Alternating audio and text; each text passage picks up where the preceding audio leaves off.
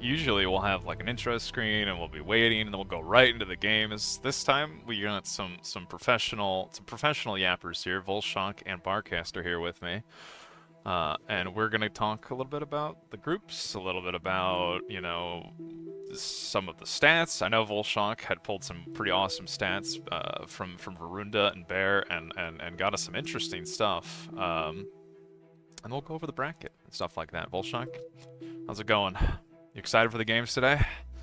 I am pumped for the games today. I think that it's been pretty awesome. We have seen 148 games played to narrow it down to the top 8 1v1 players for this season.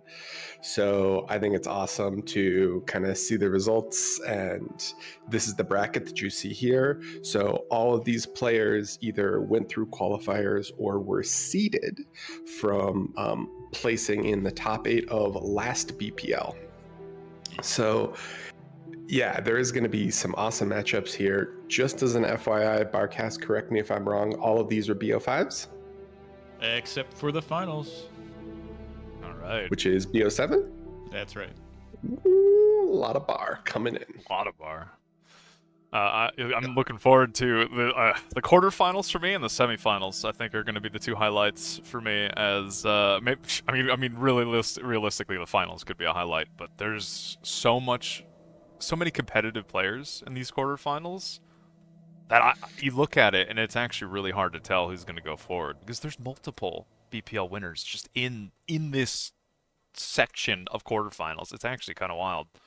Yeah, if you click in the bottom right on the standings, we can look at the historical rankings, and you can see a lot of the names in brackets are people who, like XFactor and Blodir, who have straight up won BPL. If you look at Season 5 and Season 6, Randy and Autopilot were second. Sashkorin was third. So all of these are players who traditionally have either won BPL or taken it, gone all the way to top 3, and other ones have straight up won other tournaments. Like, even though X Factor beat Autopilot for Season 5, Auto beat X Factor in the most recent Alpha Cup. So shortly after that, yeah. So these are going to be some intense matches, and I'm just excited that we've ended up here. We're at Season 7, and we get to see history be made. If you want to look at groups really quick, we can talk about some of the glorious dead. Man, what bloodbath some of these groups were, huh? Yeah, I would agree 100%. Like, just look at Group D. I mean, it was just all over the place. 2-1s. Like, a Group C, kind of in a similar boat, just a lot of back and forth games. Yeah, they were awesome.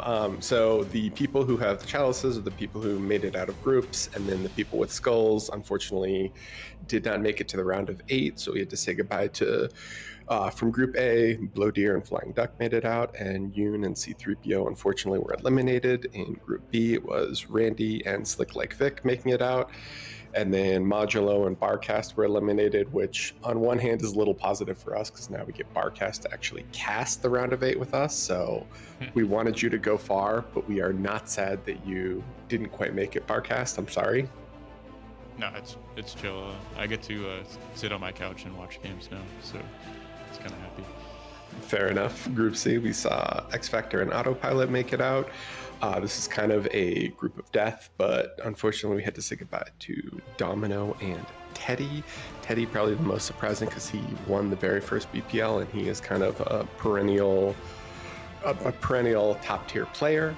And then Group D, we saw Sashkorin and Wraxell make it out, and we had to say goodbye to Akumar and Vetter.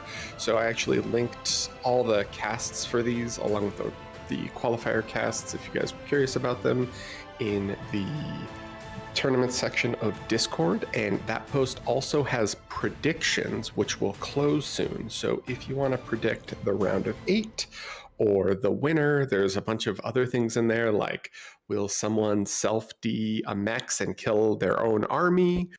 Will a dragon be made? There's all sorts of just fun random predictions. So try to get those in ASAP, because once the games start, those will get locked.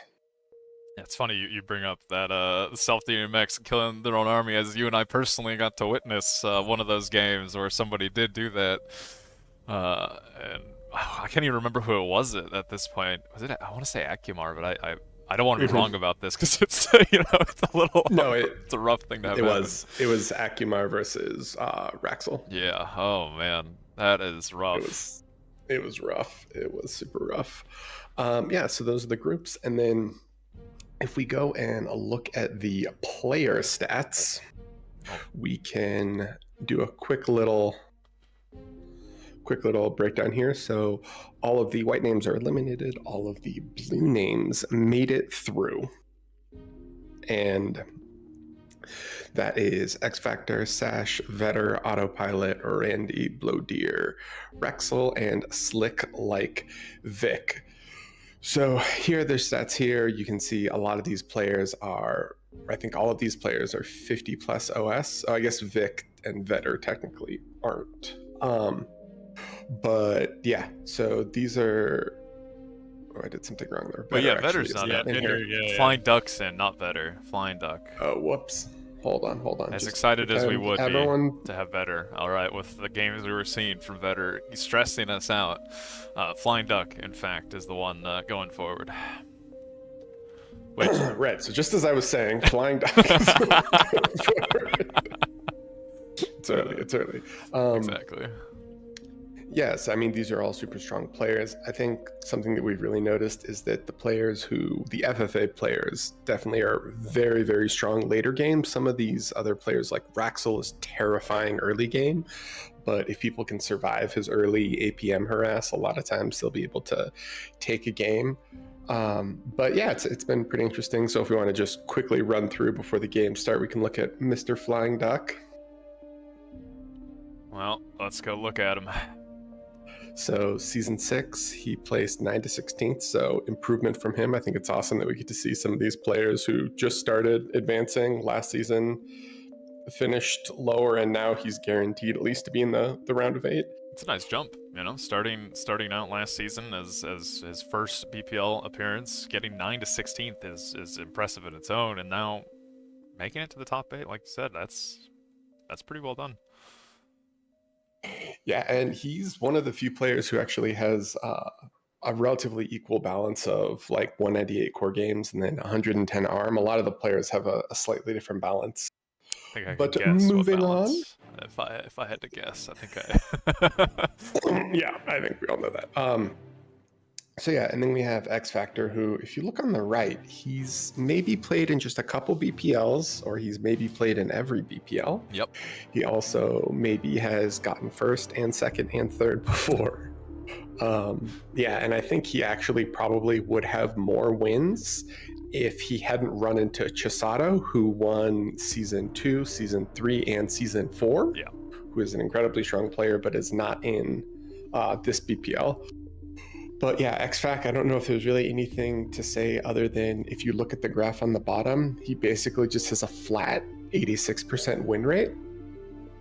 Which is kind of ridiculous. That's kind of insane. I just want to go ahead and say that. Yeah, so moving on, our German XFac, and then Sashkorin, who on the right, also perennial deep dive, right? I mean, look at that, 3rd and 4th, basically from Season 3 to present. He is always in the top 4. He has not won it, so I'm kind of low-key rooting for him to do well, and he has that standard FFA. If you look, he's got the 82 FFA OS. As those games go longer, he gets more and more terrifying. He knows how to scale. He plays a lot of 8v8s as well. So I think there's a lot here. I'm super excited. I think probably the most competitive match in the round of 8 is going to be Sash versus Otto. I don't know, Parcast, do you agree? I would say so, and I've actually been thinking about that match more and more, and I'm leaning a little bit more towards Sash taking that one down, so I'd be excited to see if that goes down, like that actually ends up happening, but hopefully we get to see all 5 games in that match. Yeah, I have hopes for that one being awesome. And then moving on. All right, we're gonna go see Otto. Speaking of, man, talk Autopilot. about ridiculous win rates, huh? Actually insane. Yeah. There's 2 of these people with over an 80% win rate. But yeah, there's something a little scary because the vast majority of 1v1 players have a, as the game. So I probably should have said this prior. Apologies. The graph on the bottom on the horizontal axis is the game duration. It's the time in minutes. And then the vertical axis is the win percentage. So if you look at Otto, he just starts at 80% and then closes in at 90% win rate as the game gets to like 25 minutes. And a huge part of that is because of the little number that you see under the FFA OS, which is 91. And if you guys have played Bar before, 91 OS is pretty high, along with his 66 dual OS, which I think indicates he's a decent player. Barcast, do you agree? Autopilot's he's good. Understatement of maybe the entire tournament, but we'll have to see, I guess, in his games if he's truly up to how much hype we just threw his way. I would say he has two of my favorite games. He has an incredible game in group stages against Domino where he loses his entire base, and then he beat Domino's brute spam with Mass Centurion, and it was honestly a beauty. If you guys watch any games of the qualifiers, I would recommend that game. He also had a great game against XFactor and Devil's Postpiles that went T3. That was awesome. But yeah, we can move on. Who's next? Oh, the one and only. Either Andy or Randy. He loves to be elusive about how it is said, which is incredibly obnoxious. But hey, we love him all the same.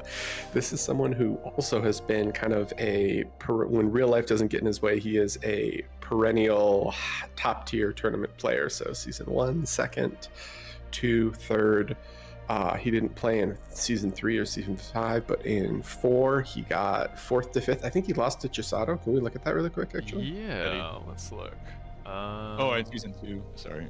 He did lose to Chisato. He took a game. Oh, this was the game. This is where the Chef Randy popped up on that Mariposa game, and wasn't this the only game Chisato lost? I think in the entire tournament was against Randy. Oh, that was hype, dude. I remember. That was so cool. That was an incredible game. For those who didn't watch it, Randy did this, which is now I think kind of standard, a C start on Mariposa, where he couldn't get harassed because all of his E and early mexes were in the C, and then he expanded out and he was able to take a game. But I would say that there is no shame to losing to peak Chisato, and that if he was in any other match in the round of 8, he would have gotten farther.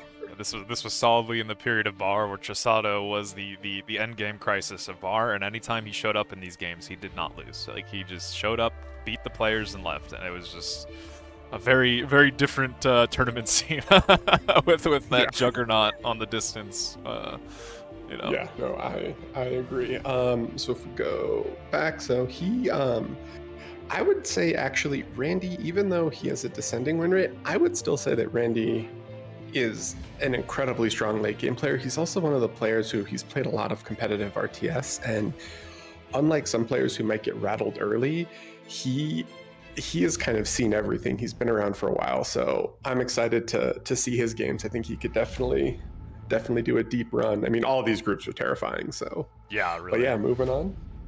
All right, so Blodir, our next up.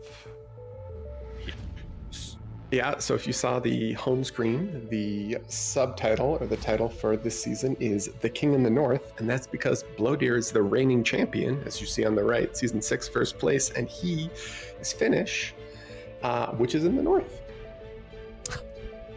Thank you. Tell us where Finland is. And that's all I have to say about Blodir. No, I'm kidding. I would say that super strong player, also has that FFA in him. One of the few players, at least that we've seen, that actually has played quite a bit of ARM. In season 2, he actually has more ARM games than core games. I was just looking at his win rate there as well. Not only does he have more games, but he has a much higher ARM win rate than core win rate. That's kind of interesting to see.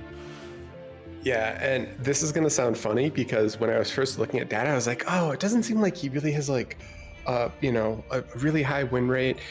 Most of, like, as the game progresses, most of Blodir's games legitimately have just ended early because he just vastly he just outclasses his opponent. Like, all the games in his group, it felt like they were over at 10 minutes, and it was just him securing that win. Yeah, playing a lot of free for alls with this man. He's very, very good at. He gets a lead and then he absolutely thoroughly crushes everything in front of him. He doesn't go late because he kills everybody before it gets there. And he's definitely shown that he's pretty good at that, as he translates that pretty well into his 1v1. Yeah, no, it's.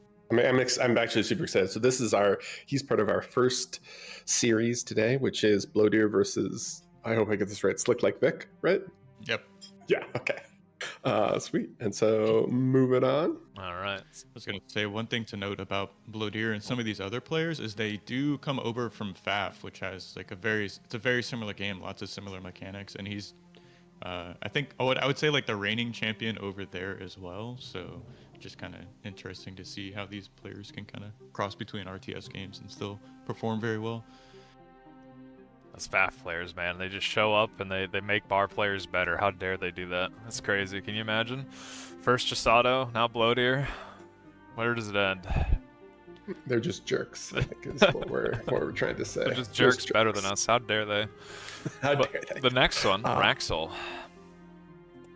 Also APM clam, right? So we got to see him in Group D, and I think we saw some pretty awesome improvement from him. So he was in the elimination final, and he actually lost 0-2 to Lord Vetter in group stages in round 1, and then he came back and actually beat Vetter 2-1 in the elimination final. And I'm just gonna say it, LDM and I cast those games did not look close. Wraxell just took it to another level and was dominant in that game. Yeah, in all those games. And even in the game Vetter won in that set, I would say, like, it was just kind of a build difference. Like, Vetter just really surprised Wraxell with the build I don't think he was ready for, and it just kind of just snowballed out of control. But every other game, Wraxell was just totally dominant. You know, being in the APM clan, I think, is very accurate, as Wraxell seems to have quite high APM and is just kind of all over the map, and very active. Yeah, I agree. And so I'm excited. This is the highest he's ever placed, so it's always, like I said before, great to see improvement, right? Season 5, 9 to 16th, Season 6, 9 to 16th, and now he is in the round of 8. So I think he's got an uphill battle, but I'm excited to see him perform, and hopefully he can go deeper. Yeah, for sure. And the last one, SlickLikeVik. Rather new to the 1v1 scene, right? He hasn't actually played in any BPLs. This is his first BPL, and he's making it to the round of 8. Now that is actually very impressive. Yeah, I think Barcast, you probably have more of the inside scoop on him. Basically, my entire spiel for him is like, he's a super good player that came out of nowhere, but he's also in TM, which I think gives you a lot of awesome, practice opportunities, because there's so many top players in it that I could just see getting ready for this. I mean, Otto is TM, Sash is TM. Yeah, well said. I mean, he has access to great practice partners, like you said, specifically Sash and Otto, who are both here in the round of 8. So it's a lot easier to, challenge yourself with such great practice partners and then get their insights, after the match is done, right? Just kind of sharing their thoughts. So it's really cool to see, like, really anyone, if they put in the time and work, can, reach that top level and, make deep runs in these tourneys. So it's great to see more and more great 1v1 players show up and get into the game. Yeah, and we've got players in lobbies, but let me make sure they're ready to go. So before we move on to that, we could briefly talk just about the stats and qualifiers and everything else. Oh man, the qualifiers stats. We get to go look at some kind of wild numbers. Really not surprising numbers, if I have to be honest. As going into this, I kind of looked like this tournament was a bit more core favored than I think the last VPL, where I feel like we saw a bit more variety in lab picks and choices. And I don't know if that was the meta stabilizing. There were some changes, some balance changes, but yeah, this is pretty core dominated if we look at it. Oh my God. Okay, so hold on. We gotta jump straight to picks and Wait, bans. they're already at picks and bans? Oh, look at these guys, overachievers. I joined the lobby, and Blodir just goes ban red Comet. I was like, oh my God. Oh well, this is well, We gotta update this real quick. We gotta do it You're live. on BO3. You're on BO3. You should Oh, go you're faster. right. You're right. This is on me. I'm an idiot. All right. Banning Red Comet. Honestly, thank God. Thank God. Not a fan of Red Comet, or a bit my of God, biased. Oh, yeah, they are moving fast. So ban on High Noon, which I'm a little sad about. Oh, Slick. Why do you hate me? Slick. Oh, man. Archsimkats, which I think has come out quite a bit, and then Comet Catcher, which I'm not. Comet Catcher is fun just because it's like medium tank versus medium tank, but I've really been happy with the matches on that map. I think it's a great like kind of skill check for players, Yeah. like adapting to a solar map. So, yeah, and tanks firing at each other, it's pretty cool. So, lots of room for improvement too, I'd say as well. But I don't really think the meta is like completely figured out on that map. So, Which is be funny, interesting. considering how old that map is, right? And how many games are on that map? How like things can still be evolving on it, right? Yeah, it is the first time I have added it to the map pool though, just because Yeah. like you said, it's like one of the oldest 1v1 maps, and I'd say it was a bit stale there, but considering it hasn't been shown in any of like competitive matches, I think it was, I would say, a breath of fresh air for players, but we'll have to see.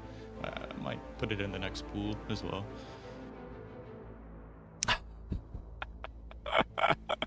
Look, the players forgetting. I'm not the only one that forgot it was best of 5, despite you telling me it's best of 5. They're going into bans and like they're trying to pick. They're trying to ban maps that they should be picking. We're getting there. Yeah, I'll help them out here with the order. oh, and Blodir is gonna pick Ilys. Yeah. Okay, so I'm excited for this. Archsimkats, we've seen go T3. We've seen a lot of dynamic games on Comet Catcher. We're going to see some medium tanks smash into each other. Ilys has had a lot of really interesting games, so I'm also excited for that. Yeah, Ilys and Archsimkats have been like pretty enjoyable games, all things considered, to watch.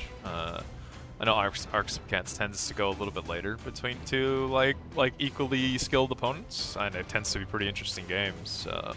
Ilys has just been cool. Like there's just been cool stuff almost constantly. Canis, pretty standard map. Can go late, can go early, can go anywhere, really. Oh man, Devil's Postpiles is the last map. It's kind of cool. I hope we go the whole distance. Well, it is looking like they're getting ready. I'm kind of shocked how quickly they're moving. Usually these guys, taking Are a little slow. yeah, look, Yeah. I didn't want to say that, but if Volshock says it, I can't say he's wrong. So, I haven't had to stall for 15 minutes talking about with nothing prepared as two players are like, hold on, my cat's fighting my keyboard and my dog is learning Chinese. Give me 15 minutes. You just sit there like, what? Huh? So I'm gonna swap over and we can watch the game. I believe, as we normally do at BPL, we're gonna have a rotating group of casters, which, thank you, Barcast. That's always so much better than one person talking for 20 hours. But for the first one, you have, I believe, Hells and I as the two casters for this set, and hopefully Hells is actually here, as he is in the channel. Indeed, I am. Yeah. We're saved. All right. Working away. Like, you ready? You ready for this set? I am. I'm looking forward to this. With how well both players have played so far. This is the first. Apparently, their first time playing. Yeah. That's actually kind of interesting. The first time they played against each other, I would have expected at least some pub games against each other, but I guess we're gonna have to see how they compete here. I mean, Blodir's played this map a lot. Okay, he's played it in team games. He's played it in 1v1s. He's played it this is a pretty common map. And Slick, has had a lot of practice with Auto and Sash, and I imagine he's also quite experienced on this map. But I feel like this has become one of the most played maps in general for 1v1 at this point. Yeah. I know Blodir played this in all of his round of 16 games, so he's going to be comfortable. ooh, interesting. Okay, so we already have some differences in builds. Both players are core. But Blodir is actually opting for a 2-mech start, while Slick is going for the full 3-mechs. So this looks like Blodir's sticking with what he was playing, at least in the round of 16. This bot lab, 2-mechs opening.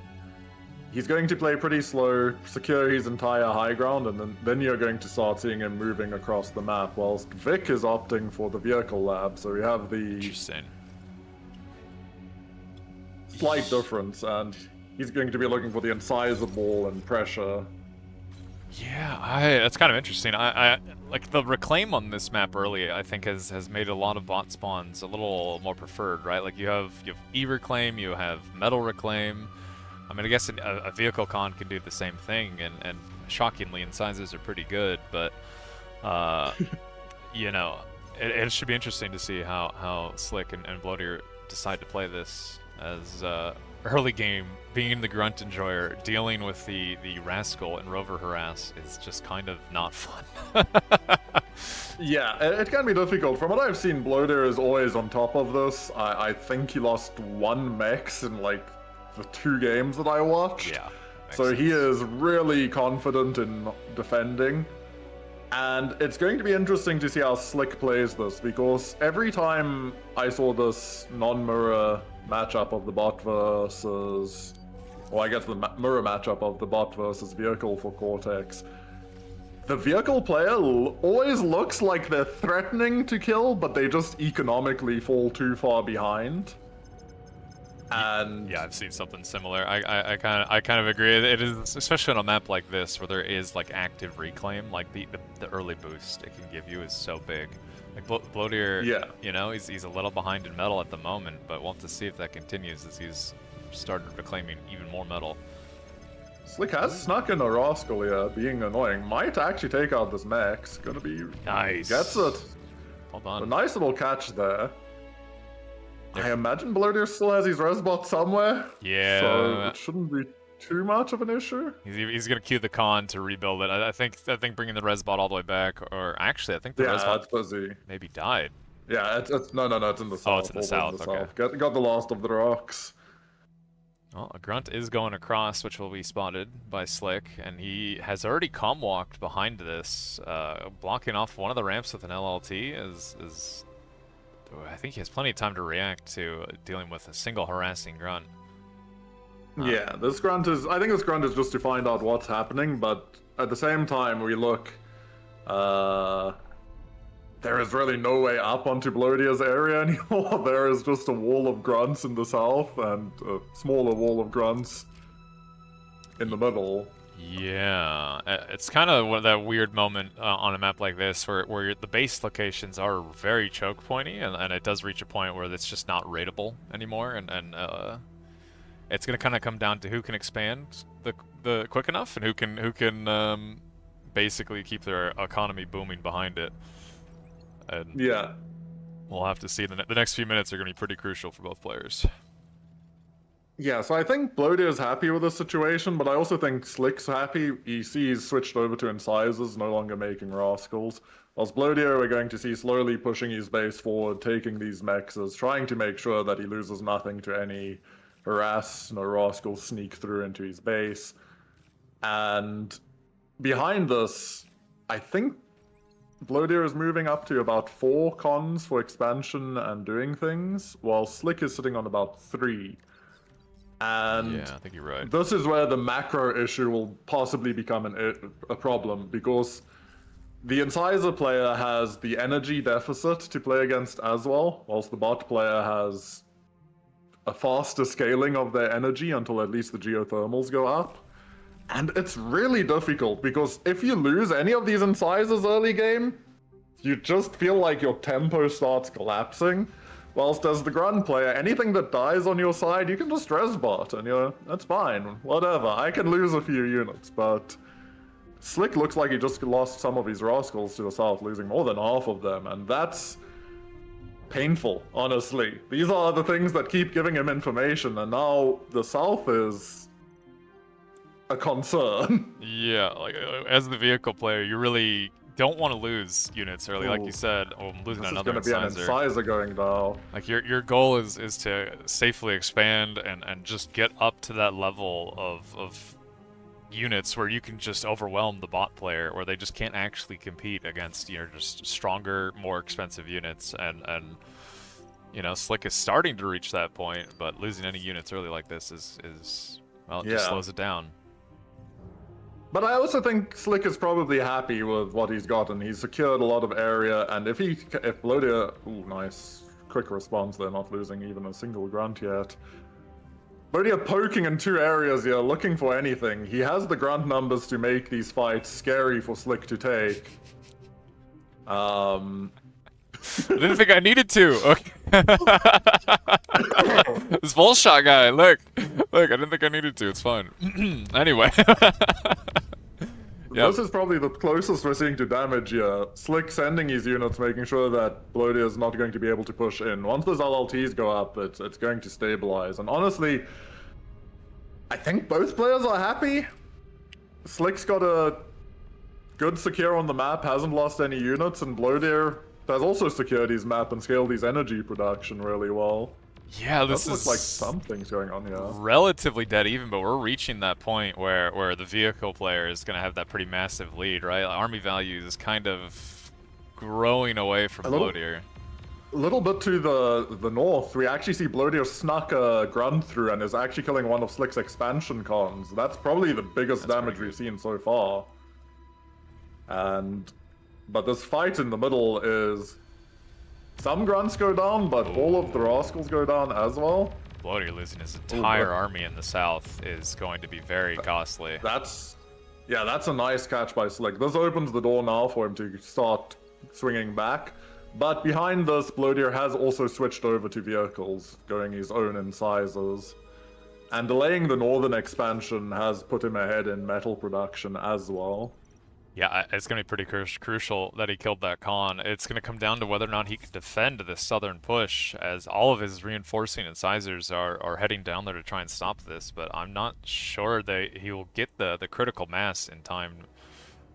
He has the LLT, which will help a lot, as long as the LLT isn't the first thing to die. It looks like he's going to get there just in time, Slick but I don't think he wants to take this fight. Yeah, not going in yet. Blodir also pushing in the middle, but Slick has another group to the north as well. But the armed mech is going to dissuade him. In the south, we see the fight about to begin. Yeah, I don't think Slick can take it anymore. There's way too many units here. Yeah, incisors and an LLT will just give the damage difference. But Slick will find damage here before this armed mech goes up just in time.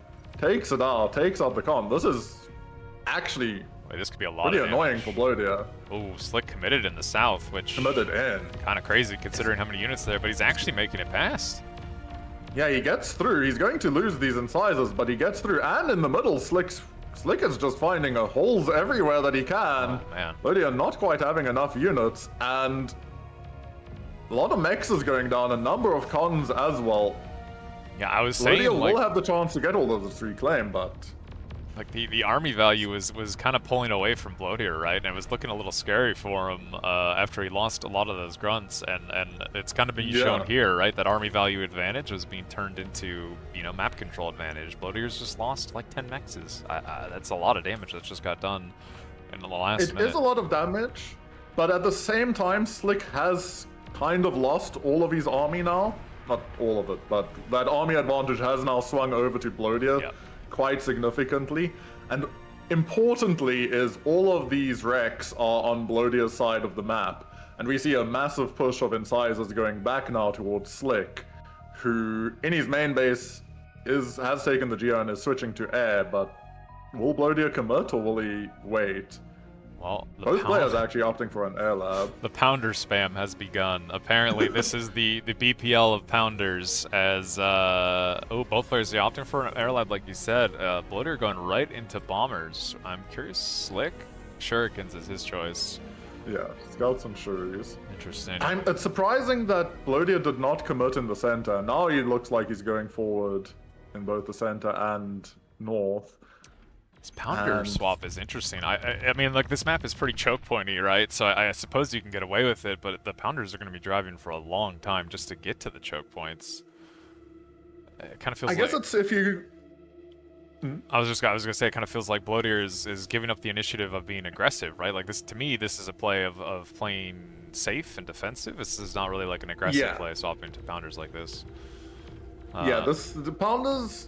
The thing is, Pounders will enable him to push slowly. They're almost like a bit of a doom push. Yeah. That's going to come over. We do see the Bombers currently going over. Insize is also pushing in the south. Sorry, there's so many places that things are happening. Slick also pushing in the north. But if these Bombers can get in and take out... That was a weird... I don't even know if that was a miss, Micro. That was just the cliff, I think. I'm not even sure what that was. But honestly, he gets 2 SAMs thrown up in response, gets multiple wins that are going to go down here, but pretty good probably spread. Not as much... Really good spread to take minimal damage. If he can kill the BP, that's probably the best thing he can hit at the moment. Getting a few more wins going down. Yeah, you got some Sam damage, is up, so the bombing run is over. But the Pounders are actually ruining Slick's pushes in both the south and in the mid. Blodir coming out ahead. This mid push, Blodir just cleaned up a lot of Slick's army, and Slick still getting bombed. Lost. I mean, he forced 2 SAMs, killed a lot of wins. Not too bad, all things considered, right? It was like 5 bombers. It was a worthwhile trade, I think. Big push here, but there's Shuriken, so he's pushed out, and now the Pounders are going to go to town. And this army advantage has gone massively in favor of Blodir behind these plays. Yeah. So while these mexes aren't up, this is still looking really nice for Blodir. That is a large army that just died to the mix of Shurikens and Pounders there. And this mid is kind of wide open. I mean, Slick has opted for another vehicle lab in the south and is going to start aggressing with medium tanks. But that was a very large amount of metal that just got donated. 1,500 metal on the ground. Yeah, and there's probably another 1,000 in the middle as well from their previous fights. There is a Rascal picking away at Blodir's con very slowly. It survived the expedition. Tier 2 has gone down in Blodir's base. I mean, he's got a pretty hefty army value advantage. Map control wise, he's feeling pretty safe. Although, that Rascal is being very annoying. I'm watching that on the minimap. That's probably the most valuable Rascal so far, the MVP. But if there is a time to go T2, I think this is it. Yeah. You've pushed everything back. You have medium tanks out and creating a push. You're not seeing any real threats on the map. That Rascal did take down the con, so Blodir is probably not going to be happy when he notices that. It's killed multiple Shurikens that are going for it now. Looks like the Rascal's finally going to get cleaned up, but it definitely paid for itself. These medium tanks committing in, but... And also, even in the south, the Pounders dissuade Slick's push, so this is about everything that can be going right for Blodir is happening, because he's T2 behind this. The first Tiger is being made, and he's taking down mexes, and this push is not stopping yet. Yeah, there are not enough units. Really nothing here to stop this. I mean, Slick's commander should be able to shoo away, like, anything from committing on the base, but he is E-stalling behind this. Yeah. Blodir is not going to commit in here, loses 1 unit, but this is still just distracting, and that army value advantage maintains. And behind this, Blodir is just taking more space, more Rex. This looks to me like another 2,000 metal in middle. Well, Slick just committed his fighters over Blodir's base and is actually going to spot the tier 2. So he knows he's behind in tech. I wouldn't be surprised if we see him be a little aggressive here, but realistically, even behind on tech, he's not up in army value. Like, he's 20% behind. Yeah, he needs something. He needs to find something somewhere, but at the moment, the only person finding anything is Blodir, unfortunately. And even in air control, Blodir has more fighters. The tech advantage is big. This push has to work out, but we see the first Tiger has arrived with this Pounder. And Tigers trade extremely well into medium tanks, especially if you're kiting. But this is the only weakness. Blodir, I mean, he's pretty content. Look at the reinforcements. Like he's losing a few exploiters. He lost a con, but Does it matter how much metal is going to be left on the ground here when he crushes this army? He's very up in tech, and he's, I'm assuming, making tier 2 mexes behind this. Yeah, he made, I think, 1 con? Yeah. He made 2 cons. So he's 2 cons expanding. He only makes 2. And we see the bot lad coming out, so you can just pump out a few res bots to go pick up the metal. A push in the middle by Slick is also coming out, but shurikens and a few units are going to bat this away. And south is now a massive problem. So Slick has to look for something, and I can tell you he's looking for a bombing run, but I don't think he has enough fighters either. And even if he bombs, he's already fallen so far behind an army. I mean, I guess maybe if he kills all of Blodir's energy, maybe he can bring something back and get some units. But yeah, Blodir did spot Slick's commander, and a lot of these tier 2 units are going in that direction. I wonder if he's actually going to start pressuring Slick out of this spot. If he can break Slick's southern position here with the lab, it just puts Slick so far behind in terms of what he can actually do, because that's one of his main unit production hubs. And it's so many mexes, and I don't know where the commander is, but if this group of tanks finds a commander, that commander's probably going down. Yeah, I mean, Slick is just kind of giving ground before this push. I mean, the bombers are going now, but...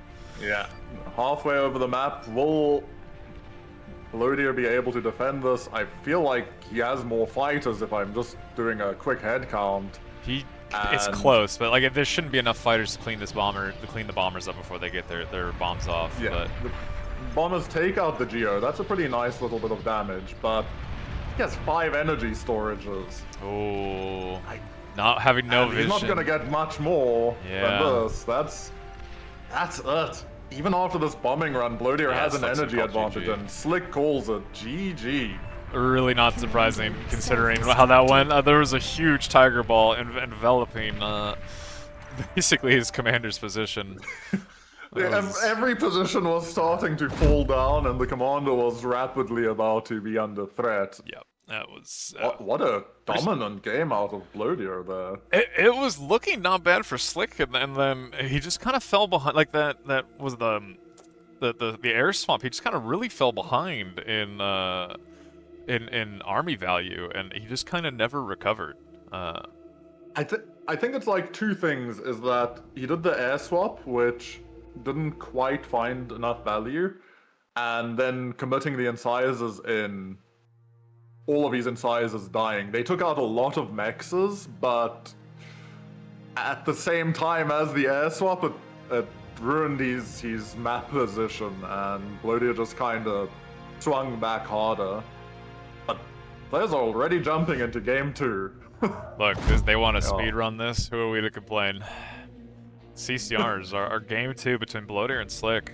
Blodir up 1 game, and a pretty solid performance, all things considered. Yeah, it was definitely back and forth. It was back and forth early, and then Blodir reached a point where he just kind of did the free-for-all thing, where he took a lead and then absolutely crushed his opponent with that lead. Yeah, once Blodir gets to a stable game state, he is incredibly difficult to beat, because he is just so on top of his macro, and he's not losing anything anywhere. And he'll push his advantage. That's what I find him early. Blodir's very good at that too. Once he has an advantage, he will push it and just keep pushing it until you die. And there's no recovering once you fall behind against Blodir. He might be one of the best at doing that. Definitely top 3 when I think about who is going to make me suffer if I give them anything in this game. Yeah, he's right up there. He's the king in the north for a reason, all right? You know, he's the defending champion. You don't win the BPL by being not amazing at this game. For sure. Well, CCR, here we go. Well, Blodir, interesting. He's going for I don't want to say it's too strange as it's CCR. This has probably been done literally, God, hundreds of times, but usually you'll see like the 3rd mex is walked for, right? Like this is a 2 mex, 2 solar into lab. Yeah. And then immediately walking for the 3 mex. Interesting. Actually, I don't know if I've seen it done in this. You see the same from Slick as well, though. Slick doing the same almost the same opening, slightly different queue, but both opting for the 2 mechs, 2 solar into Vehicle Lab, which isn't what I'm used to, in all fairness, but...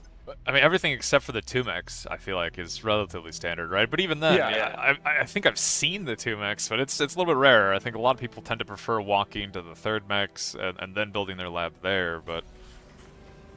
Because normally there's...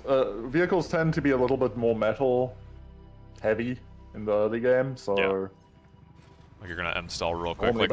Look at their metal bars, right? They're actually already reached that point, which is why I kind of like the Blodir's walking for the 3rd mechs. Yeah, Slick is not yet. These Comets kind of just sitting around, which could be delay. This is actually a pretty big delay by not having his commander moving. Yeah, he was queuing up the commands for his constructor, right? And that's kind of brutal that his commander's BP was idle during that. Because this is giving Blodir a metal advantage, and in this build you really would like to avoid any advantages to your opponent. It's a very small advantage, but it's something. It's there, yeah, no. Oh wait, Slick is... Oh, interesting. Okay, so Slick is walking for the 2 mechs, gonna make an LLT as solar and walk back. Kind of a variation of the X-Factor build that was popularized a few BPLs ago.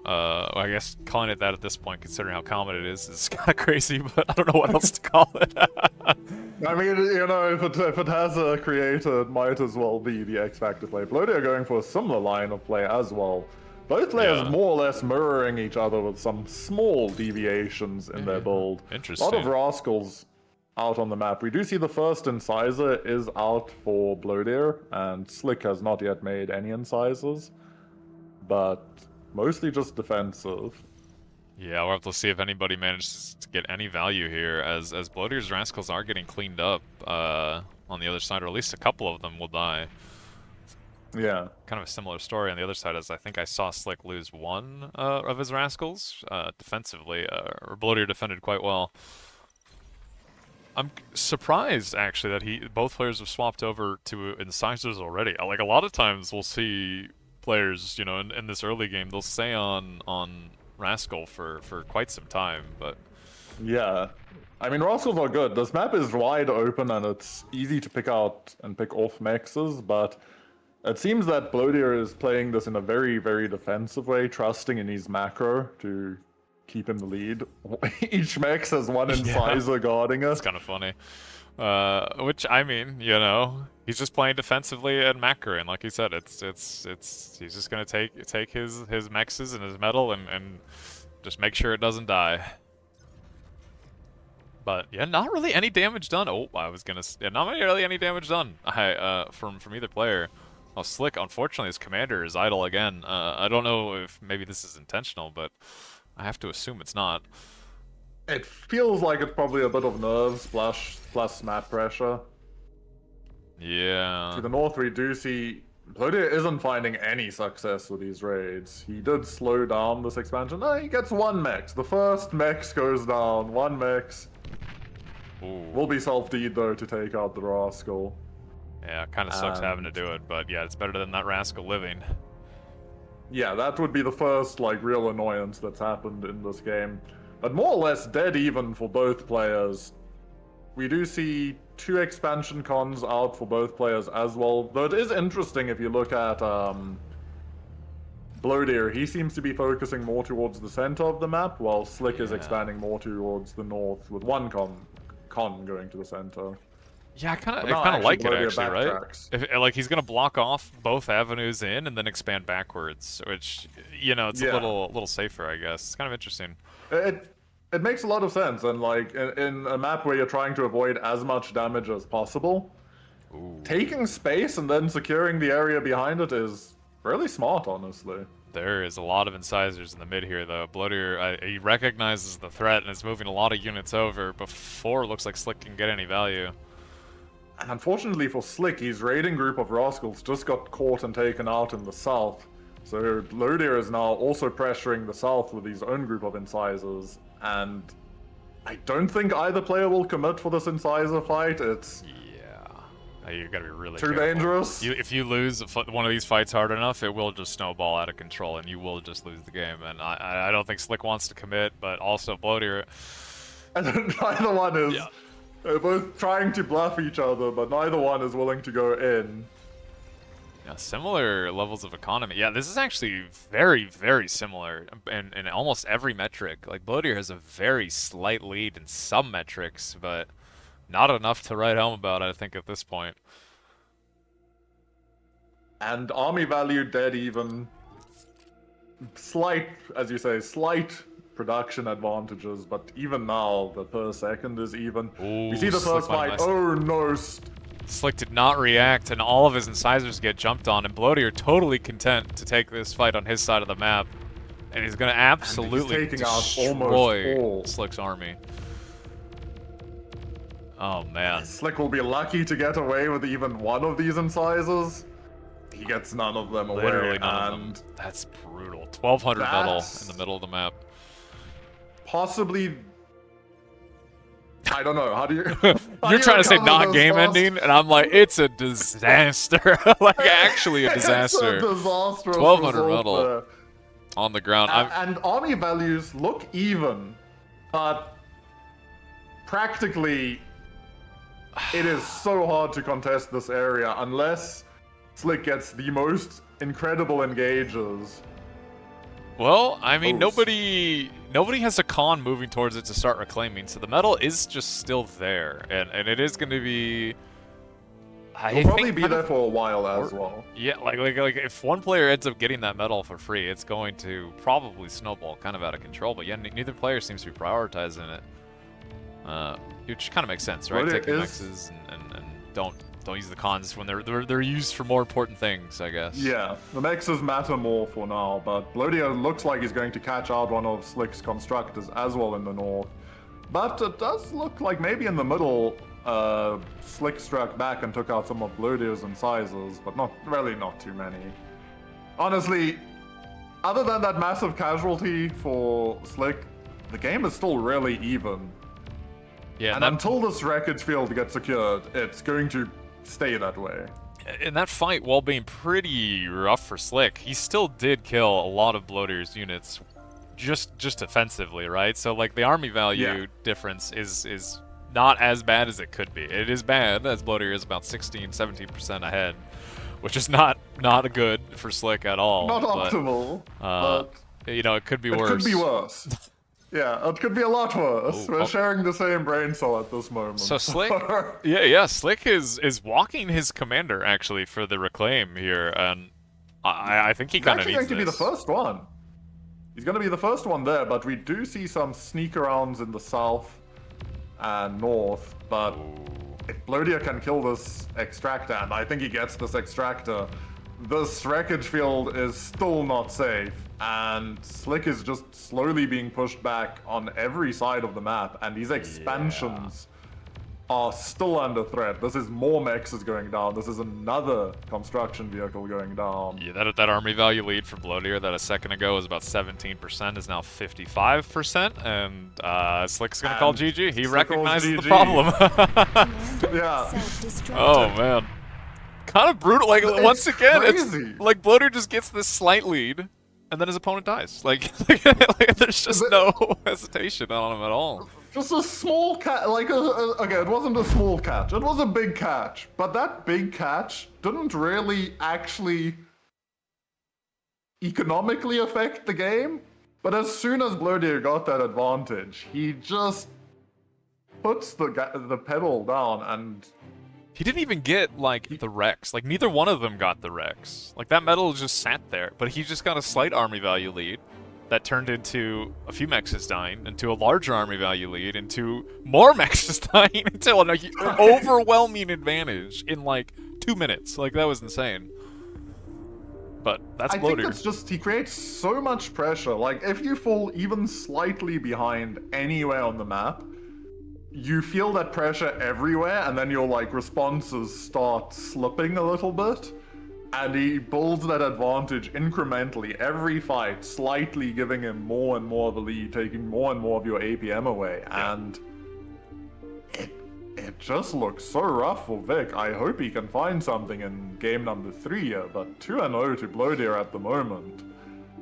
Yeah. And once these games start slipping away, it is brutal. Yeah, you know It's mentally, just- right? Like, you're down 2 games, like, you need a reverse sweep in a best of 5.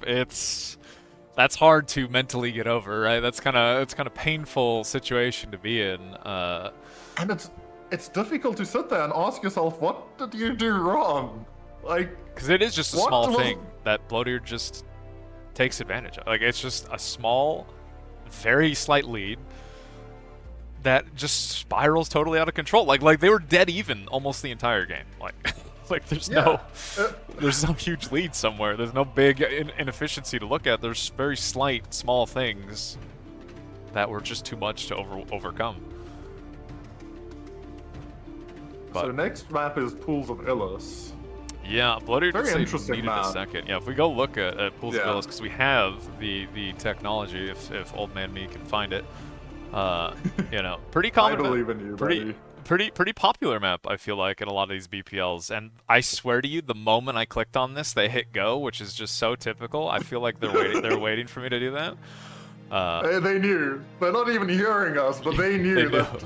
You just give them enough time to think they have any time. It's so typical, man. But we're gonna transition over. But you know, you can see the picture here. You can see Pool of Ilys. Well, now we're gonna go see it live, as we get to go look at Game 3 between Slick and Blodir on Pools of Ilys. And Blodir really has come out guns firing in these first 2 games, and Yeah. I'm hoping Slick can find something. I want this to go all the way, but Blodir's just looking like a monster at the moment. Look, Barcast, Volshock, and I did a predictions little video before this weekend, and all of us ended up predicting like who we thought would win this season of BPL. And I think, you know what, I'm feeling very confident that my belief in Blodir is now looking quite solid, as Blodir is looking clean today. He's looking clean. He's looking strong. He's looking ready to win this whole thing. He's been looking strong since, Yeah, I don't know. the tournament started. To When be fair. when has he Since looked I've weak? seen it. Oh man. I've never once gone like, you know what, Blodir's not looking insanely good at this game. All right. But once again, both players opting for the Cortex Commander.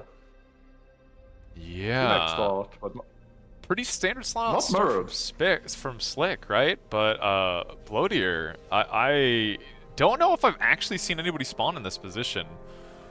yeah.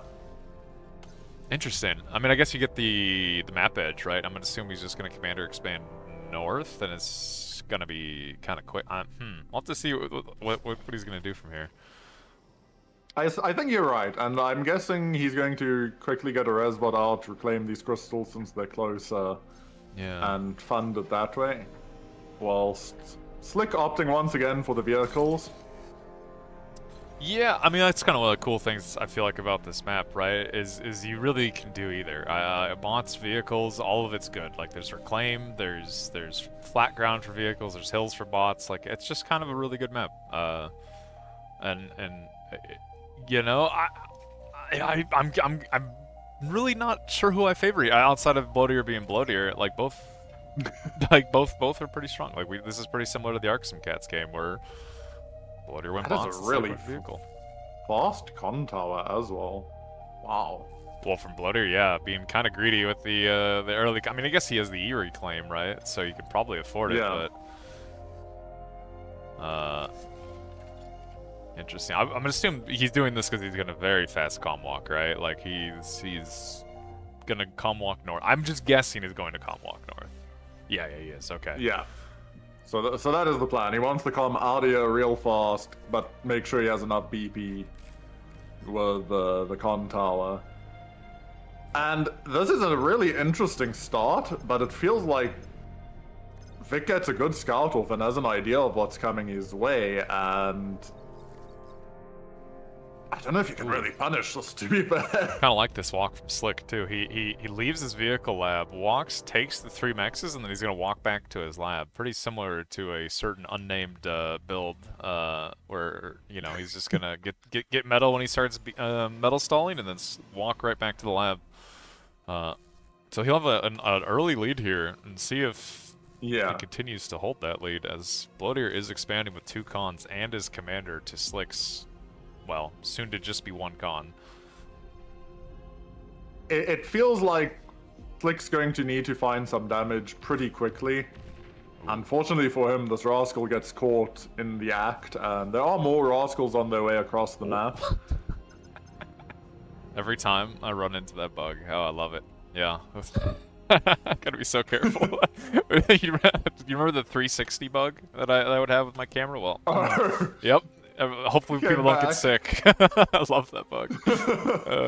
Is it gonna do it again? Okay, it's not gonna do it again. Now I'm scared to click that button. But yeah, Slick is not really finding any damage done with his rascals here. He's got a small window left before there's just too many grunts out, and then it's going to become the question of, can he make enough incisors to break through? But I feel like behind this all, the Rascals get caught out. This is really bad for Slick. If all of the Rascals go down, losing all of his map pressure now. And while Slick had a build that gives him more eco faster, Blodir's build is about to start printing metal in comparison. And this is going to get dangerous for a few minutes while Slick tries to find a re-expansion timing. Yeah, I mean, Slick has 2 cons expanding, but he's definitely falling behind. Like, Blodir's 2 cons and a commander expanding behind this. And while it is the grunt versus, incisor matchup, I mean, that doesn't matter as much when you, have just more economy. I mean, Blodir is falling behind in army value, which you tend to see in vehicle versus bot, but we'll have to see. And this is also a symptom. Sorry, but this is also a symptom of the commander staying in base to act as build power that enables the army value to be larger, but that's why the metal per second is getting increasingly concerning for Slick, because I feel like at a moment he maybe needs to calm expand anyway. Like, he's just right-clicking his lab, but he was spending all of his metal. It wasn't like he was, I don't know, it wasn't like he was floating when he needed the extra BP. He was spending it all, but he is getting quite a big army value advantage, though, behind this. And honestly, it's working out well so far with this army value, and in some ways, Blodir is struggling to quite respond fully to the pressure coming his way. In the south, we have a small group of incisors moving forward. Blodir has rallied enough grunts in to probably clean this up, and we'll catch most of them, but a lot of grunts go down. But in the middle, I don't think Blodir can contest that army. And yeah, this is a scary army. I mean, Blodir's kind of lucky, I guess, that Slick is not quite grouped up yet, which will give Blodir time to react, as he has swapped to a vehicle lab of his own. Wonder if he goes for pounders, for the defensive play, or also just matches with incisors. But Blodir is spending his metal, so like the second lab is not exactly helping him at the moment. Yeah, we saw in an Archsimkats, right? He actually reclaimed his bot lab for the vehicle lab, and I won't be surprised if we see the same, but it actually doesn't look like that is what's happening. Currently just double spamming, but Slick is looking for the push towards the Geo, and it feels like the Mexes were just open above him, and he just lost his other units, and they're being rezzed, unless, I feel, this is dangerous. If Slick does not win this convincingly with these incisors, and I'm not sure he has enough incisors anymore once Blodir collapses all of his units here. Yeah, I feel like if Slick I like this direction better. He's gonna cut off the expanding con. He's just gonna catch the res bots. Mex is about to go up. It shouldn't. I mean, 12 incisors. That's something no that's crazy. Okay. Yeah, okay. That was so early. Well, this could be kind of funny though. Well, one incisor gets bruised a little bit, but yeah. Oh, actually, well done for Blodir. Oh, okay, never mind. I was gonna say to get that army out, but no, Slick is gonna recognize it in time, gets the res bot, and should catch the army. Well, I mean, a little damage done. Army value-wise, though, Slick, while being 30% ahead, is now dead even with Blodir. But metal per second has equalized. Yeah, there's a slight metal produce lead. Oh, Slick with the hard commit of this army just got it eviscerated by Blodir's. That's devastating. Like, honestly, that is a devastating loss at the moment because the res bots are out. And all of this is about to be turned back around and sent straight back at Slick. And that army value lead that Blodir just got is probably going to balloon. We saw this in Comet Catcher, right? One bad engagement by Slick, and it just Blodir just ran away with it. And I have a feeling we're going to see the same here, as he's really, like Hell said, is starting to revive all of those units to send them back at Slick. And the problem is, like, because that army dies, he loses pressure, because now both of his forces can no longer really contest Blodir's force on either side. And mass is equal, but in terms of energy production, Blodir is just so far ahead already. And he's just going to be printing out units. We see a pounder switch has already come out, so once those pounders actually reach the front... You would ask me a month ago if I would see infinite pounder queues in these games. I would have said no, but here we are, as the pounders being the unit of choice. I get pretty good on these choke pointing maps from what I've seen, and I think that any rating is about to be locked down. Is actually, I think, funny enough, Slick, yeah, also swapping to switching to pounders. Very funny, but kind of scary. I mean, all things considered, it's going to be about 10 minutes, I think, for them to get into position to be scary. But man, once they get there, holy. Wherever they get to is where the line in the sand will be drawn, and any push by grunts or incisors is just going to get absolutely mauled. And so I feel like with the stabilizing of the game, we're probably going to see one of these players either looking for T2 or possibly a bombing switch, but I feel like we'll see T2. Yeah, I kind of agree. Once we see, you know, maybe like a Geo get taken, once we see, you know, the pounders get to their choke points and actually start locking down these paths, I think we're gonna see a transition to something a little bit more creative, a little bit more interesting, and it's gonna be self-D on this advanced exploiter. Good hit. Big self-D gets a lot of units bruised, but still numbers favoring Blodir. I killed a lot of grunts, bruised a lot of incisors, relatively worth, all things considered. It was a great self-D, great timing, but still a problem. It's still, things are bad, you know, but all things considered, that was kind of cool. Like, that was not bad. Yeah, that was a good attempt so far.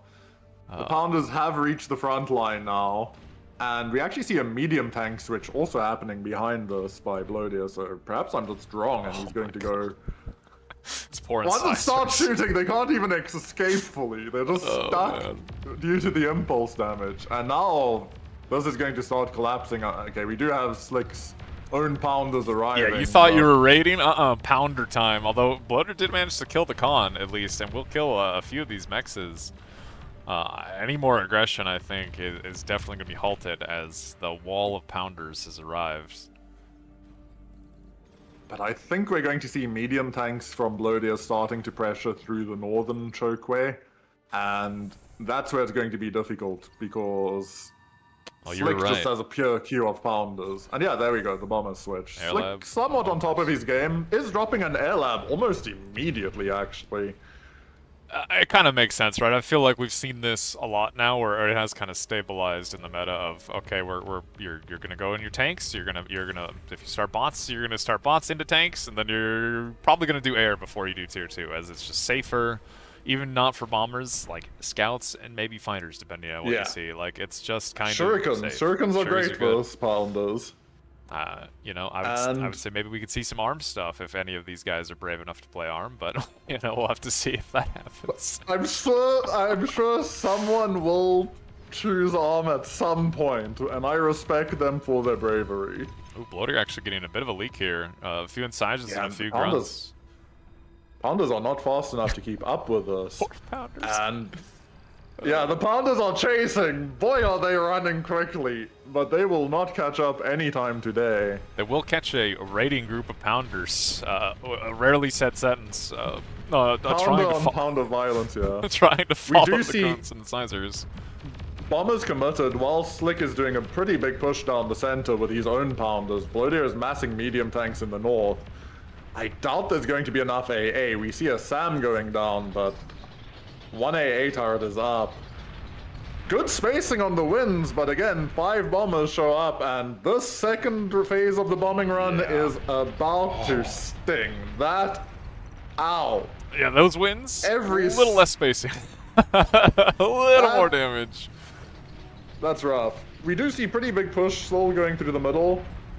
Blodir will probably parry this without an issue, and if we look to the north as well, there's a large medium tank push that is currently walled off, but as soon as he breaks this open, is going to just pile through, and there's really no units in the space to stop them. Yeah, 4 LLTs are going to annoy these medium tanks at best, right? They will break it, but the wall of Pounders in mid, actually, from Slick is kind of crushing Blodir a It's doing bit. work. The Shuris But might unfortunately, be, Shuris pretty are big showing here. up. And he can't respond to this northern run by, so The last year's even actually now- cleaning a lot of this up. But yeah, this northern yeah, run, that's like just you doing said, good work. is kind of just going. Now, those LLTs killed what, maybe 1 or 2? If they're lucky, they killed 1 or 2. There are some Pounders on the way, but Pounders once again, not very fast.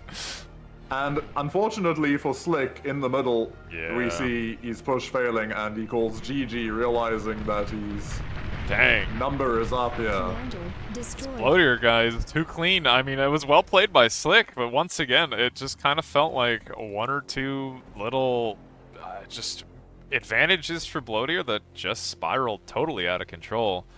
But yeah, well played from Slick, both players. Well played to both players, but really, really great performance out of Blodir. But still a great performance from Slick. This is his first BPL as far as I know, and getting to the top 8 in your first try is pretty crazy, honestly. Yeah, no, I agree. Like, Slick's actually been, I think, the most impressive for me, going from, basically not playing 1v1s to he's, top 8 in the first BPL he's played, actually. I think it's very, very impressive. I think, okay, now I might have to be corrected on this one, but I think the next set is changed. Correct. I'm pretty sure we're going to do auto Sash because Sash is feeling a little under the weather, so he doesn't want to be the final set. So let me double check, but I believe you are correct, and I think we're going to do what is displayed on the bottom of the bracket here, Autopilot versus Sash. Although now Barcast is saying Wraxell XFactor is next. Hold on, we're gonna figure this out. Which one's set? Because we're being a little bit more flexible with which quarterfinals play at what time, and what works for the players is only the quarterfinals are going to be played today, where the semifinals and the grand finals will be played tomorrow. So yeah, Sash does switch his series today, so I told him to ask other players, and I want to say he switched with Andy and FlyingDuck, so he'd be going 3rd, which means it'd be Wraxell XFactor. Okay, Wraxell XFactor will be next. While we get these guys into I say get them into a lobby as they're in here waiting, but while we get them ready for the best of 3 or best of 5, sorry, as let's see. The question is, can we find Wraxell? And can we find well, actually, XFactor's already here. Can we find our Wraxell, I guess? XFactor is ready and waiting. I believe, if I remember right, that was it for Hells and I for the quarterfinals, I believe. Because once again, you know, Barcast, being the wonderful organizer that he is actually swapping between different casters to give all of us a break, so it's not just one dude talking for several hours. And you know, we'll get our next group in here. I believe Requiem and Barcast are cast in the next set, I believe. Yeah, that's right. Sounds good. Requiem should be here too, so... Yeah, if we want to throw to the versus screen, we can talk about the players a little bit. Go yap a little bit on the versus. All right. Well. So, yeah, X Factor, if you guys missed the introduction, we can look at X Factor stats. He's pretty scary, as it turns out. It doesn't let me click anymore. It doesn't work anymore. Click BO5. Okay, I'll do that. Thanks. I swear I used to be able to click on the verses. I swear I used to be able to. Look, we're learning things.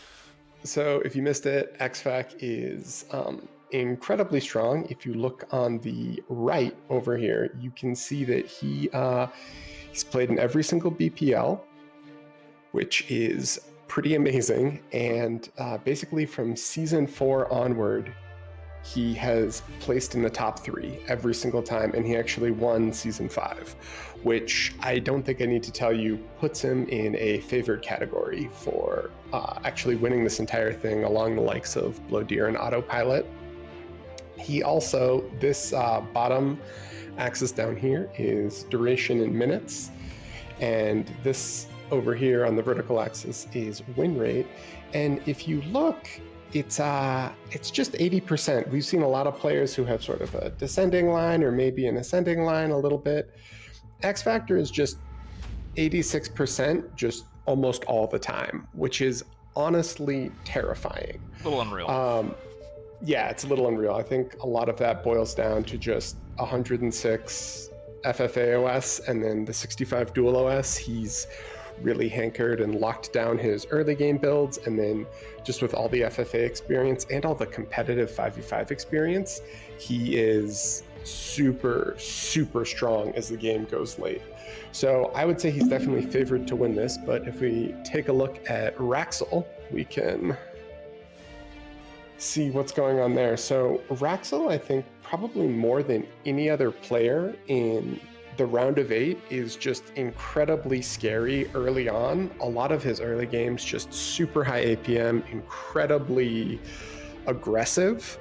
And so I think that if he wants to try to take this, he's definitely going to have to leverage a lot of that early game strength. Another thing is that he is one of those APM players who has just played a ton of 1v1 games in season 2, just an insane amount. So I think that's awesome. Yeah, But, I agree. we'll see. I'm looking forward to see what maps they pick here. As you know, both players I think are very strong in the early game, but I definitely think X Factor is more of a solid and consistent player towards the mid to late game. I think like he's very strong in that, but they're actually already jumping into their bans and picks. Let's go. Although I'm. Is X Factor spinning a wheel to pick their games? Hold on, are they? It looks like it. It looks like they are. That's kind of funny. So X Factor linked a website here to spin a wheel to pick what map they play. It looks like, which is kind of hilarious. So Horus was the first ban, with Wraxell followed up with a ban of Archsimkats. Well, RNG, decided that. But, okay, so X Factor picked Comet Catcher, and then Wraxell followed up with a ban on Canis. No, pick on Canis, sorry. So Comet Catcher into Canis.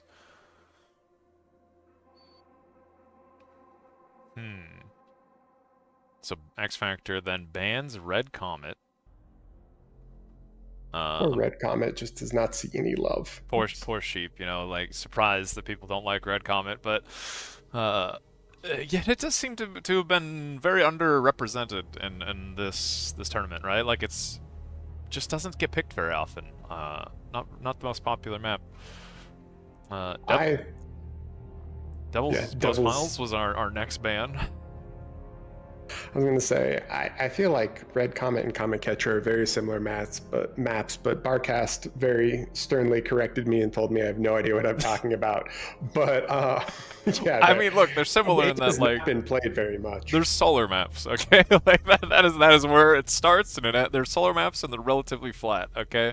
And Comet's in the name. That's the similarities. Anything past that is they're totally different. They play differently, very different maps. But wait, So we got one's red. Into Battle, High Noon, and Ilys. So X Factor picked High Noon, or maybe the wheel picked High Noon. We're not sure.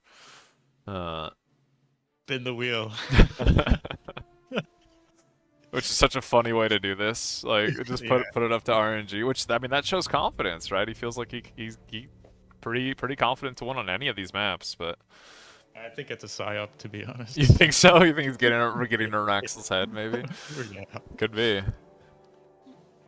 Seen some great matches on High Noon recently, so I'm looking forward to that one if we get to there. I agree. I think it's a cool pick for BPL. I always I like it when we saw like Mariposa, right, a few seasons ago. I like these mixed large-ish water land maps tend to have some interesting games. And I like High Noon a lot.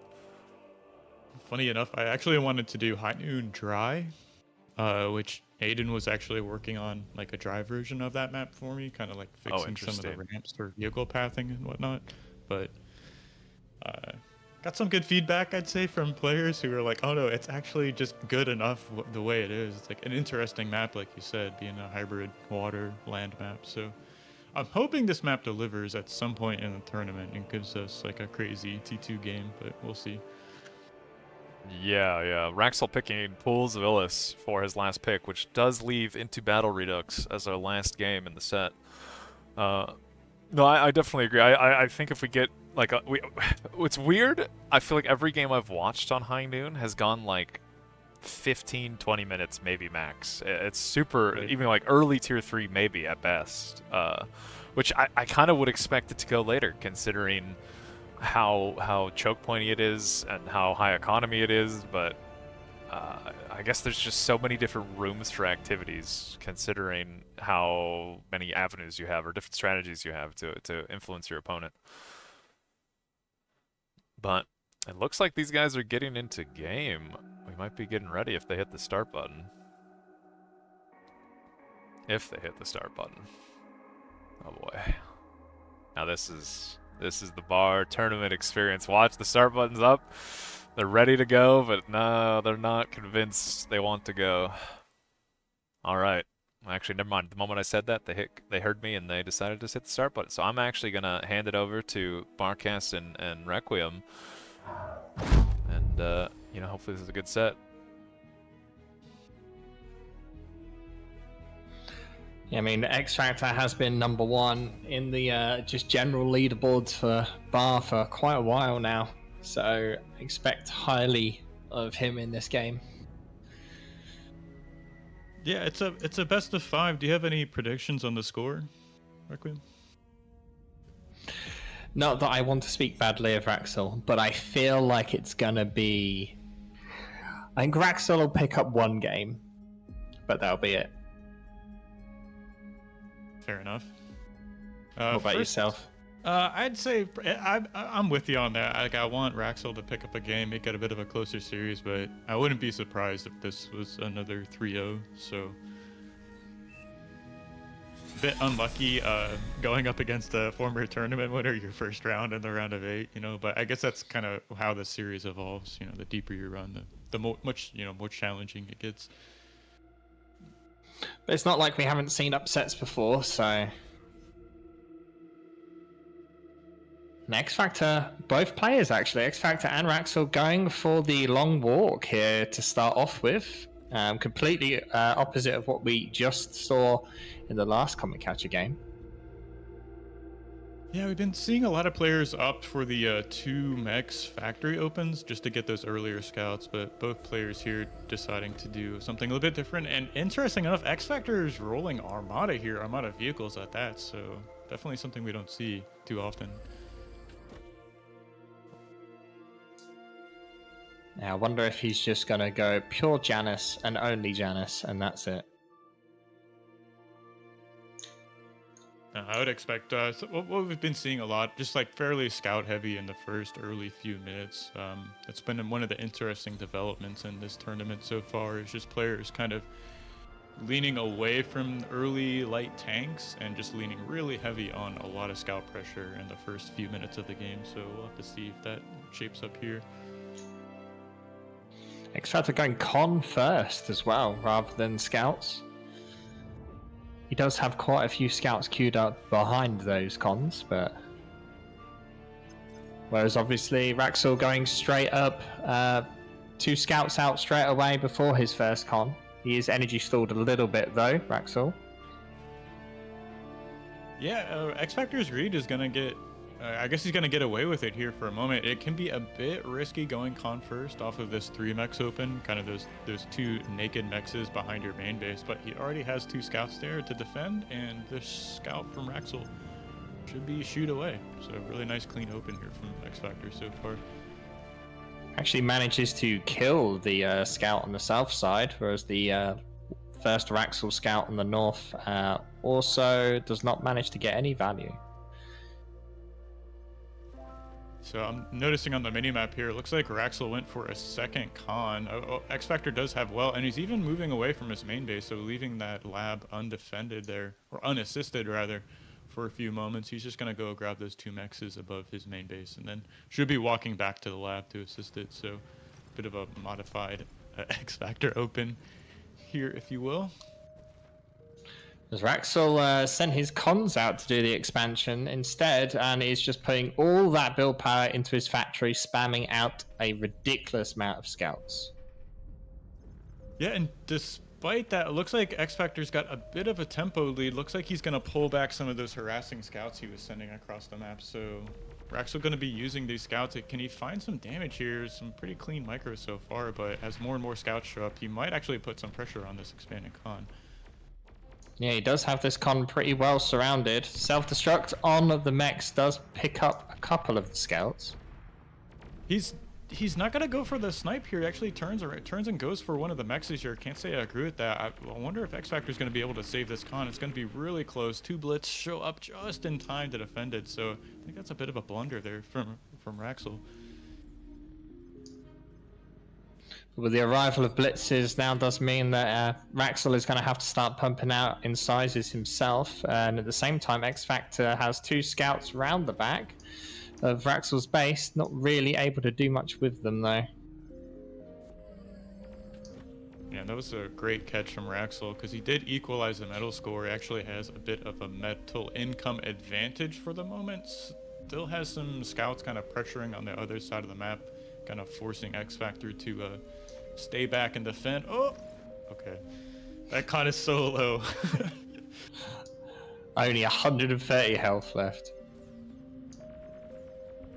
You know, XFactor, okay, I thought he had a bit of an idle con there for a commander for a moment, but looks like he's still assisting the lab. And yeah, I really like how this is shaping up for Wraxell. He's got a big group of tanks moving across the map, and we all know incisors trade fairly well into blitzes, so it's going to be really important these next few moments is can Wraxell find some damage against XFactor still.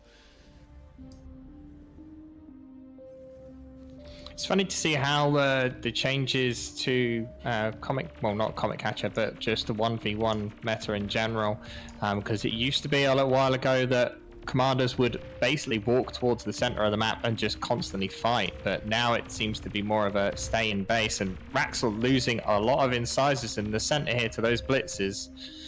Is he gonna find the condo? It's so low. Oh my, just turn around. Oh my gosh.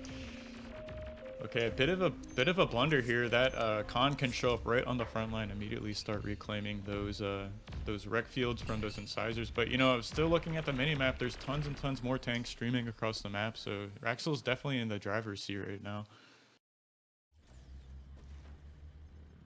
Yeah, definitely XFactor kind of playing Wraxell's game how he wants it right now, rather than setting the tempo himself.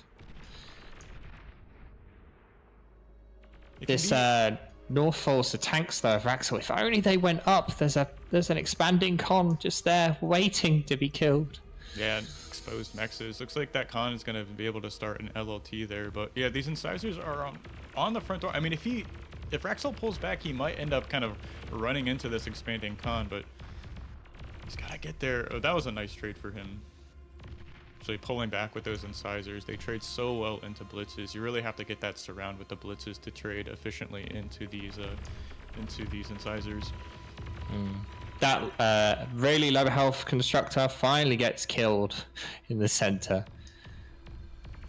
Yeah, that's actually a huge pickoff, I mean, because it was sitting right there. It's totally capable of just scooping up all this metal reclaim. So despite, you know, the defender's advantage and reclaim,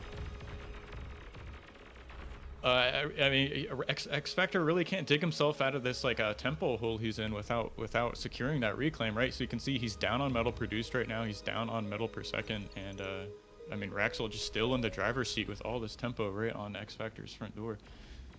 Yeah, you can just see if you zoom out the map control that Wraxell is now halfway up the map with his expansion, and XFactor is just still stuck in his base, basically. It was a nice trade so far, just there from XFactor. He's able to get on top of these incisors, shaved off quite a few of them, so definitely removes all of that pressure off his front door. We'll see if he chooses to kind of counterattack right now, or trying to like lock up this reclaim. You can see con did make its way to another expanding con from XFactor, make its way to the front line. It's gobbling up that reclaim as fast as he can. It was about 1.5k of metal total there in all that reclaim, so that is a big amount of metal to be had. For some reason, Wraxell seems to be queuing up a bunch of wins. Don't know what his plan is there. Yeah, definitely not the play. Maybe a bit of a, okay, a bit of a miss micro there perhaps, but yeah, definitely not a win map. The max speed of 4. So we'll have to see if he corrects that, because that could be a pretty big blunder, putting that metal into something that just really can't pay for itself.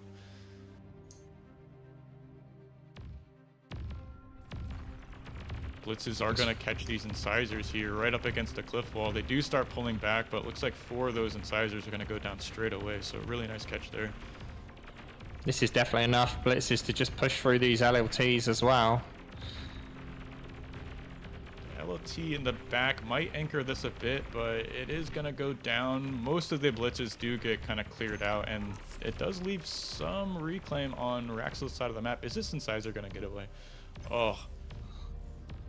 Okay, that could have been really. I guess there are no mexes behind this turret. I was a bit worried there for a moment. Like a single blitz getting through can really end your day, but there's nothing back behind it. And you know, to your point from earlier, Wraxell choosing to expand forward instead of to the top and bottom gives him just like such great presence in the middle of the map. And if he is able to kind of maintain this pressure, or you know, army presence in the middle, he can kind of make it expand to everything behind. But XFactor doing a big push here. Yeah, there's a lot of defenses down, but not enough to stop these blitzes. They will get quite a lot of value here just running through and getting all these metal extractors that are kind of open. He will lose all of these blitzes, but at least XFactor's trying to get the control of the game back into his hands rather than just responding constantly to Wraxell's game plan. This attack will get cleaned up eventually. XFactor was able to snipe one expanding con. I don't think he's going to be able to get this second one, but it looks like, ooh, yeah, another con caught out in the middle of the map down here on the bottom side. These exploiters should be able to defend against these blitzes. One of them will go down, but losing 2 cons there in the middle of the map does hurt quite a bit. Wraxell's going to have to, you know, remake those cons, send them back out, and that does slow down your expansions quite a bit.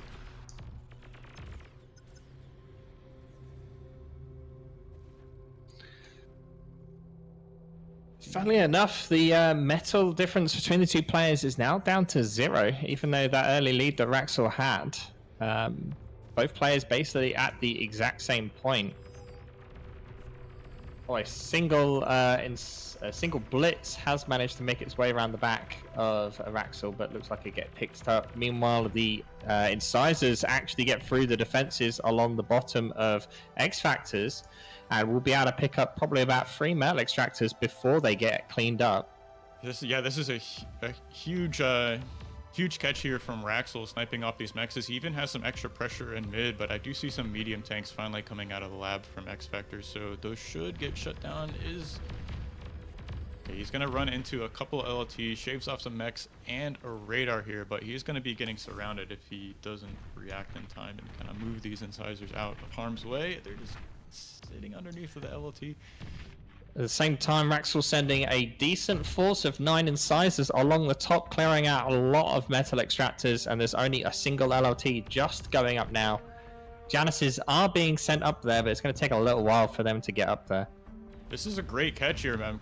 You know, two cons going down. I'm assuming he's going to get this with the LLT, so definitely stopping this expansion on the top side from XFactor is a huge deal. If he micros it properly, oh. Okay, he is going to turn around and grab that con. Okay, really well played there. And Wraxell has moved into medium tanks himself, so going to be seeing the classic Tonk versus Tonk here on CCR, everyone's favorite matchup. XFactor losing 2 additional cons there, one in the center, one at the bottom, trying to get that reclaim, but there is still one left, just slowly going around, eating up all the metal. This is looking really good for Wraxell. I mean, he was able to, you know, resend out those cons that left that were killed earlier. There is a bit of reclaim on his side of the map to pick up, and with all this tempo he has on XFactor's side of the board, it can be really difficult to kind of send out your own cons to pick up all this metal that's in front of XFactor's base. I'm sure if he had just a moment to breathe, he would, you know, send, you know, 4 cons out each way to kind of pick up this metal and continue to try and expand, but you know, Wraxell's just not really giving it to him. He's got a lot of great pressure. Just sharking around with these medium tanks, shaving off mexes, shaving off LLTs. XFactor actually has 2 vehicle factories right now, trying to use all that metal that he was reclaiming, but he is behind on army value now, and it's only going more and more against him. He is spending his metal, actually. I'm looking down at Wraxell's metal bar. He's got a full metal bar, and yeah, he either has to put down an additional vehicle lab or just, you know, continue scaling his con turrets, but that can be difficult on solar maps. You really need to, you know, scale that energy, which you can see XFactor actually has a bit of an energy income lead here. And you can metal excess as well. We're seeing a lot of metal being wasted here by Wraxell, almost gonna be 1,000 in just a couple of seconds. Yeah, that is a huge blunder. There was a bit of an attack on the top side of the board from XFactor. It looks like that did get shooed away by Wraxell's medium tanks. You see the Canis on this front line here. Lots of Canis actually I'm seeing, but Wraxell making it through on the bottom. XFactor not able to pay attention, and they're going to be able to pick up a bunch of more metal extractors, maybe even a con at the same time, applying a bit of pressure to the north as well. Really splitting XFactor's attention across the map. And you know, I guess this will eventually be surrounded and cleaned up, but this is not where you want to have your army at this point in the game. You want it out on the middle of the board, kind of, you know, returning the favor to your opponent, but this is just giving Wraxell time to breathe, time to, you know, send out expanding cons, get that economy set up. I do see his metal bar starting to go down, so it looks like he's been able to kind of macro up a little bit. Looks like he placed air lab down. Okay, that's interesting. Yeah, Shuriken's already on the way out. Yeah, and if we just like, oh, go ahead. I was going to say, kind of surprised we're not seeing a bombing run. With how like grouped up all of these solars are, there would be a tremendous knife in XFactor's side if he loses all of that metal in solars. Yeah, that's a good point. A lot of players tend to stack up their solars a little more egregiously than wins, I'd say. So, and it just takes a couple of bombers to take out those solars, but huge push here in middle. Looks like the Canis are gonna shoo away this medium tank army. And I'm a bit worried for XFactor here. If these Shuris show up at the right time, Wraxell could get a really strong trade. Looks like he's gonna reveal them now.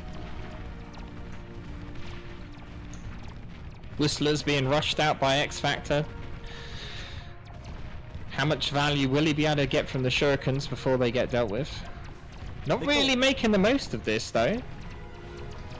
Yeah, you really need to set them on like repeat target, so they'll just keep running around and stunning units. Looks like more Shuris are gonna show up. Okay, now this is starting to look like it's swinging Wraxell's way, but you know, medium tanks have a lot of HP, so it's gonna buy him a bit of time here to get some Whistlers to the front here. But this is just so much metal, 4.5k metal here already on this field. Both players need to get some cons up to this battle. Looks like Wraxell's already on top of it. He's got an air con scooping up that metal.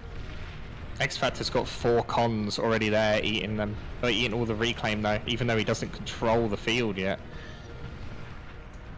Yeah, it looks like Wraxell's gonna pull back just a bit to kind of consolidate his army. I would like to. He needs to get cons up to this. I mean, an air con isn't going to be able to secure this with Blitzlers on the front now.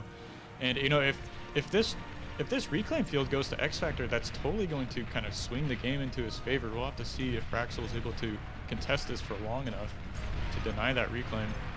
XFactor's come now though on the front line, throwing D guns left and right.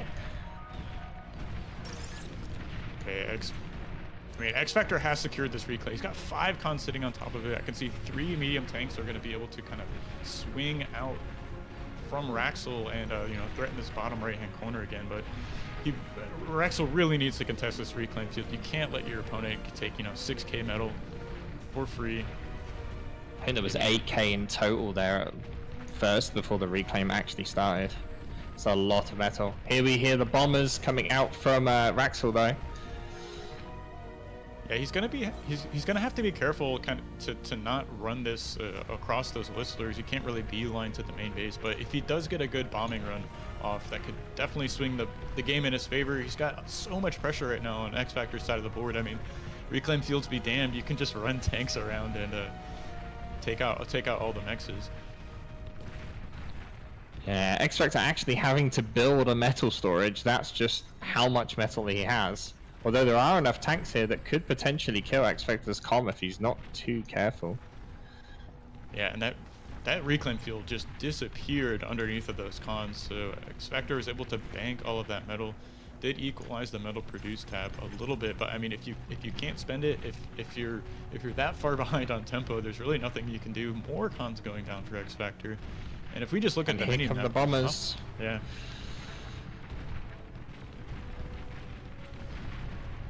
There's nothing to stop this. He does have them stacked up, so some AA could do some good work. Let's see if XFactor is able to put up any in his main base. First bombs go off. Did get a decent scout off with the medium tank behind XFactor's base.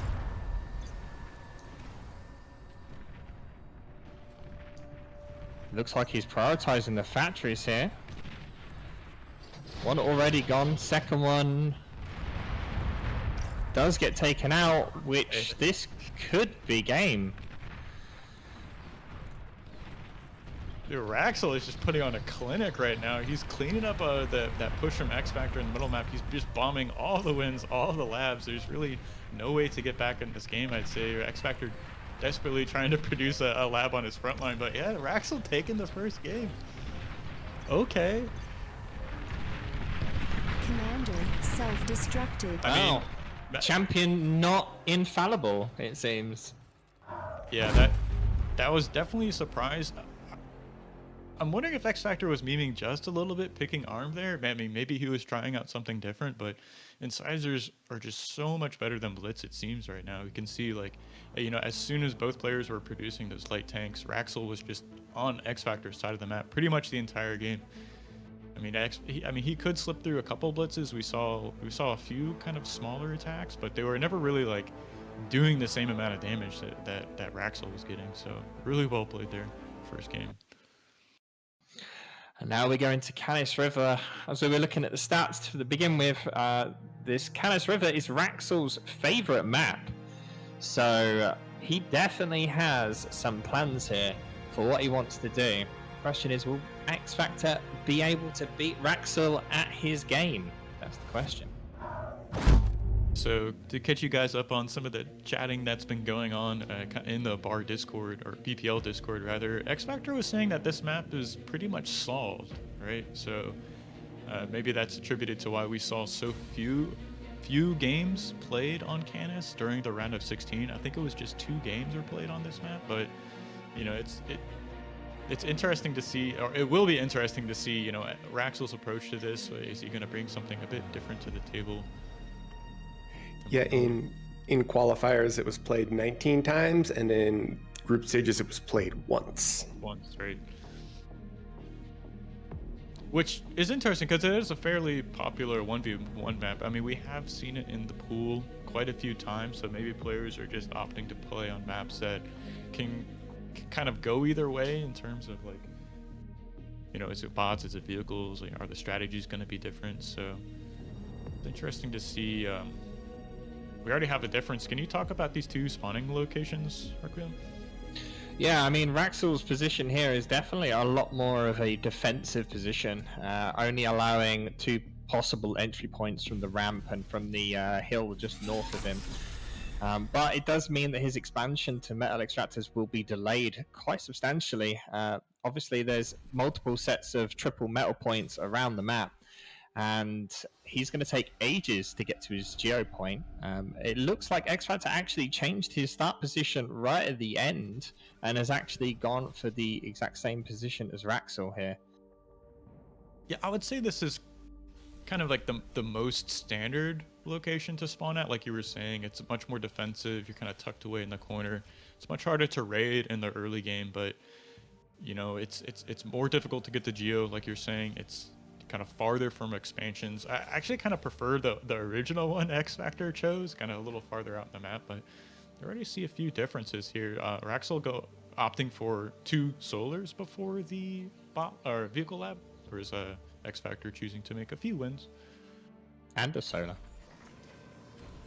Yeah, you're always like baited by the wind, right? It's like, is it gonna hold? Is it gonna stay up? So he's just going for the safer route here, making that solar and then finishing that vehicle lab. Yeah, with how large this map is, going con first is not necessarily the wrong choice, and we see XFactor doing that. Wraxell deciding to actually go double scout and then cons. It takes so long for units to get across this map that going for that con first to get your eco up as quick as possible is quite a smart move. Yeah, we saw the same thing actually in game 1 with the like kind of the farthest spawn you can choose and the rush time across the map. You can definitely go con first and be safe, but XFactor is being a little extra greedy here, going for 2 cons before any kind of scouts or units. So we'll have to see if Wraxell can find some damage. He's cut it close, but I think his scouts are just going to arrive just in time. See the first shot going towards XFactor. He does take that out despite being behind the scouts, so perfect defense here so far. Getting away with this initial greed here. So, but Wraxell does have 2 expanding cons out himself. Still sitting in the main base, looks like assisting his own lab. And go ahead, Requiem. I was going to say, I was curious as to if XFactor was going to wall off his like canyon approach bit to south of his base, and it does look like that is his plan. So he's not actually going to expand with the con to the 3 mexes in the bit just south of him. He's actually just walling off that part of his base entirely, and then heading back to assist the factory. Yeah, that's a pretty common technique, and it helps so much. I mean, you're pretty much eliminating half of the ways to attack your main base. There's really no good way to clear out walls until you're kind of on medium tanks and just kind of blasting them down. But really, really great defensive style there. We can see a bit of a difference here from both players' approaches while these kind of scout battles are going on. XFactor's moved out of the main base. He's already expanding with his commander, and Wraxell's choosing to kind of stay in the main. He's got 3 expanding cons, and that's going to mean he's able to produce more tanks or more scouts earlier. Wraxell is just kind of playing with fire here, dancing around the commander, looking for damage. A scout of XFactor's does manage to make it into the base of Wraxell, though. First actual damage being dealt here, we might see. It's like he's AFKing just a bit, and you know, that wall did already pay for itself. The LT shoot away all those scouts that were heading towards that little choke point. But, you know, Wraxell has, like, perfect information right now. Look at the spread of scouts. He's got them on the plateau. He's got them on the low ground here. Just knows exactly what XFactor is doing, so let's see. Yeah, Wraxell does have a bit of an open path, though. Just a single LLT defending that northern side with no wall defending it. He may choose to... Well, he's clearly prioritizing getting more metal quicker, and we can see that in the stats by the percentage that Wraxell is ahead. He's 6% total metal ahead so far. I'd imagine that lead will be growing here shortly enough. I mean, he is just naked expanding across the side of the map. You know, with this pressure from the scouts, with the vision it's giving him, he's going to have a lot of time to react to raids that come onto his side of the map. And, you know, he already has his plateau. He's got 3 cons in that little valley below the main base expanding already. I see another con coming out of the main base. So really prioritizing getting this build power out on the board. And, you know, it's showing in terms of the metal income. It's definitely in favor of Wraxell right now. XFactor is producing quite a lot in the way of energy. They're actually having to go into converters because of his overproduction of E. Whereas Wraxell is not really scaling his energy up at all and is starting to run into a little bit of problems here and there with his energy production.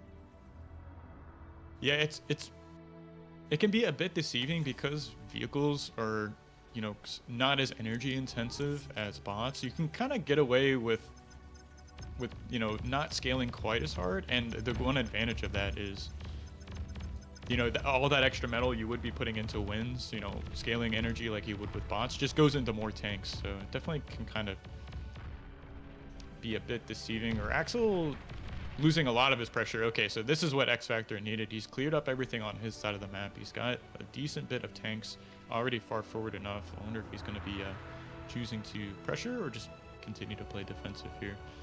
XFactor did manage to, well, XFactor lost a constructor though that was assigning in that 2 set. Wraxell losing 3 incisors to kill a con. If he got both of them, that would have been great, but with one still there, XFactor is still going to be able to expand as much as he wants. I think XFactor is kind of missing a window here. I mean, he can't see what we see, but I mean, I see six incisors on the bottom right side of the map that could just sweep into Wraxell's side. But I mean, he's just kind of sitting here camping this bridge, you know, instead of attacking. Definitely could have found some damage to kind of punch back in this game. And, you know, looking at the metal per second right now, 47 to 39, way in favor of Wraxell right now. Well, this is kind of the problem with walling off that path. This con is only just starting to get onto the plateau here, and that's where you would have built that radar to give you that vision and go, hey, what's on the other side of the river? XFactor just has no idea what's on the opposite side and knows whether it's safe to push, and he's just kind of playing it safe after losing the last game. Yeah, both players kind of stalling on energy at the moment. Neither Geo has been turned on, and, you know, Wraxell's not assisting his lab right now. That is a huge blunder. Looks like this Geo is going to be started soon enough. I guess as soon as those cons are finished expanding to that bottom middle side of the map. This is pretty interesting play from XFactor. I mean, he's just not being aggressive at all. He's just parking tanks on all the ramps. He wants to get his half of the map. I guess he's, you know, he's feeling confident. If the longer the game goes on, his chances of winning would be higher. But, you know, I'm seeing a different story here. Wraxell's already secured his half of the map. He's gotten away with less. Didn't need to make the same number of tanks. I mean, I guess one scout is gonna, you know, come in here, find a radar. Not the biggest damage.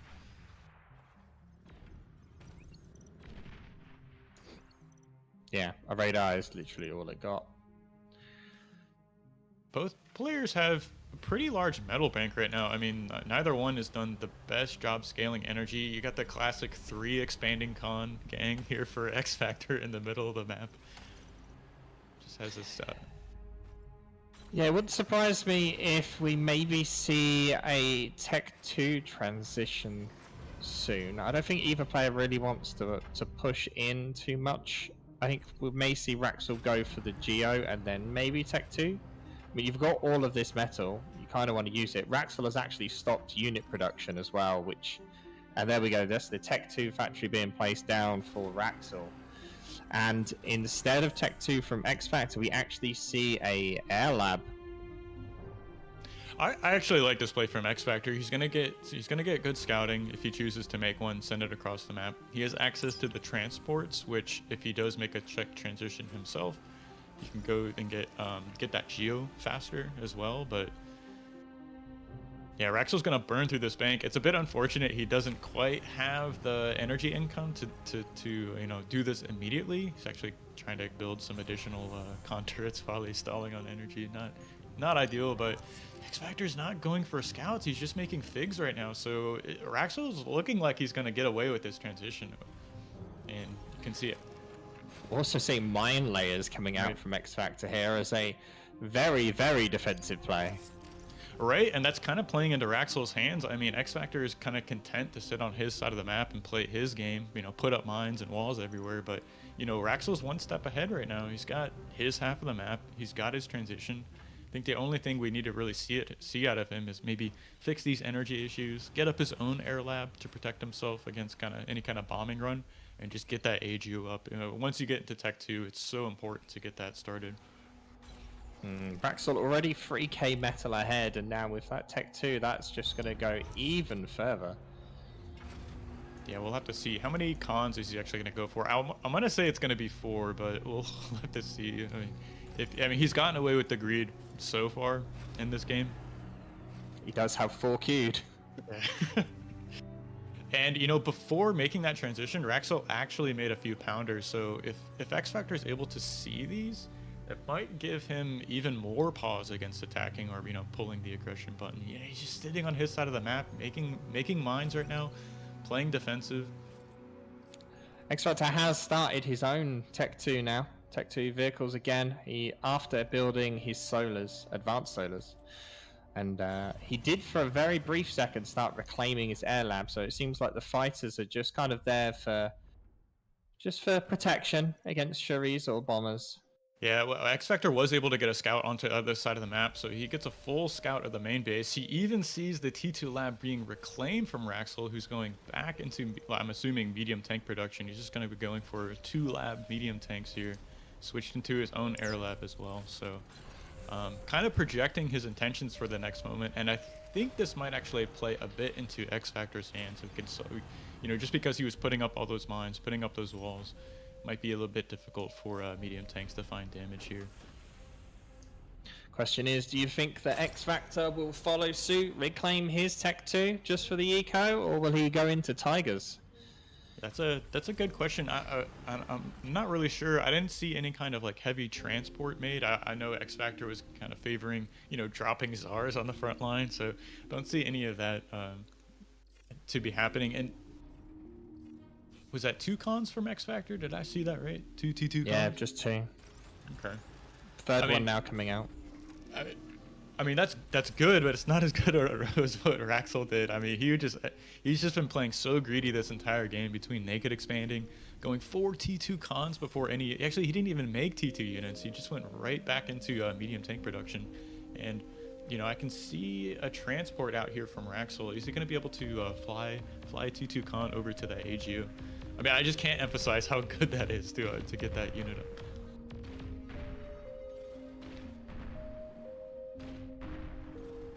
All production actually stopped from Wraxell at the moment. Yeah, that has to be a mistake, really. I mean, he has the economy to be producing medium tanks. I'm not sure if he's aware of these mines. I mean, he will be in a moment. But I mean, once you clear out this line of mines, I mean, it kind of gives you access to the rest of XFactor's side of the board. I do see a bit of Shuris kind of pulled up on XFactor's side. He's going to be able to use those here in a moment if he so chooses. I don't think the time is quite right now. There's just not enough on his side here to clean up these medium tanks.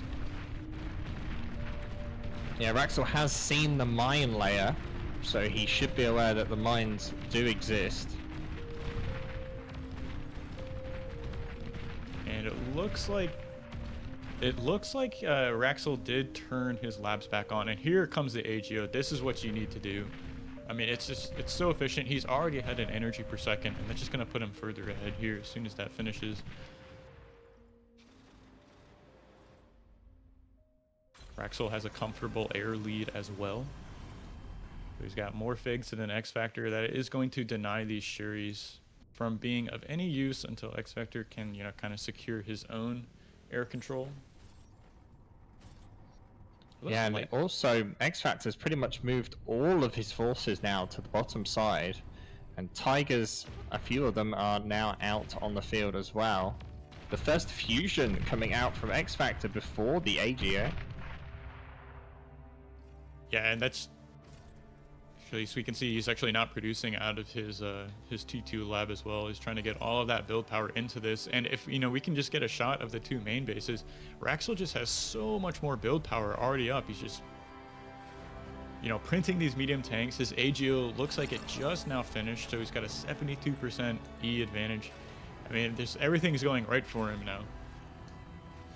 Yeah, but the big problem here is that those Tigers can just waltz through those LLTs, and the only thing that's going to be stopping him will be the commander. There is that Tech 2 con there. It needs to get some defenses down to maybe defend that, but instead it's actually just queued up on all of the metal extractors. See a big push here in the middle. Yeah, the Tigers actually not going for the AGO at all and just heading up to defend. Yeah, if XFactor knew that AGO was already finished, he surely would have walked across that little channel there and put some pressure on that. And like you were saying, there's really no way to defend that. LLTs can't stop Tiger tanks. But is Wraxell gonna get this Geo? I mean, there's what, 3 LLTs here. That's 4 LLTs. That's not enough to stop this many medium tanks. He's going to start a Twin Guard here. Okay, so that is going to finish. That might anchor this defense just a bit, but I mean, worst case scenario is you lose this like 70% finished AGO. Yeah, at this point you want to be trying to reclaim that, because that is not going to survive for too much longer. There's just way too many Wraxell units here. And look at the stream of them coming from his base, all straight towards that AGO. I mean, repair is good. That was kind of insane, actually, how long those Gons sat there repairing those 2 Twin Guards. But all of that build power was cleaned up. The Geo was cleaned up. The Mexes went down. There are currently 3 Zars, though, from XFactor. One just sat heading up towards that army that is coming through for Wraxell. And the second one is just making its way towards the center of the map. And, XFactor may be able to clean up this push on the top side of the map, but I see like 35 medium tanks kind of heading towards the bottom right side. This is going to be like the next iteration of this push is just, send the tanks to the other side. And Zars are not the fastest unit. I mean, he could potentially get like a transport to land those where he needs them, but if you don't have air control, that can be very risky. See a single bomber as well, just slowly going around bombing the metal extractors of XFactor. XFactor not willing to move his fighters in. He knows he's behind when it comes to fighter production. So here's that next push here. Medium tanks will discover these mines, unless they just kind of skirt right around the edge, but I don't think this is going to give Wraxell pause for his attack. He just kind of has to roll through these mines. At the same time, the Tsar at the top is actually almost dead to these medium tanks. One Tsar does go down, second one arriving. XFactor rolling another Tsar off the production line. But I don't think XFactor has enough here. He's just getting pressured in too many locations. The unstoppable swarm of medium tanks is just too much for him to deal with. Yeah, he's desperately trying to put up some LLTs in front of his main base. There is a Tsar here to defend and a few Tigers coming off the line. I don't think, he's an immediate threat of dying, but he's just lost so much of the map. I mean, there's just medium tanks everywhere on his side of the board. Shuris are going to jump on top of this. But it's just too much. I mean, there's Pounders and medium tanks just everywhere on his side of the map. I mean, there's tons of reclaim right now being on the top right side where that top middle side where that Geo was for XFactor, that's being reclaimed by this sneaky aircon that's over here just grabbing all this metal. Look at that, 6k metal, 5k metal, just going right to Wraxell. And Wraxell actually taking a pause and going back to Tech 2 himself here. The swarm of Tech 1 was not enough for him. He clearly needs more Tigers. And look at the economy difference right now. 216% metal a second difference between the two players. It's just ridiculous quantity. Yeah, Wraxell's doing the right things here. He's just kind of, you know, taking a pause on the aggression. He's got so much pressure on his opponent's side of the map. He's getting up 2 fusions in his main base. That's going to let him produce any kind of T2 unit or T3 unit at that matter. I mean, he has all of his mexes capped as T2, so he could definitely rush T3 if he wanted to. And kind of even just, it's kind of crazy to think about just skipping the T2 tech altogether and just going right from T1 to T3. And to be fair, with the amount of Tech 2 units that XFactor have now, it might actually be the better call here. We actually see Wraxell's just reclaiming the Tech 2 lab yet again. And going for Tech 2 Air instead. That's not what I was expecting. It's a bit okay, so he's gonna go Tech 2 Air, Tech 3. I think this might be maybe the one blunder he's made this game, because, you know, XFactor did stop the pressure on his side of the map. He's got plenty of T2 units to kind of push back. We'll have to see if he's able to get some damage here in the next few minutes and kind of equalize this game, but it's gonna be very difficult to kind of come back in this. Oh, he has now placed down that Tech 3 and Shiva production has started. The lab finished? Okay, I thought he ran out of metal. Okay, so no, this is going to be pretty tough to swing. Shivas are so good for their metal cost against T2 tanks. They just kind of eviscerate T2 tanks. The Zars can kind of hold their own for a moment, but as soon as you get 3-4 Shivas out and any kind of push, I mean, you just have to go Shivas yourself. Wraxell does need to be somewhat careful with his commander, though. He is right out in the middle of the open, with no units, no defenses there at all. Could quite easily be sniped by air where he is right now.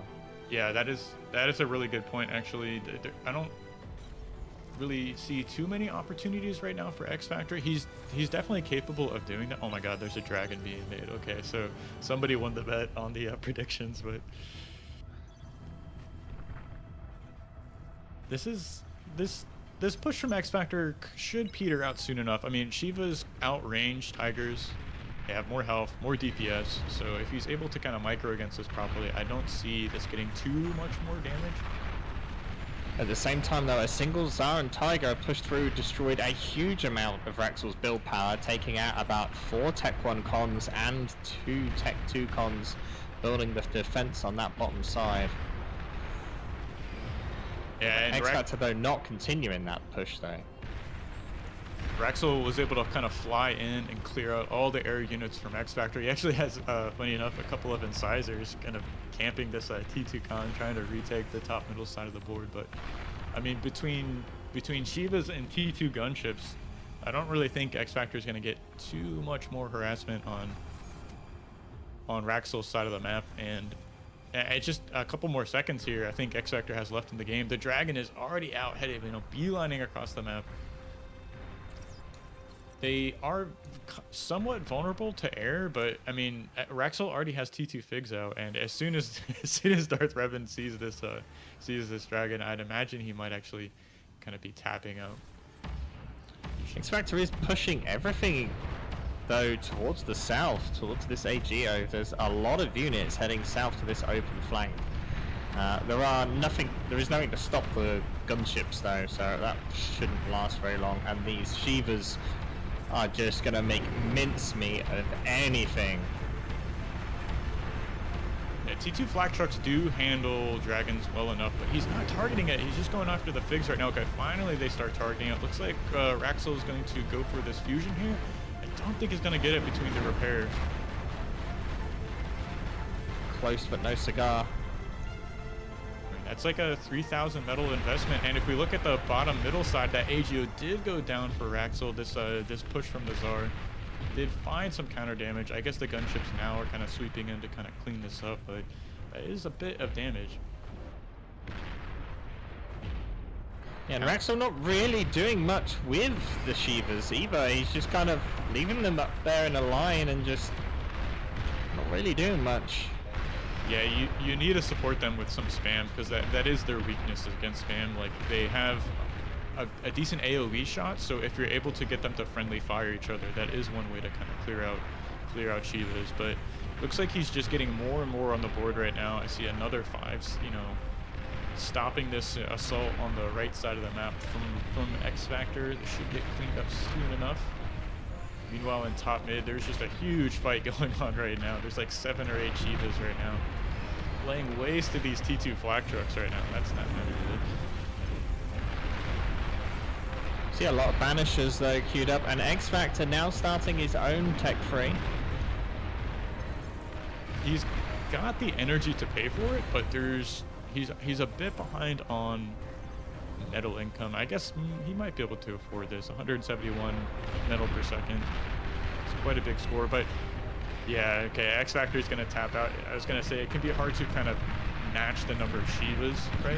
If you're just that behind on E3 production, it can be hard to field an army that can deal with it. But Wraxell going up 2-0. Who predicted this? I mean, we were both dogging on him saying XFactor 3-1, but I mean, being on match point, going into game number 3, must feel really strong for Wraxell. Yeah, what's the next match is high noon as well, so that's gonna be a fun one to watch. I'm expecting to maybe see a couple of proxy labs from a couple of the players. Seen it work quite effective. Trying to make your opponent fight on multiple fronts. I don't know if we'll see much in the way of ships though from either of these players. What do you think? I think it's, well, okay, for one, we haven't seen a lot of games on high noon, but from how I saw the kind of meta developing and shifting was once commanders reach that channel in the middle, like you'll start seeing them just walk over to a cliff and add a naval lab there. So that was becoming more popular. I'm curious to see if the game actually goes that long. It's been strange. Like, I think this is one of the bigger maps in the pool, and the games have just been ending like, 10, 15, 20 minutes. I haven't seen many long ones, but I'm really hoping for a game that does go long. We'll see like, T2 Navy, something like that, missile ships and battleships, and those 2 pawns on the left and right side of the map. But I think this map kind of plays into XFactor's hands. It's a little more defensive for him. It's a big macro map, right? So if there was a map that XFactor could, stabilize on, get the series back in his favor, this is the one to do it on. Yeah, at the same time though, Wraxell is in a pretty good position to go, for example, here, build up this defense, and then potentially even walk his comm round here. And if you build something amphibious there or up here, it's really hard for XFactor to kind of deal with. And you're applying pressure then on multiple fronts, makes it really difficult to defend. Yeah, we saw that quite a bit on the maps in the round of 16 and the qualifiers, is players will use that vehicle lab they have in their main base to make a couple of those like amphibious tanks, like you were saying, and then rush them through the water to your opponent's side of the map. And if you're really not prepared, if you don't have LLTs set up on those shores, I mean, they could just sweep in and kill all of your mexes, because I mean, it's kind of the last thing you'd expect, right? Is players kind of coming back, not going through the that short distance between the 2 bases through that little narrow channel we see. But a lot of options to harass on this map, which can make it's difficult to play on, but I would say, like, as a spectator, it's kind of fun to watch, to see how these players navigate all the things that can go wrong and the ways your opponent can kind of catch you off guard. Both players here have chosen Armada though this time round. Yeah, I mean, Armada has a lot of great T2 tools, I'd say. Between the ducks, right, which can be made from consoles, I'd expect both players to go T2 vehicles on this map. So that specifically is such a great way to keep up the pressure or keep up the harassment on your opponent's side of the map. It's like, the first iteration is making those amphibious tanks, sending those across the map, and then the next part of that is going for those T2 ducks, which are amphibious. They have built-in AA, they're fast, they're great at harassing. But we're gonna have to get through this scout part of the game. So both players mirrored builds here, expanding with their commander, just printing scouts. The difficult part is, as well, as those rovers are in the water, they're not going to be able to shoot, so he doesn't want to get them too close, but he also wants to be able to do something with them. At the same time, Doesn't that look like he's can't be shot though, so it's an interesting mechanic we've true. seen. XFactor getting the better end of that trade actually clears out all those rovers from Wraxell, and now he's on his side of the map. He's got 4 scouts to try and find some damage. There is no expanding con out here yet, no mexes to really harass, but yeah, it looks like Wraxell's gonna field enough scouts to defend this.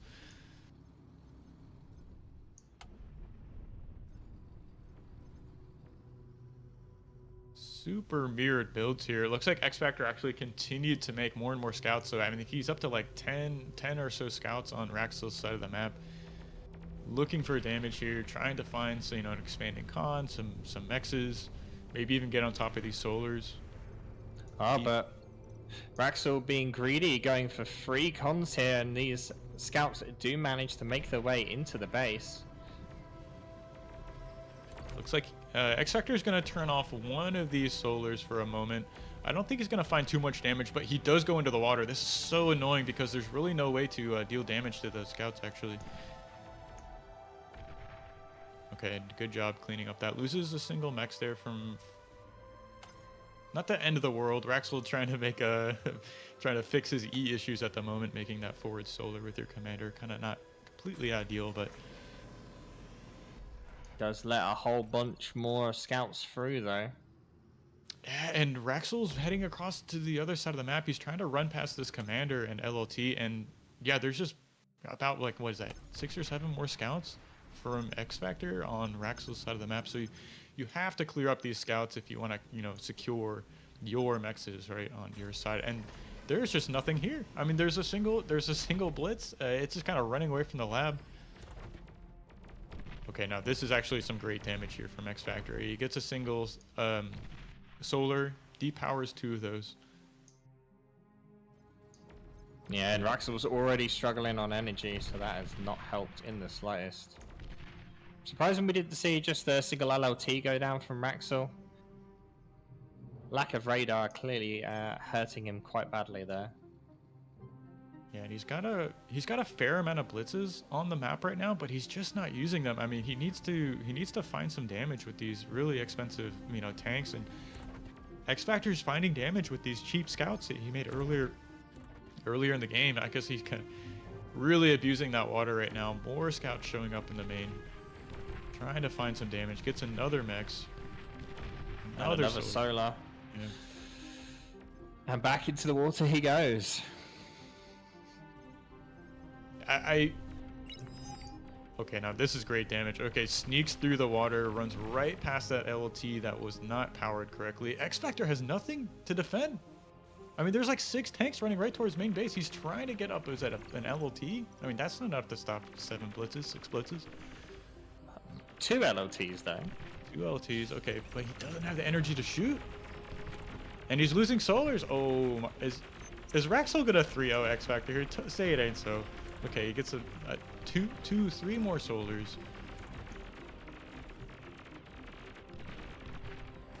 Okay, the 4 cons did a nice citizen's arrest on that last tank. XFactor did kind of stabilize this main base here, but he's just so far behind right now. He's making solars with this commander on the front line.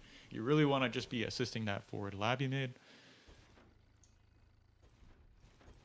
Getting out your own kind of like whistlers, maybe pressure your opponent's, you know, defenses there across the channel. But you know, we're only just seeing expansion cons coming out from Wraxell here as well as an amphibious con now being, an amphibious con just being finished by Wraxell. Oh no, sorry, never mind.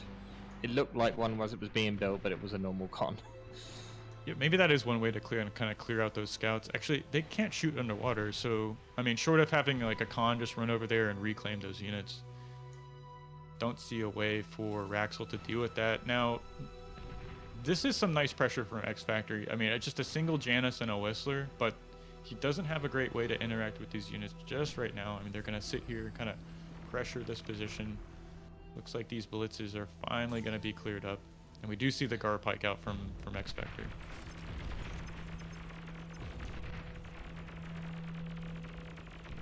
Still able to pick up an additional mech though with that 1 blitz. Just causing more and more problems for XFactor. Yeah, and you know, seeing that unit being made just gives you the forewarning, you know, to lock up your ramps on the other side of the map. This blitz is so annoying right now, and this is like the last thing you want to be doing, is trying to clear up a blitz on your side of the map while there's so many other things to be doing. And looks like a mace push is the choice here from our man Wraxell. He's gonna deal with the single missile truck. There is a Canis here anchored by an LOT, so maybe that gives Wraxell a bit of pause. XFactor actually having to move his commander here in an attempt to try and stop this. Wraxell's in a great position right now. He's got a comfortable metal lead. XFactor does have an energy lead, so we'll be able to kind of field some more units if he so chooses to. I'm a bit worried for XFactor here. There's a couple of rocket bots peppering away at this position. This Garpike might go on. 2 Garpikes might go a bit unanswered. I don't see really any units over there for our man Wraxell. Wraxell really struggling with his energy production now at the moment, having 1,400 metal just sat in the bank, not able to do much. Yeah, that can be one of the challenges on this map, is balancing your energy income, because it is a relatively low wind speed map, right? 212, very low minimum, 12 max wind speed, kind of lends itself to being a solar map. So yeah, Wraxell really needs to find a way to spend this metal and get that energy income up. Needs to find a way to start that geo right below his forward lab.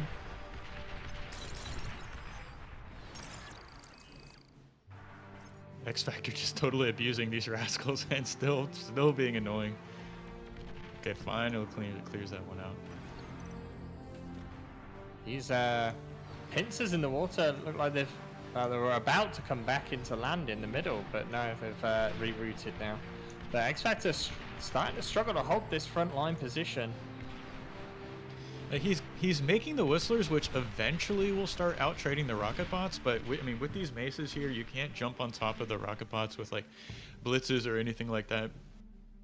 XFactor would love to be assisting that lab with his commander, trying to get the geo up even, and he's forced to, you know, make LOTs and just desperately trying to stop these bots from pushing onto his side of the map.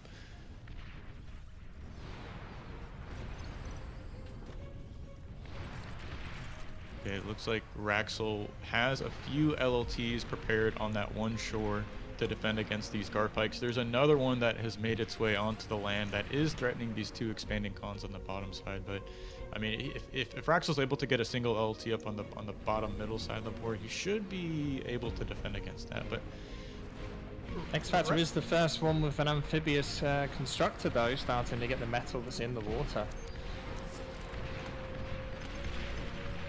Wraxell is being so aggressive right now. He's got his commander on the front line. There is maybe a small opportunity for XFactor to kind of snipe this. I mean, that is one way to get back into the game, is killing your opponent's commander. But yeah, one of those Garpikes does go down immediately. There's another one that's finding those 2 expanding cons. Those are undefended, but the real fight is here in the middle. Whistlers finally starting to gain their numbers they need to pressure against these rocket bots. Wraxell having to fall back here now. There's a Canis in that mix that did not like his commander at all. And Wraxell's commander now down to 50% health. Yeah, he definitely needs to retreat and pull back and maybe get into vehicles himself. Single Garpike did sneak through. It ran past the 2 cons, but it's going to find a bunch of mexes here. Dude, Wraxell is in a lot of trouble actually right now. He's trying to run away from these whistlers, and there's a Canis right there. Oh. Wraxell's com 19% health, 17. I don't think he can get out of here. I mean, he's going to try and cloak and run away, but he's out of energy right now. There's a Canis shot. Just 2% health. I mean, he can't stop the medium tanks, though. I mean, he needs to make, like, Centurions or something right now and figure out how to stop these medium tanks, because XFactor definitely chose the right lab to make here. He's got such an army advantage, right? 70% army advantage. Wraxell also about to lose all of his energy production in the back line, as that one pincer is just going to what used to be Wraxell's base, completely undefended. And Wraxell actually calling the GG. Commander destroyed. Well, that's what XFactor needed to turn this series around. It was looking good for Wraxell there for a moment. He had like a much quicker forward lab position, but I just think he chose the wrong lab. Going bots there, trying to push up that high ground into missile trucks, and you know, such a competent commander. XFactor really pulled it back there, played well after losing so much of his main base, right? So really well played. Just shows that just because your game starts off badly does not mean that you can pull it back. Yeah, And definitely. now on Pools of Ilys. So this map, I would say, does kind of play into Wraxell's hands. I wouldn't be surprised if he didn't pick Armada bots here. And, you know, uses that APM, uses his aggression to kind of, you know, get XFactor out of this game or find himself in a really strong winning position. But I think it's, you know, it's definitely XFactor's game to lose here. Wraxell still on match point, just needs one more win to take this series down. It's a big surprise. Both of us thinking Wraxell had only win one, and being this far ahead is, never know, might actually see it go into the final map if XFactor can pull a win off in this Pools of Ilys. And you know, an interesting point about that is the final map does kind of favor Wraxell in a sense. It's going to be into Battle Redux, which is a very small map, very low eco map. So it's not really playing to XFactor's strengths, right? Which is, you know, getting into the late game, using that free-for-all knowledge to, you know, kind of out macro your opponent. Both players kind of sitting here in the lobby preparing themselves. I guess XFactor needed a moment or something like that to maybe collect himself. Who knows? Maybe he's spinning a wheel, what strategy to use on his match. Yeah, we've seen quite a few games on Pools of Ilys if you want to pop into it, LDM. And I'd say it's one of the few maps that we've seen almost every lab and faction combination. We've seen Armbot and Corebot starts. We've seen Arm and Corebot vehicles. Do you think there's really any favored faction for this barcast? Do you think it's really just up to playstyle? You know, given the current balance, I'd say it's a little bit Cortex favored. Just, you know, considering like you have Shuris, you have Grunts and Incisors, but the terrain does lend itself to, I mean, sorry, if you can get like some sneak attacks against Grunts, something like that, or find a good angle to attack with pawns, maybe, you know, get an overwhelming trade in your favor. It could go towards the Armada player, but yeah, it definitely seems like Cortex has an advantage in these 1v1s in the current balance state. Do you like the corner spawns? I feel like that's where we've seen most people actually spawn. We've seen some weird, hold on, I can draw them for us. Personally, I like the 2-meg spawn on the, it's like the most forward spawn you can get. So, you know, just in front of those 2 circles you drew, there's these 2 mexes you can jump on. And you can actually, yeah, exactly. You can get a forward bot lab there, which is much closer to your opponent. But you also have access to making the titles with your commander, which if wind goes down, you can find yourself in a really good position having the kind of like a tempo advantage over your opponent, despite being down on metal, you know, going for 2 megs open. Yeah, and those titles are then really difficult to raid as well, just due to the drop in elevation in that pool. So it's safe energy. I'm surprised we don't see it more often as well.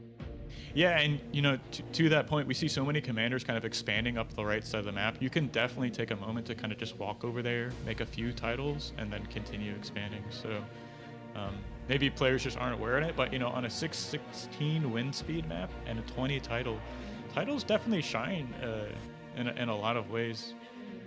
You know, wind goes down, you don't have that stable energy income. But both players looks like we've loaded into the match. Both players are ready to go and are choosing much more like orthodox standard spawns here. So I think this has been the most like meta popular spawning locations like we see them.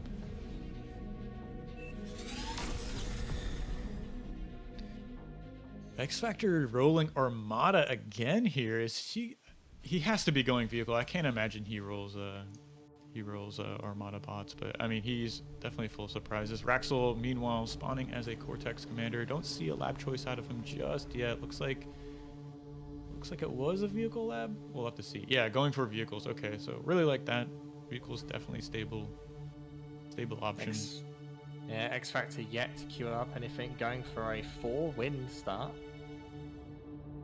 That leads me to believe people are going vehicles, actually. Oh, bots. Now, there is a lot of crystals on the map for energy production, so maybe he's planning on going Resbot to get a bunch of that rather than having to invest into his own energy production. This is really interesting start from XFactor. He's actually going 8 ticks, 15 pawns straight away. So I would have liked to believe that if he had gone for like that 4 2-max position I was kind of talking about before the game started, you have closer crystals to your lab in case if you do want to go for a early resbot. I mean, there's so much energy reclaim on this map. Okay, XFactor did change up the build. He just went 2 ticks into a con. All right, so we don't see like any kind of like crazy all-in shenanigans. This is the first time though that we've seen XFactor go scouts first before his cons. Yeah, 2 ticks, 2 cons. He's gonna go back into unit production here. Wraxell does have a few scouts heading across the map, so he should be aware of what's coming his way here in a moment.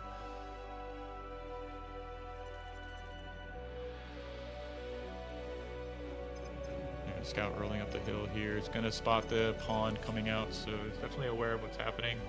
It can be really difficult to deal with scouts as a bot player. I mean, since that recent balance change, it can be really difficult to kind of interact with them with ticks, just like scouts are so much better. And then pawns, of course, have a tough time chasing them. Looks like he does catch one out. Both scouts go down, so nice defense there from XFactor. Yeah, at the same time, the ticks start to arrive. And one already picked off. There is one left. Yeah, catches that mix. Yeah, it will get killed very quickly after that. Will not get the con. Yeah, one thing to note is about when you kill a mech while it's building, you actually do lose all of the energy you put into it. So I believe the metal gets returned to you, but of course it's just like wasted build power and wasted energy. Nice marker there from XFactor, taking out 2 of those ticks. Or scouts, rather. Oh, and able to get even more metal extractors.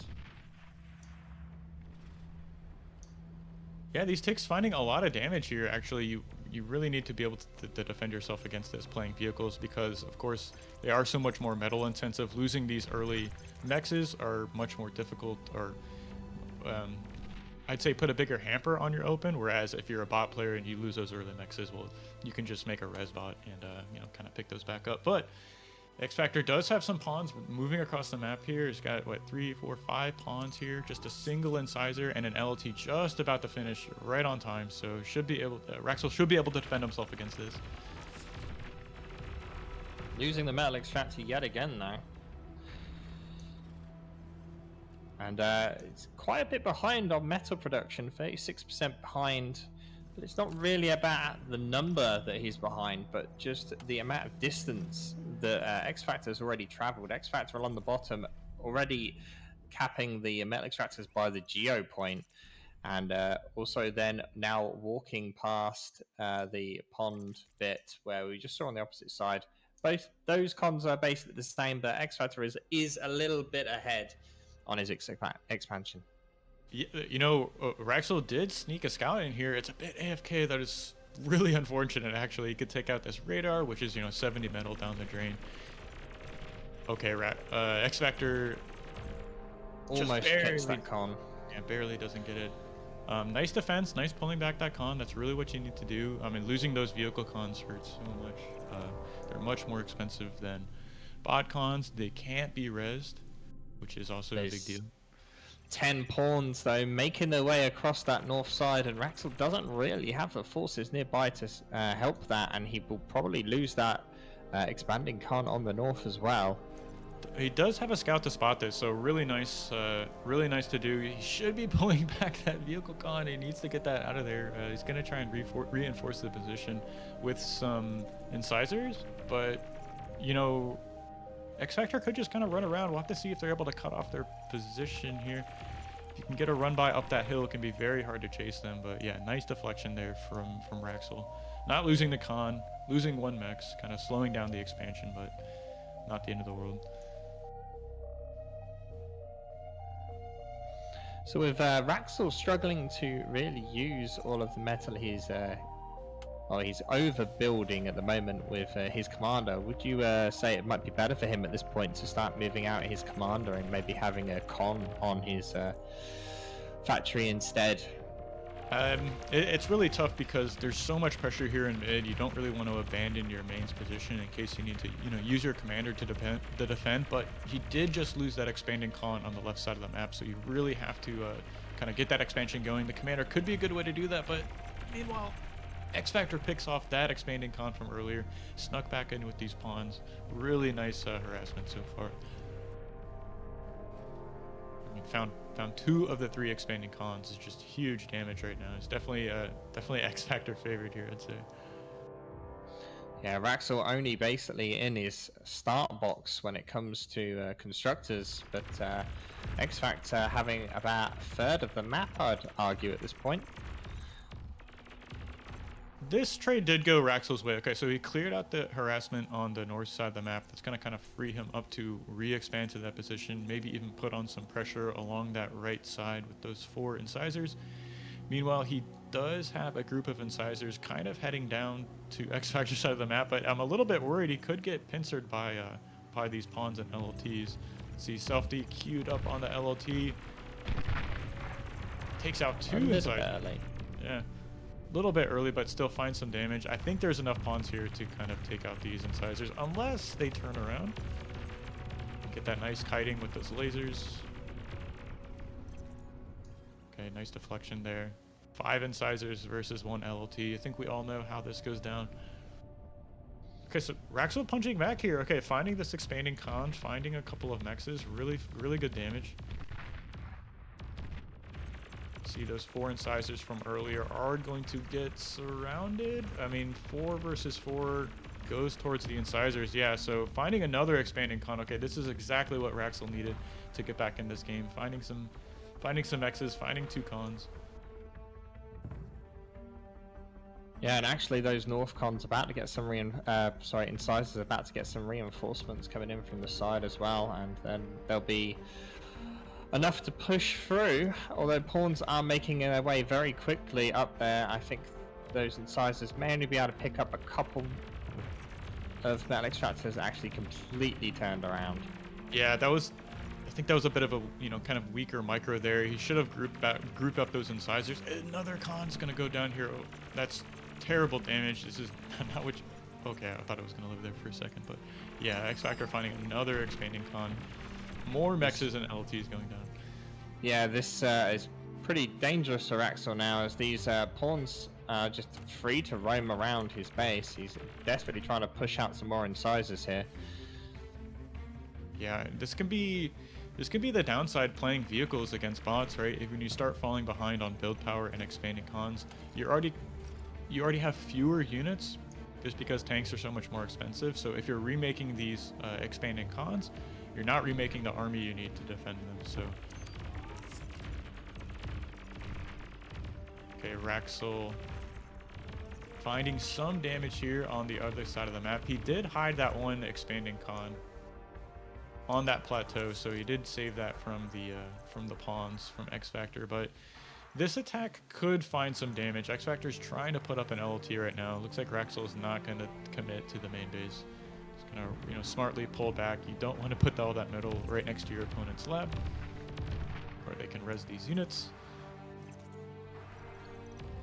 Yeah, those incisors are in a bit of a dangerous position though right now. Kind of need to pull them back. He does have reinforcements on their way. I don't like this attack. He's pushing up a hill into pawns and LLTs. Yeah, rightly so. He's going to pull back. Really nice catch there. See a group of pawns on the left side of the map.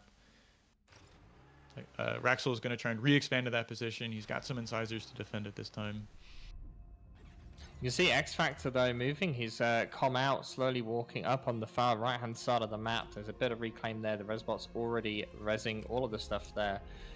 And maybe we'll see him build a proxy lab right on the top to apply pressure along the geo line. I do see that quite a bit. There is a big attack here from Wraxell heading right towards the main base of XFactor.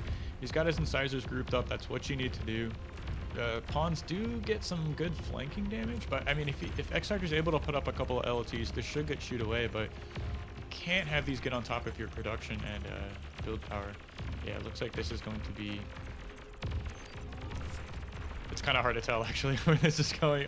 Pawns do get on top of the incisors. This LT is just doing so much work right now, and more Rex right next to XFactor's main base here to be res.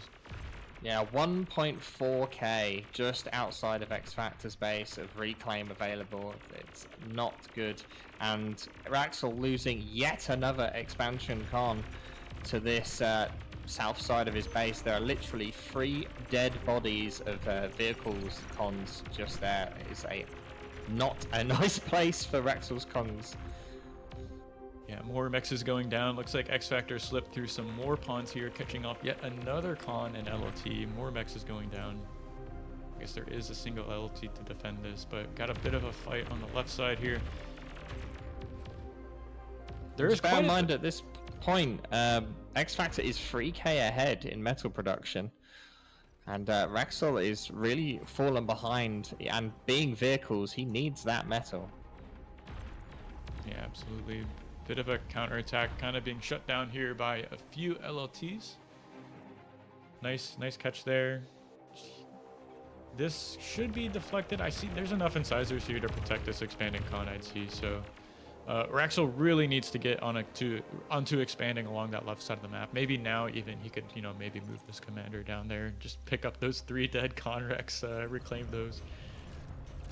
I don't know, there's 43 Raider-based units in the center here for XFactor. I think the army value is just starting to get to the point where it's too much for Wraxell to deal with. Yeah, even going up to 2 bot labs here, you don't really see that too often. But I mean, XFactor's got such an army advantage. He already has the res bots he needs to, take a fight. Oh, that's cute. You don't see that every day. Radar bot, our construction bot reclaiming a radar. But yeah, XFactor just needs to take one fight. Bring up his res bots, get that snowball going. I don't think Wraxell can really defend against this. I mean, he's got a pounder and a dream, but we'll have to see if he's able to defend this. Another con kind of looking vulnerable there, rightly so. Pulls it back. Doesn't want to lose a 4th con.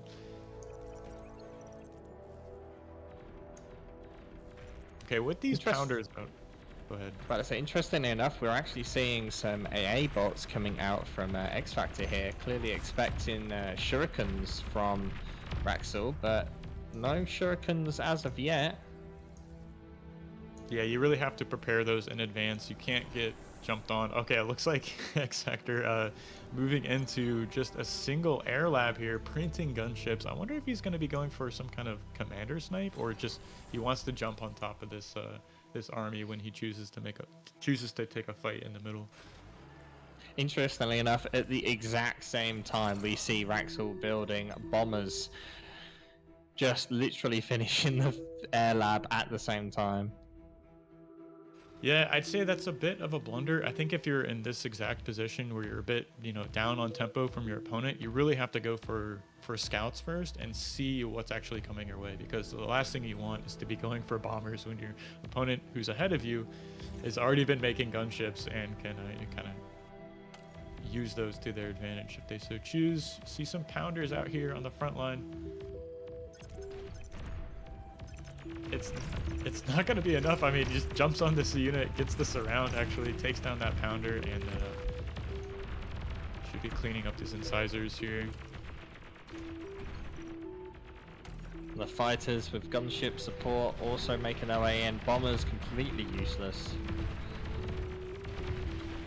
Yeah, it looks like these gunships just being spread out across the map, going to be trying to find some mexes, and they can even take out LLTs pretty quickly enough. But I mean, this push just going right into the main base of Wraxell. He's going to call GG, and XFactor turning it around taking it to game number 5. I mean, I did not expect the series to go to game 5, but here we are. Yeah, I don't think either player probably expected to have to play this last map, and yeah, here we are.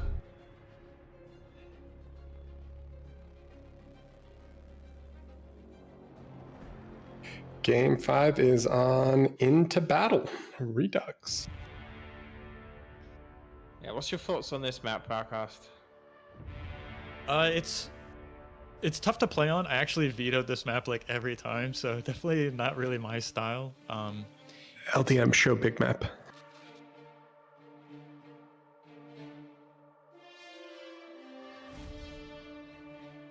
Sorry, keep going, Barcast. Oh yeah, so I mean, it's an interesting map. It's got a relatively high wind speed. I've seen both vehicles and bots being played on this map, but just I think what makes this map so interesting is there's really only 3 ways to get onto your opponent's side of the map, and there's quite a bit of there's quite a large distance between those points. So, you know, radars are going to be really important. How players choose and where to attack, you know, like decisions you make, you know, 30 seconds, a minute beforehand is like where the attack is being sent can kind of, you know, either play to your advantage or disadvantage if that attack ends up playing out well, or maybe gets shut down, and then you're just kind of leaving yourself open onto one of those other 2 lanes. So I'd say despite being a small map, it's a bit more technical than maybe some of the other ones we'd see, like a red Comet or something. It's a little bit more straightforward, just, you know, kind of get units into the middle of the board and try and take those mexes. But this one, I've seen some interesting games on it, even seen like air lab switches and commander snipes and stuff like that. So it should be an exciting final to the series here. I've only seen people spawn where I drew the boxes. Are there any other kind of custom spawns that you've seen people do? No, it's pretty much just those. I think the biggest difference we may see between the opens is just whether or not players choose to go for like either like a no-mex spawn, no-mex lab, or to like a 3-mex lab, right? I'm seeing like players take the 2 mexes, put that in LT, and then either walk forward or backwards to get a 3rd mex down before they start their lab. So awesome. Well, we're just waiting for the players to get ready. They're taking a breather now that it's equalized into 2-2, which is pretty hype. I mean, like I was saying earlier, game 5 on Into Battle, I would say lends itself maybe a little bit more towards Wraxell taking down the series, but I mean, XFactor is no slouch really, so it's going to be, you know, either player's game to lose at this point. Yeah, it is quite a chokeholdy map, and the high ground in the center is important. So you'd think we'd predominantly see bots, but it's hard to say. The edge of this map is so flat that a good raid for either side could leave you a bit just out in the open, really. Yeah, it's funny because it feels in a lot of ways like I'm a little worried for Wraxell. So much of Wraxell's strength is about like harass and, you know, like the 3 blue sections that I just highlighted there, they're all super choky. So XFact has a lot of that like 8v8 lane experience that's super narrow. So I'm curious if he can kind of leverage that. But I'm more than anything just excited that we get to a game 5. And I think players are about to load in. So I will stop talking and let you guys take it away, gentlemen. Thanks, Volshuk. So here we are, game 5. I mean, I know I asked you your predictions earlier, Requiem, but given how the series went down, who do you think's gonna take this one? Well, I think my money's still on XFactor. I feel like Wraxell had those 2 very good early games, and ever since then, he's not really been able to keep up the same sort of pressure. And I feel like that's probably going to happen again. Wraxell's just not going to be able to keep up that early aggression. And this map does not really lend very well, I would say, to early aggression. But all you need to do is shove something in that chokehold in the middle, and that's going to slow down everything, really. So yeah, my money's still on XFactor. What about yourself? My heart says Wraxell, but I think my head says XFactor, just because, I mean, he is the more experienced player. I'd say he's, like, you know, on paper the better player, right? So just hoping we get a surprise. That would be crazy to see Wraxell eliminate XFactor here in the round of 8. But I am looking forward to some of the later sets, right? With XFactor. Yeah. When we see Wraxell queuing up a bot lab, both players playing Cortex at the moment. XFactor yet to queue up, but I'm going to predict bots as well. Yep, there we go. It makes no sense really to not go bots on this map with the hills. I mean, I've seen incisors work a few times just because, like, you know, you're really still playing to their strengths. You know, using bots against incisors can be very difficult. But it does make sense. Yeah, both players choosing to play kind of standard here, just going for Cortex bots.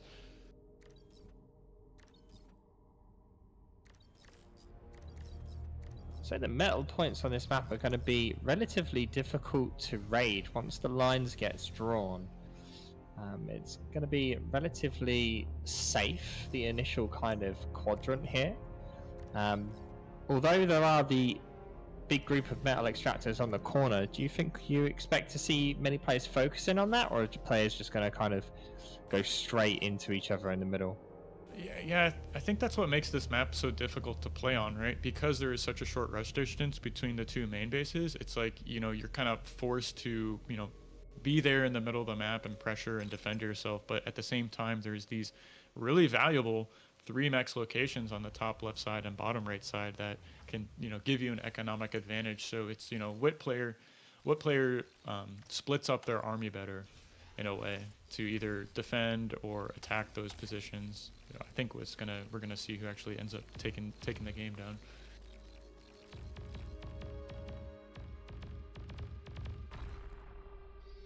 And the first kill goes to XFactor,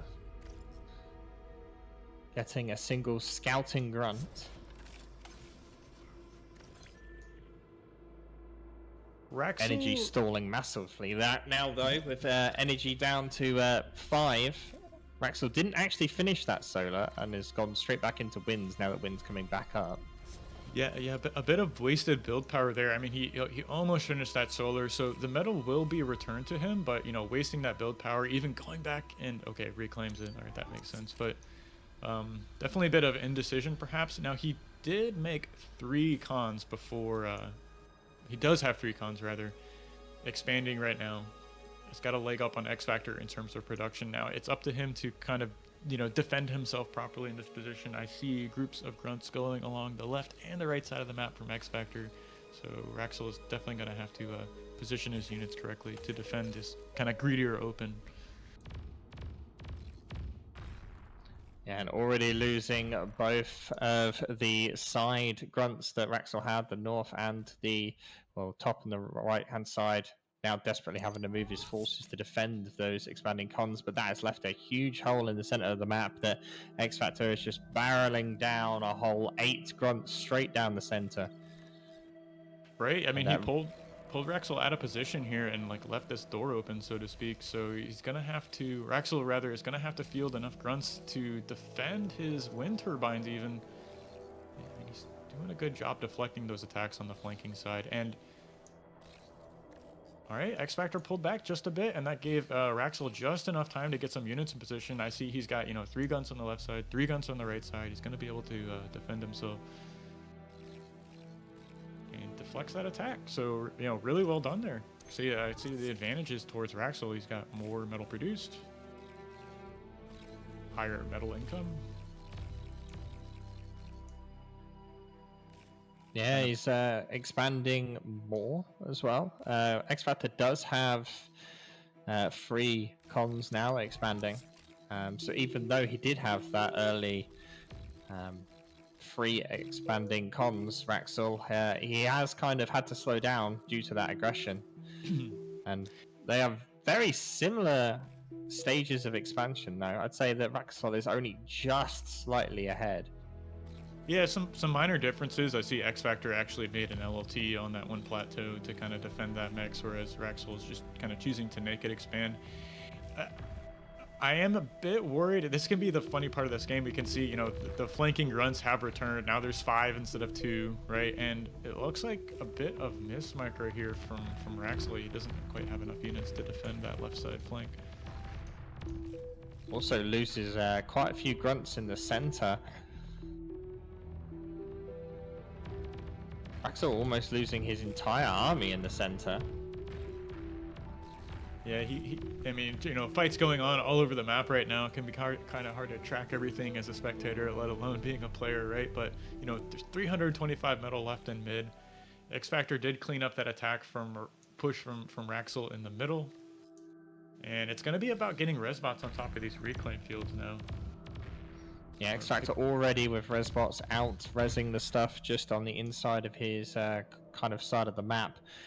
Whoever controls that resbots area in the center is going to be the biggest thing here. But Wraxell can't really afford to contest that right now, as XFactor's pushing very, very strongly. Yeah, XFactor did kind of regain control of the metal income, so he's just like 1 mechs up right now. He even has an expanding con heading to the top left side, so she'll be able to secure that position over Wraxell trying to get bottom right. And there's just a huge push actually here from XFactor on Wraxell's side of the map. I mean, if this goes his way, you're leaving a lot of reclaim on your opponent's side of the map, but I think he's just going to get here in time to deny this LLT. He's going to find this expanding con. And that's exactly what XFactor need to, you know, get a further advantage of this game. Yeah, I think Wraxell may be just a bit too far behind now. Army value is only 21% difference, but there is just way too many blue grunts all across the map here, and Wraxell is really, really struggling. Yeah, you see fights going on everywhere. Cons going down on the left, on the right. Looks like XFactor's managed to take out those 2 mexes in mid. He still has control of that reclaim field from earlier, so those resbots should even further compound this metal advantage. Commander And XFactor takes it self-destructed. down. Quick series there. Well, very well played, both players. The fact that Wraxell managed to win the first 2 games is a big surprise, but XFactor is #1 on the leaderboard for a reason. I'm actually really impressed by how Wraxell navigated that series. I mean, like we said, like both of us weren't expecting him to, you know, to take 2 games off of XFactor. So he was on match point against, you know, one of the best players in the game. So really well played, and I think this is just, you know, him continuing to improve and get better. So I would expect him to make a deeper run next season.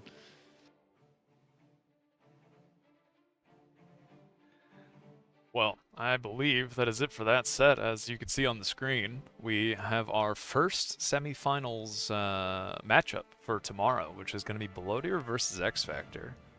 Not gonna lie, pretty hyped for that. It's pretty exciting. And it looks like we'd be doing FlyingDuck versus Randy, but we're baiting you. We are in fact doing Autopilot versus Sashkorin first. And, you know, once again, we are going to be rotating casters around. And this time, I think we have the pleasure of having Slick and Huck being our casters for what looks to be a pretty good set. You know, are either of them actually here? But I debated. Look, I see them here. No, I'm ready. We got Me and one. Slick are both ready. Let's go. Yeah, I'm ready. Ready, Freddy. Yeah, I mean, although that might be the other semifinals, my co-caster here, TM Boy himself, SlickLikeVik, is actually saying that the next match might be the real finals. It's going to be Autopilot versus Sash, and he has a lot of faith that they might be the 2 strongest players in the tournament. Yeah, I mean, they've been practicing a lot. I've been practicing with them a lot as well, following everything they do very closely, and they're just playing extremely well, in my opinion. Very, very solid. A little bit biased, obviously. Yeah, well, comes naturally, right? You guys are all in the same clan. You've been playing together for a while. You played in a mega series together, but you do have the insights. I mean, you played against Blodir yourself. Everyone, obviously, in this tournament having a lot of experience, but you know, we'll have to see. Obviously, this last match, XFactor versus Wraxell, did not go, I think, how most people expected. So we'll see if any curveballs come their way. It is kind of strange though, right? They're both in the same team. You guys all practice together and now they're facing each other. Is there going to be a lot of mind games going into this match, you think? I don't know about mind games. I think they both have secrets that they kept from each other, even though they would like to probably pretend they don't. I think we're going to see some secret builds pop out of the woodwork, even though they were literally practicing 2 days ago against each other, something I don't think you would see from opponents. Yeah. For example, I did not play against Blodir ever before. Certainly not this last week. And we weren't in lobbies together, like we were not allowed to watch each other's games. But these guys, they were playing against each other up to 2 days ago. Just going at it, full try hard mode. Yeah, it's going to be very interesting for sure. I think Blodir was mostly practicing against Teddy. Bar is kind of weird though, like that. Apparently, once again, like I'm showing my inexperience in the scene, but apparently you can, like, every game ever, there's a replay. So you can look up literally anything if you really wanted to. Is that correct? Well, no. Games in private matches are hard to find publicly. In tournaments, sometimes they require them to upload them to Discord channels. If you went digging well enough, yeah, you could find replays and you could prepare for your opponent very well. And I think that's a very strong thing to do. Yeah, preparation goes a long way in 1v1. So you can find them, but they're hard to find. You'd have to basically like search, or I don't know, Hackerman, something like. I'm once again not only showing my inexperience in bar, but in like computer science layman terms as well. So it would be hard to find, but you could. So, sorry, replays in locked lobbies do not show up on the public replay server. So and you cannot find them. You cannot. They won't be there. Yeah. Okay, understood. But if they are locked because of a certain tournament, sometimes players are required to upload them later to like the tournament Discord or whatever. So yeah. Then you'd get them. Okay. Yeah. It is a very interesting thing to have all matches publicly accessible, at least in my experience, compared to a lot of other esports games. You don't have that. It's a lot easier to hide your practice, but I guess TM internally did a decent job. Obviously they couldn't hide everything themselves. I mean, you guys have only been practicing together really, so it'll be interesting, but I'm hoping to lean on you a little bit to provide some insights to see, like, are there any curveballs, are there any interesting quirky games that come out, any interesting strategies that you have seen either play or not practice, or practice a lot. I'm considering, I guess, Autopilot, I think, is what you would say would be the stronger player here. It's tough to say. Yes, I think Autopilot is a very slight favorite, but they're both really, really good, to the point where it's hard for me to really like analyze all the decisions they're taking. Like, I don't get some things they're doing. They're so beyond me. So it's tough to say, but yes, Autopilot slight favorite, I would say. Yeah, we can see this graph. Autopilot obviously a very strong player. Blue bar obviously going up over time. The yellow line taking a little bit of a dip though. Some great graphics provided by, I believe, Volshik. Volshik doing a great job providing all these assets. And then, of course, Sash, I think a little bit of a climate there at the end. Same, trajectory, also improving. I think a little bit behind Autopilot in general from an OS perspective, but a very strong player. And it's funny, all these guys, although they're tippy top of the mountain as far as 1v1, we still see them on a regular basis slumming it with the rest of us in 8v8s, small team games, all that stuff, all the crazy antics that end up coming out in bars. So it's cool to be involved, from my perspective, and seeing these guys compete at the highest level, but then also get to play with them and interact with them on a day-to-day basis. Yes, I think that's one reason why they're so strong. They play everything. Sash and Auto, they're the top of 8v8, FFA, 1v1, small team games. They play it all. So they're strong in every part of the game, and as we saw from their graphs, their win rate spikes up the later the game goes on. You can't say that for all 1v1 players. Some 1v1 players, they don't really play all modes, so they don't really know what to do when it gets to like the late game, but not these guys. To be fair, I think everybody that's expected to proceed plays a little bit of everything, so yeah. Got it. Well, looks like we're going through picks and bans. Is that correct? Is this an accurate representation of where we're at? That is, yep. We are waiting on Autopilot's ban. So first ban was Red Comet, then High Noon, and then Auto picked Eye of Horus, Sash picked Into Battle, and Auto just banned Pools. Very nice. Any insights from what these players are hoping to compete on, map that they mutually like, or maps they want to avoid? I did not actually expect these map picks at all. I have Horus first pick from Auto. I would not. Maybe he has something cooked up that I don't know about. We'll see what he plays. Maybe it's some vehicle build. Maybe something with walking. Would be very, very interesting to see. Into Battle Redux, also an unexpected pick from Sash. Yeah, I would have expected him to pick some of these, like the maps they're banning. I would expect him to pick like Archsimkats, for example, or Pools of Ilys. But instead they go with the. Yeah, they've just completely switched. I expected the maps they picked to actually be banned. Very Yeah, interesting.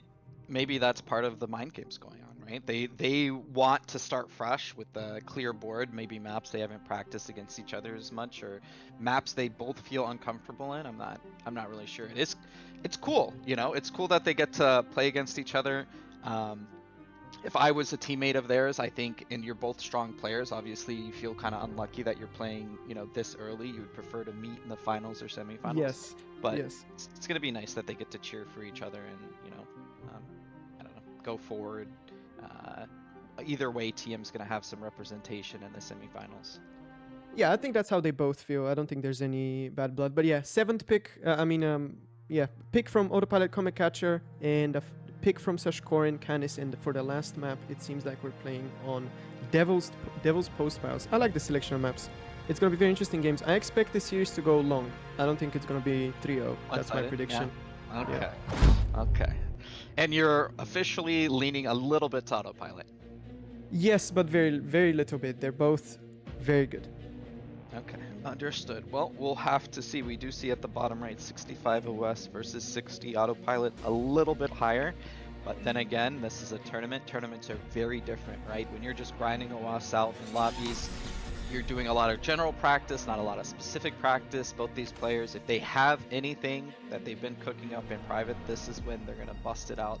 It looks like both of them going for a pretty standard opening, mirroring each other, just getting the 2 mexes, throwing down some wins, and then obviously going to put down their bot lab, most likely, and push forward. Yeah, both Cortex, both in the middle spawn. So far, relatively standard. We'll see if they go for the bot lab, which is the predominantly most popular lab on this map. Yeah, Sash puts down a Cortex bot lab.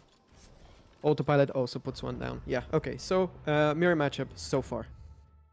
Yeah, we see Autopilot putting down a solar just to lean into that low wind, and Sash did as well. So they're going to mirror each other almost exactly. It's going to be an interesting match. Obviously, Eye of Horus having, a lot of mexes, a lot of high mex value, a lot of wind, but the map leaning towards bots because of all these hills. You would think standard, with the mexes being so spread apart, you'd want to lean into vehicles, but with all the hills, all the run-bys, all the lanes, obviously bots reign true here. Both players looking like they're going to play a little bit defensively, going con, being a little greedy, knowing that the walk distance is going to protect them here. Yeah, I mean, this is one of the maps in the pool where going bots is encouraged. Most maps are predominantly vehicle maps, right? The terrain doesn't really help the bots so much. But this map, yeah, there are a lot of opportunities for bot players to make. Looking at the build orders here for the start, it looks like Autopilot is going for 2 early cons. Sashkorin has 3 cons early queued up. And then both players going into an infinity of grunts, as is to be expected. So yeah, one more con for Sashkorin. Yeah, basically non-stop. And we see an early radar from Autopilot. I remember watching a match of Blodir's on this map, and what really showed his advantage was getting these early radars on certain particular hills. So they're going to fight, they're going to push out their units, they're going to try to jockey for position, and if they can get position, obviously there's going to be a lot of vision and just pushing and pulling, raiding and counter raiding, doing their best. We can see Sash being very aggressive here, running out very bravely, 1 grunt, and on the other side we see Autopilot with 4 grunts going to push on the opposite side. So we'll see what they can find. It's a daring adventure for all these units, kind of like Frodo going to Mount Doom. You know you're not going to make it back. you're never going to see your family again, but orders are orders, and you're just going to have to run across the map regardless. Very sad, but that is just how it goes. Yeah, radar is extremely important in this early grunt versus grunt stage. You want to have your raiders positioned well. You want to make sure your cons are safe, that you can get the jump on the enemy grunts. Grunt versus grunt is a lot about formation and how you engage. You want to make sure you get the flanking, that all of your grunts are shooting, stuff like that. So yeah, this early game will be just a lot of grunt micro, as this map usually goes anyway. Yep, and the hills have eyes. You can see that both players making use of the hills, trying to deny vision, deny radar, get in, try to see what the opponent is going, and then also trying to get damage. Of course, if they can get grunts a little bit on the backside into windmills, into mexes, they're going to do a lot of damage. But both players very cleanly so far, just defending these small grunt run-bys. It's a small risk for a big reward if they can get in on that backside, but so far so good. Good defenses from both sides. Yeah, it looks like both players did eventually go into 3 cons. I see Autopilot also added an extra con to his original queue, almost as if he was trying to deceive the casters. No, obviously I'm joking. Yeah. No, you don't know. I'm sure they know you're casting the game and they're thinking, what is Slick thinking right now? I've got to win it for him. Maybe not. I don't know. No, I think they're thinking about the game. Probably.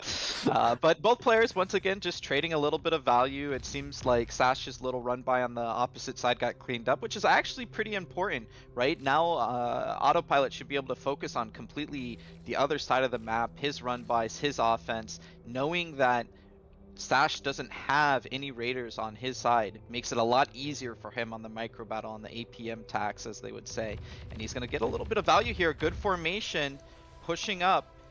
Sash responds. He does have that LLT down, which LLTs will help just kind of keep the area safe, give a little bit of a range advantage, make it a little bit easier to defend. But every LLT is a little bit less of eco, a little bit less of mexes, a little bit less of units, and it's not the position you want to be in. You want to skimp as much as possible. Yeah, no damage done so far, but in these high-level games, damage is not ultimately what it's about, right? Even just forcing the other constructor to pause for a second, maybe step back to go to safety, it buys you enough time. And so far, Sash with a slightly better expansion has more mixes, a little bit more meta produced, but game very 50-50. Yeah, and it looks like we're seeing a daring move here. Sash moving across the map. It does look like Autopilot's going to have to retreat. Autopilot, of course, if you look at the mini-map top left, is pushing himself, but we're going to keep our eyes on this match right now. Sash pushing in, doing a great job here. Autopilot kiting. Of course, you get a slight advantage by kiting, grunt versus grunt. So you want to be in the perfect formation, and then you want to be kiting, and you should win most battles. But it is very tense. If we flip to the other side of the map, you can clearly see Autopilot getting chased down as well from this top side. 2 battles going to go on at once here. It's going to be hard to keep up. It does look like a better engagement here from Autopilot. He's going to clean that up. Probably twice as many grunts, and that's a big blow to Sash. Yeah, the first mistake of the match, we've seen all of these grunts just instantly getting vaporized. They kind of went in without sufficient vision, and yeah, Auto got the jump on Sash. We should see a nice lead in army value for the next few minutes, but just because of that. Yeah, it's very hard. There was obviously 2 battles possibly popping off at the same time, and you're not sure which one to pay attention to. The true answer in bar fashion, zoom out and pay attention to them both, but getting caught with his pants down, a little bit of a mistake there from Sash, but that's all you need sometimes in these games. We'll see how it plays out, though. Ooh, looking at this counterattack now from Autopilot, it looks like he just managed to get in without Sash noticing. His units not really in position, should be able to deny this metal extractor from going up, forces the constructor to run back into safety, delays it, and now he's just gonna go into this backline, and I don't see... Yeah, he should be able to clean up these mexes very easily. At the same time, Sashkorin goes for a vehicle transition, has made 1 pounder, is going to try to reinforce, and is now pumping out incisors. Yeah, very, very interesting. We'll see if that gets value. Of course, Pounder's going to be amazing against the grunts, but it's going to be very tough to get on them. We do see a counterattack at the top right as well. Autopilot really trying to tax Sash in the APM department. He's attacking the top left, he's attacking the top right. He has his 3rd force coming up the mid left side.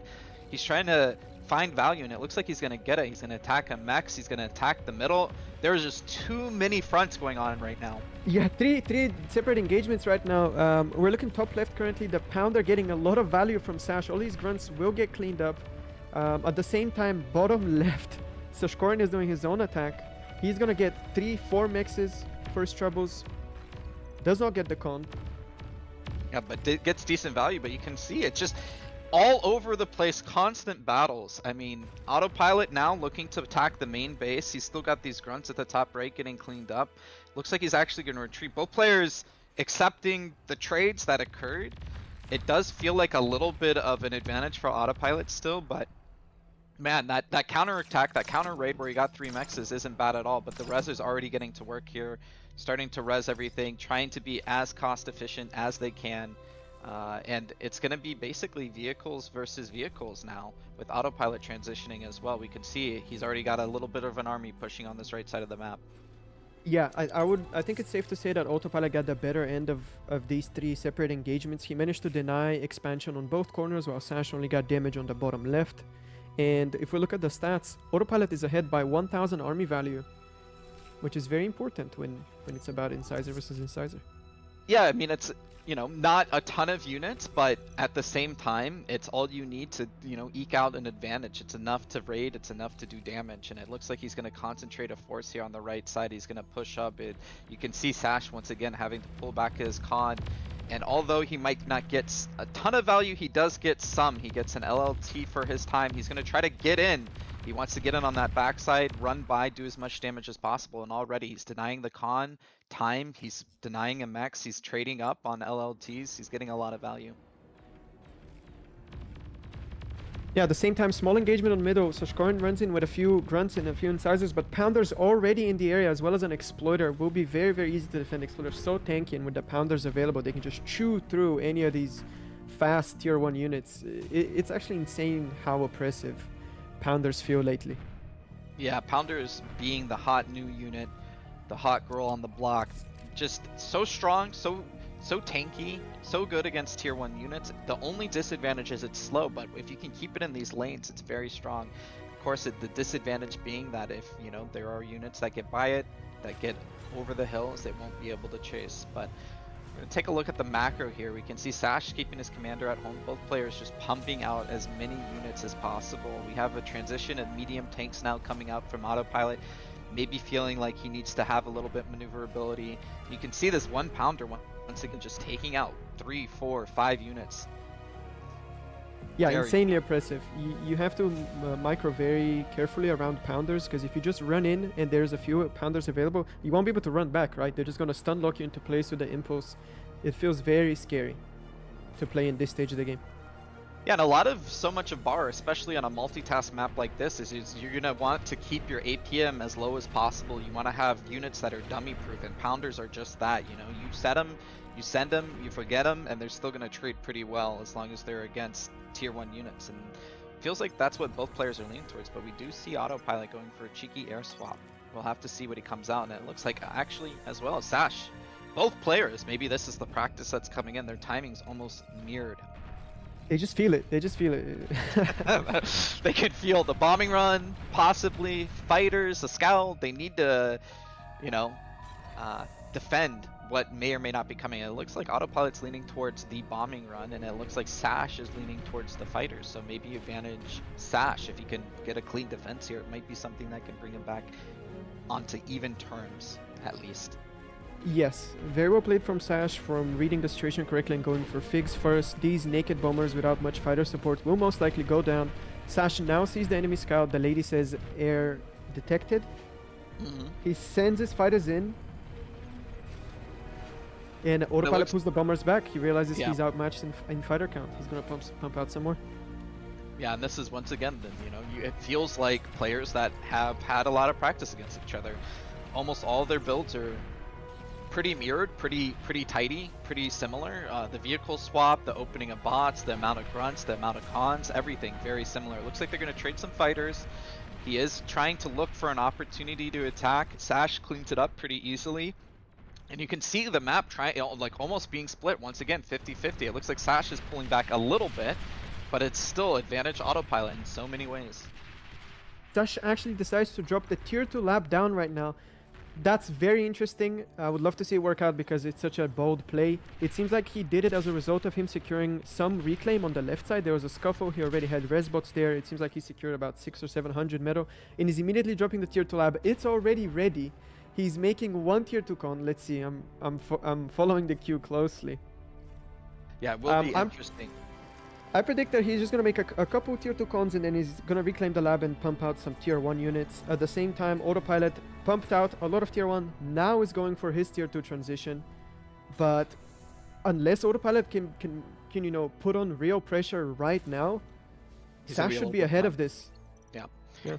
Those tier 2 mexes being so impactful, providing so much value, it definitely could be advantage for Sash, and more importantly, Autopilot hasn't gotten a scout in, so he has no idea. He does have the overwhelming force right now, it feels like, with all these tier 1 units, these pounders, these tanks, these lashers for the anti-air, just in case Shuri's come in.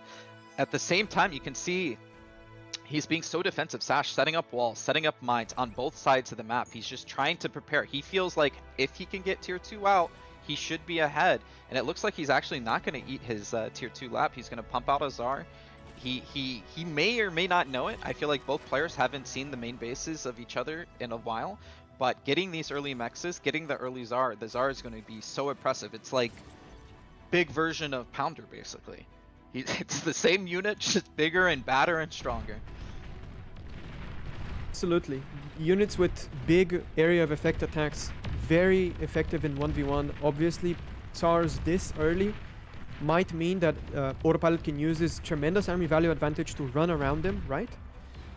Tsar's not very good at chasing big balls of units that run around him. I don't know, I'm scared for Sash. Obviously, he's aware that he has less army value, thus the mines and the walls everywhere. But if Autopilot realizes he can do so much expansion damage right now, but Tsar's already hitting the front, yeah, this is tough. It looks like bombing run right now, finally going from Autopilot. No fighters available for Sash. He's emergency making flak. What is the target here? Let's see. Bombs the BP first. Yeah, and he gets it. He gets it. Those are huge hits. And he's going to get a scout, and he sees that he's on tier 2. It does look like the flak's going to come out, but maybe too little too late. Man, what is that? 5, 6 constructs? 4 construction turrets go down if I... counted correctly. Or 7, something like that. I'm not sure. Yeah, but a lot of BP. Yeah. Yep. And he gets the flak out. He's going to clean up the bombers, but it is tough. On the right side, we can see the Tsar trying to make a presence. A lot of times when you're taking damage in one way, you want to equalize in another, and he's just going to be pushing this the Tsar out, trying to do damage, but smartly so. Autopilot pulls back all of his tier 1 force. He lets the big daddy Tsar get the space. Let him, hey, it's your game.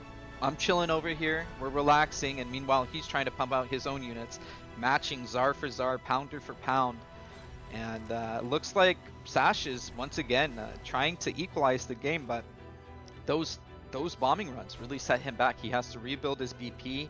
He is doing so efficiently, and he's trying to be aggressive, pushing out these Tsars, eking out small advantages where he can for free. Of course, the Tsar, one, having a large amount of health, having a big splash attack, and having range makes it so good against the tier 1 units. So he's just going to be moving it across the map trying to get damage, and meanwhile Autopilot's job is going to be dodging it as much as possible, and it does look like Autopilot's trying to go for that advanced geo, which will provide him a lot of energy.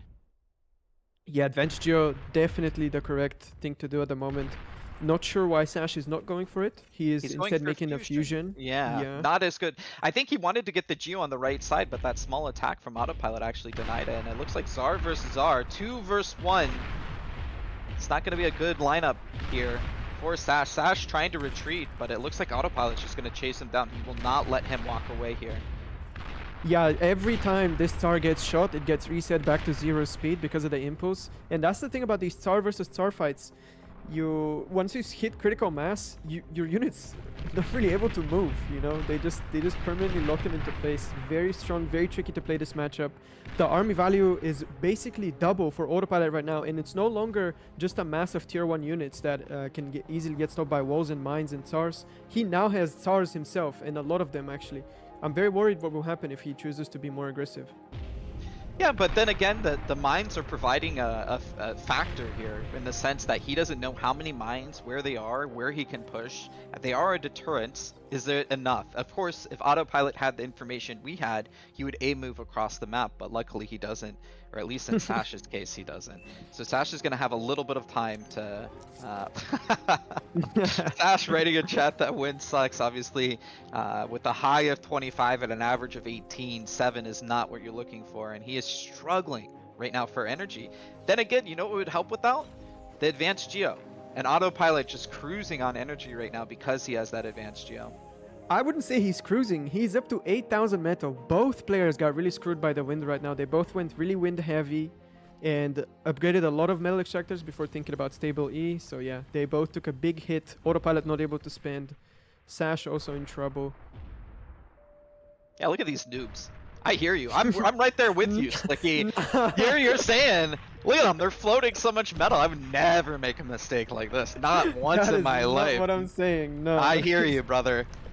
I hope they watch this and they hear it too. I'm right there with you. That is not what I'm saying at all. But yeah, big engagement here on the right side. And on the left side as well. 3 Tsars available on both sides for Autopilot. No Tsars for Sash to match them. Just gets his first Tsar out of the lab. This is going to be a huge engagement on both sides. I'm not sure what Sash can do to really stop this army. Yeah, he doesn't have much at all. He is pumping Zars out, but he has to match toe for toe both sides. He needs 6 Zars, and he needs them 2 minutes ago before the damage hit. I don't think we got like a blitz here on the left side too. Autopilot already pushing, doing damage, canceling that tier 2 mechs. These mines not going to be enough. And then at the same time, he's on the back side, he's on the right side. Autopilot just blitzing his opponent in every direction, making it so hard for Sash to reply. And Sash's Zars, I mean, they're coming. They'll be there by Christmas. It's gonna take them quite a while to go match either side. They're so slow. So slow. Very sluggish, yes. Autopilot decides to pull out on the left side, doesn't want to push further. He doesn't have any scout with the army. Wise choice, you know, you can always, you never know when there's a jammer in the vicinity and you get all your stuff degunned without vision. Pulls back. Yeah, goes into more bombers right now. 4 air lab bomber transition from Autopilot. I guess realizes that he's so much up in army value, he has no ground pressure to worry about right now. Just completely switches to air. I wonder how many bombers he's gonna go to before going in, but this is gonna be very strong. And unless they all die to Flak, it's probably gonna seal the game. Yeah, of course, Flak doing a great amount of damage in an area. Obviously, both these players being so good, I don't expect them to clump all their bombers in one direction. So you would assume that this could be the nail in the coffin, but we'll have to see. It does look like he's going to send them, and this is quite the air army. And there's one Flak, and he's got a big job. He's going to have to do it all. I don't think he's going to be ready. There's a fighter goes down, transport goes down. They are flying in, and this looks like D-Day for the red player. He is going to lose that fusion very soon, loses the contours. Tier 2 already have it. Manages to reclaim the fusion. He got the fusion? No explosion. Oh, no, oh my god. I mean, it's a great play, but at what cost here? His other fusion as well going down. No, looks like it's going to live that one. Flak doing its best, up to 33 kills. Will he reclaim? No, it does explode. No, fusion goes down. Barely any BP left. Yeah, I think this is GG. Sash calls it, and this is the end of game 1. Eye of Horus goes to Autopilot. Commander self-destructed. Very well played. It's so interesting. Both players being so mirrored in every way. I think, you know, obviously I have Horus leaning towards bots, leaning to eventually a vehicle transition, and then the potential for, you know, an air transition. But to see the timings, even tier 2. You know, we thought Sash was taking a big risk, and then, like, you know, 3 seconds later, Autopilot was right on the case with tier 2 himself.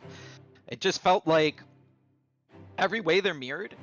Autopilot getting a little bit better trades early, and then what? I think maybe they're being, you know, Sash with the walls and the mines and the defensive play gave Autopilot, you know, even more of an advantage, even though it was needed. It's just everything. It's a very thin margin. And every advantage, it feels like Autopilot is just squeaking out a little bit more value. And as he gets that little bit more value, it just keeps snowballing as the game progresses. Yeah, I'm with you there. These games where there aren't a lot of critical mistakes are so entertaining to watch. Just players eking out the smallest advantages from here and there, and then snowballing it into something bigger. You know, it's just great to see. Yeah, I mean, from a strategy perspective, whether it's chess or Go, you know, there you might have a really good play, but unless it's the most optimal play, you know, your opponent's gonna take advantage. And over the course of a long enough match, you know, those small advantages build into bigger ones. But it looks like the players, once again, not gonna need a break. I'm not gonna make any more comments, you know, compared to what we said before. With significant others or otherwise, but I'm happy to be back into the next game very quickly here. Obviously a little bit smaller of a map, maybe a little bit more arcadey. I feel like if I'm Sash, and you know, I have the perspective of myself, I'm going against Autopilot, you do want, I think, something that's a little bit more gamey, like a little bit more crazy. You want to up the variance, right? You want to add as many factors as you can. Maybe not X factors, but just factors in general. And Sash, I think is gonna have a better chance at this map, to be honest. How do you feel? Well, I actually have a little bit of insight into this map. I believe I know what Sashkorin will go for. He practiced a unique build against me like 15 minutes before my games versus Blodir. Yes, in fact, I see the vehicle lab queued up. So just a little bit of backstory. Into Battle Redux, predominantly a bot map, right? Everybody just kind of goes grunts on this. And we have these big grunt micro battles. Sometimes it goes into thugs and a clash down the middle, stuff like that. Sash chooses to break this by going for a vehicle lab. And I believe that the build is walking for a bunch of mixes with Commander and then coming back to the lab to boost incisors. The classic X Factor walk, as it's called. Yeah. So I would love to see how this goes. Yeah. I love watching substandard plays. This will be very interesting. So you love Sash more than you love Autopilot because you're giving him secret practice. Is that what I'm hearing? No. So does Autopilot have some secret builds you practice with him too, or only Sash? I just want to be clear here. Well, not secret builds per se, but I practice with them both, and I'm not sure how much practice against me is useful in the first place. Okay. I'll lay off a little bit. You love all your clan members equally. I see. That's nice. Good for you. Okay. Of course. Well, like you said, Autopilot going for the standard bot lab. Obviously, this map leaning towards a lot of hills, a lot of high ground, and we do see Sash, as you said, going for the vehicle lab. He's going to get that con out, and he's going to pump out Rascals. Rascal's going to be interesting, though. He's kind of going to reveal his hand, right? As soon as he sends over, Autopilot's got to think something's up as soon as he sees these Rascals. Yeah, I mean, he's going to know that he's going to deal with incisors very soon. He's going to play a little bit more defensively. I expect to see him not really overextend with grunts into enemy territory. Stuff like that. And he does see the Rascals. Rascals hit the field. Autopilot gets the notification, and then his brain starts calibrating. Okay, how do I adjust here? What am I going to be doing? What's going to be changed? It looks like he's going to be trying his best to defend.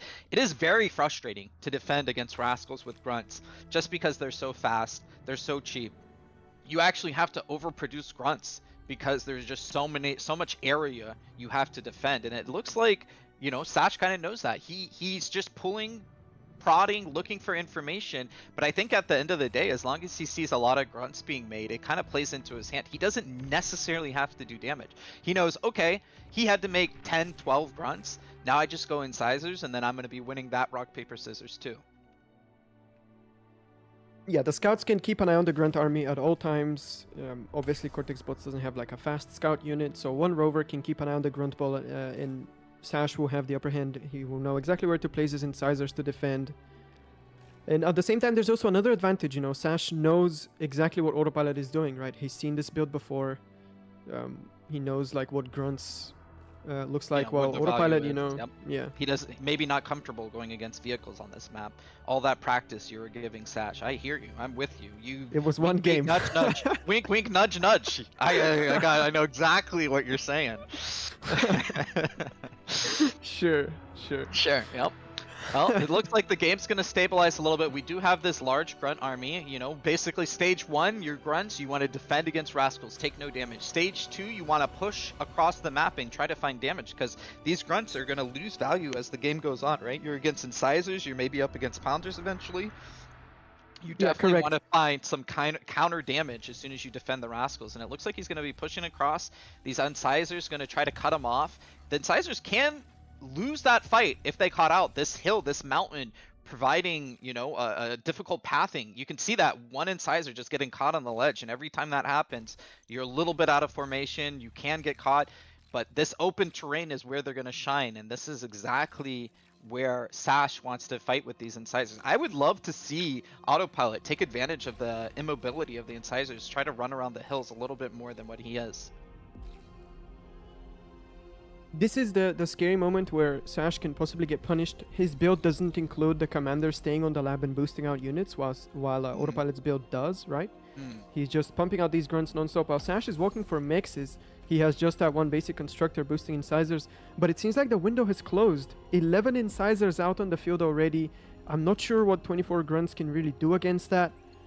I think this is a very defendable position if you're Sashkorin.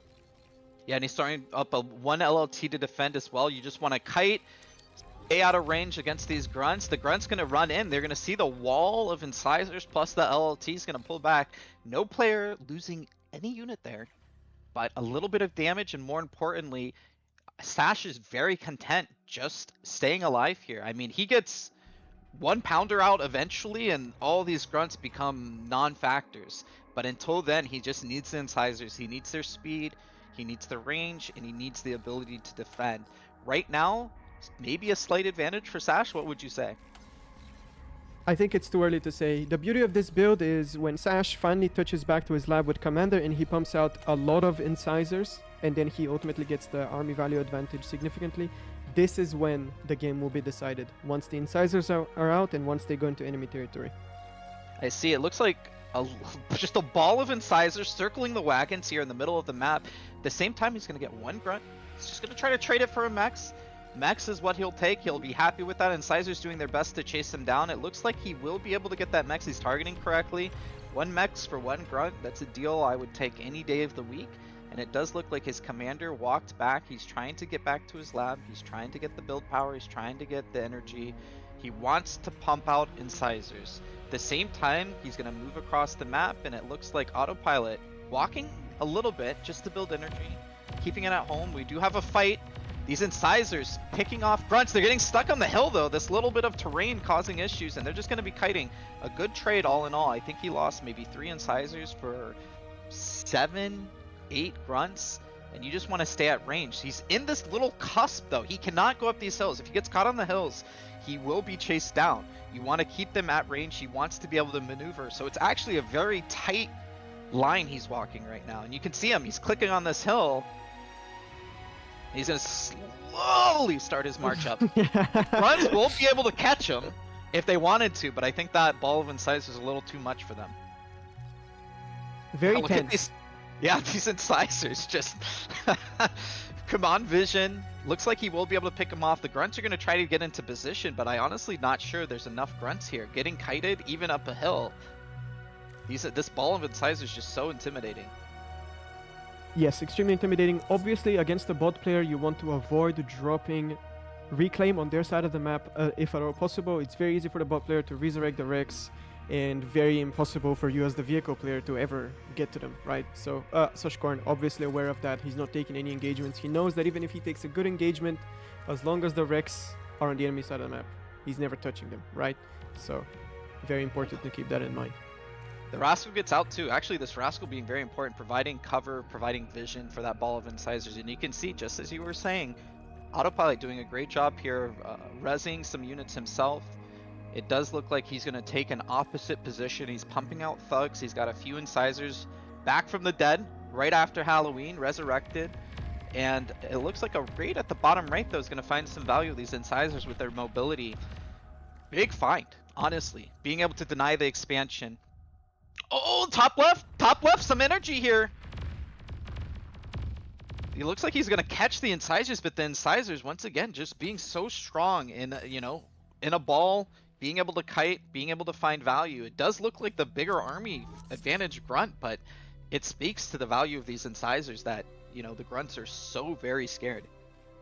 Yeah, Autopilot ultimately chooses not to commit on that I think it was possible to do so, but I don't know. So on the same side, the same incisors that got the expansion, the bottom right, are now going forward. Self D goes out for Autopilot, a little bit mistimed, does not actually hit anything. And this is a very interesting point in the game as well. Autopilot decided to go heavy into thugs now to counter the vehicle player. Obviously, thugs way stronger on this map than their counterpart, the brute. But now he has a bunch of very slow units that can't really catch incisors, so he chooses to go back into grunts. Yeah, go ahead. The big fight top left as well. Once again, the incisors fighting the grunts. It always looks like advantage grunts, and then the incisors start kiting, and it's just over. I look at the fight every time, and I think it's going to go one way, and it goes the other. These incisors, as you were saying, on the backside of Autopilot's base, going to find a lot of value. Just getting a mechs here, a mechs there, and then the resers at the top left going to work, and it's going to be up to Sash. Sash really needs to deny this. I don't think he can give up 1k of metal top left. If he loses that, I feel like it's going to be a huge advantage, whether he got mechs advantages or not at the top side of his base. There is just a bot army being built from scraps here. These resers doing their best, and he's going to find a lot of value just through these resers. And these thugs are going to provide a lot of a meaty shield.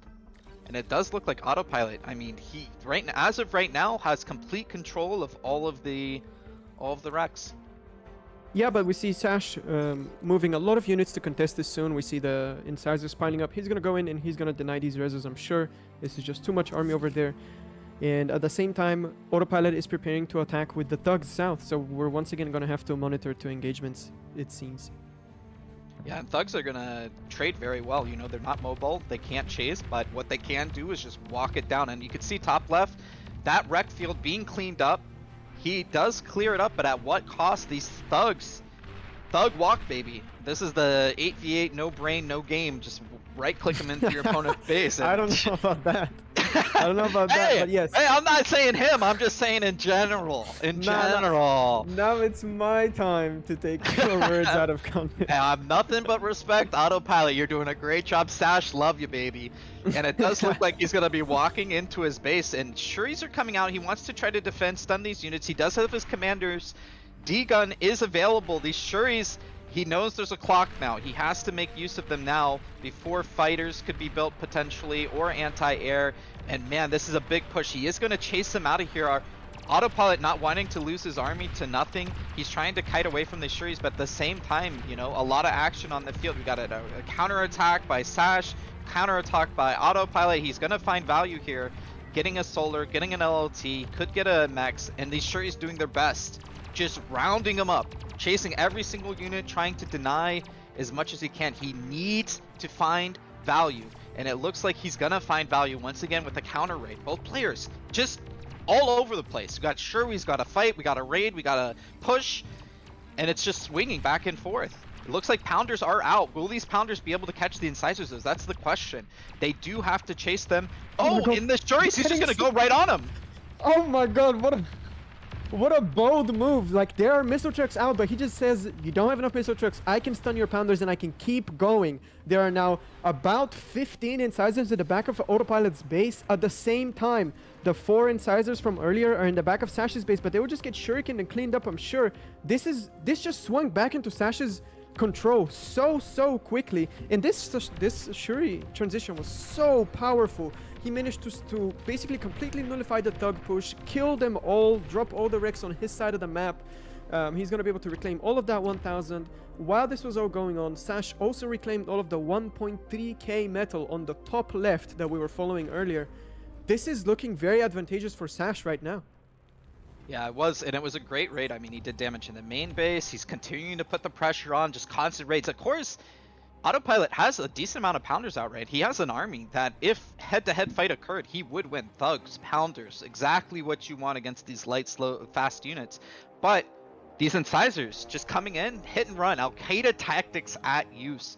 Just doing everything he can to push and pull and prod and poke and run away, and Autopilot's just licking his wounds, right? Like, he lost a bunch of wins, he lost a bunch of mexes, he lost a little build power. He's trying to counterattack, and he is going to find damage, and actually it hurts Sash right now just to be E-stalled. He's not going to have the exploders at full effect, but the Shuris once again coming in, and Autopilot, if he doesn't get some fighters, I mean, the missile trucks are nice and all, but he's not going to be able to cover these Shuris running from one side of the map to the other unless he gets some fighters himself. And you're right. Shuri's MVP this game thus far. Yeah, extremely good decision to make sure he's in that situation. It looked so scary to a noob like me. Just so much army in front of your base and you're like right-clicking Shuris with your commander, but it worked a treat. Yeah, it was wonderful. Now though, this big pounder bow with so many missile trucks in it, Shuris will not do the trick anymore. This is very scary. Now, no more tricks. Sash needs to make his own land army, needs to match this. And that's or how avoid he's it. gonna... Yeah, if he doesn't avoid it, he's just gonna eat damage. But you could counterattack, you could avoid it. I'm not sure what the answer is, but it does look like, as of right now, he cannot fight that army, as you said, and rightfully so. Just Pounders being the perfect anti-ground army, these Lashers being the perfect anti-Shuri army. We saw a bold play before. I mean, he could go for it. He does have, what, 14 Shuris, but it looks like he's just looking for value. Look at him, he's just surrounding these Pounders. The Pounders full stun. Incisors for Pounders, not a good trade. But Incisors and Shuris against Pounders, now that is a trade anybody would take any day of the week, and it's just free value. These Incisors getting the revenge they've always been looking for, yeah. And there's a missile truck in range, but a little too late as it was before. He's going to be able to kill 1, 2, maybe 3 Shuris, but at what cost? Losing 4 Pounders himself. At the same time though, top left gets completely collapsed on by Autopilot. He has enough army to clear out these exploders and the few defending incisors, no problem. Pounder's completely gonna pulverize through this entire area, and that's a nice sweet 1k on the ground left for the victor as well. Yeah, I love that aspect of Beyond All Reason, having the Rex be part of the game. It just makes controlling space so important, makes having space so important, and you can see that actually Sash feeling very comfortable in this game, gets a good scout, and then also going to continue the raid. He has perfect vision, and that's a lot of just having air control. Having air control means basically just having the advantage to be mobile, to get information, to be able to adapt and do whatever you want on the field. And you can see that there's just a lot of map control right now for Sash. He sees everything. He saw blue space. He knows exactly where he's at.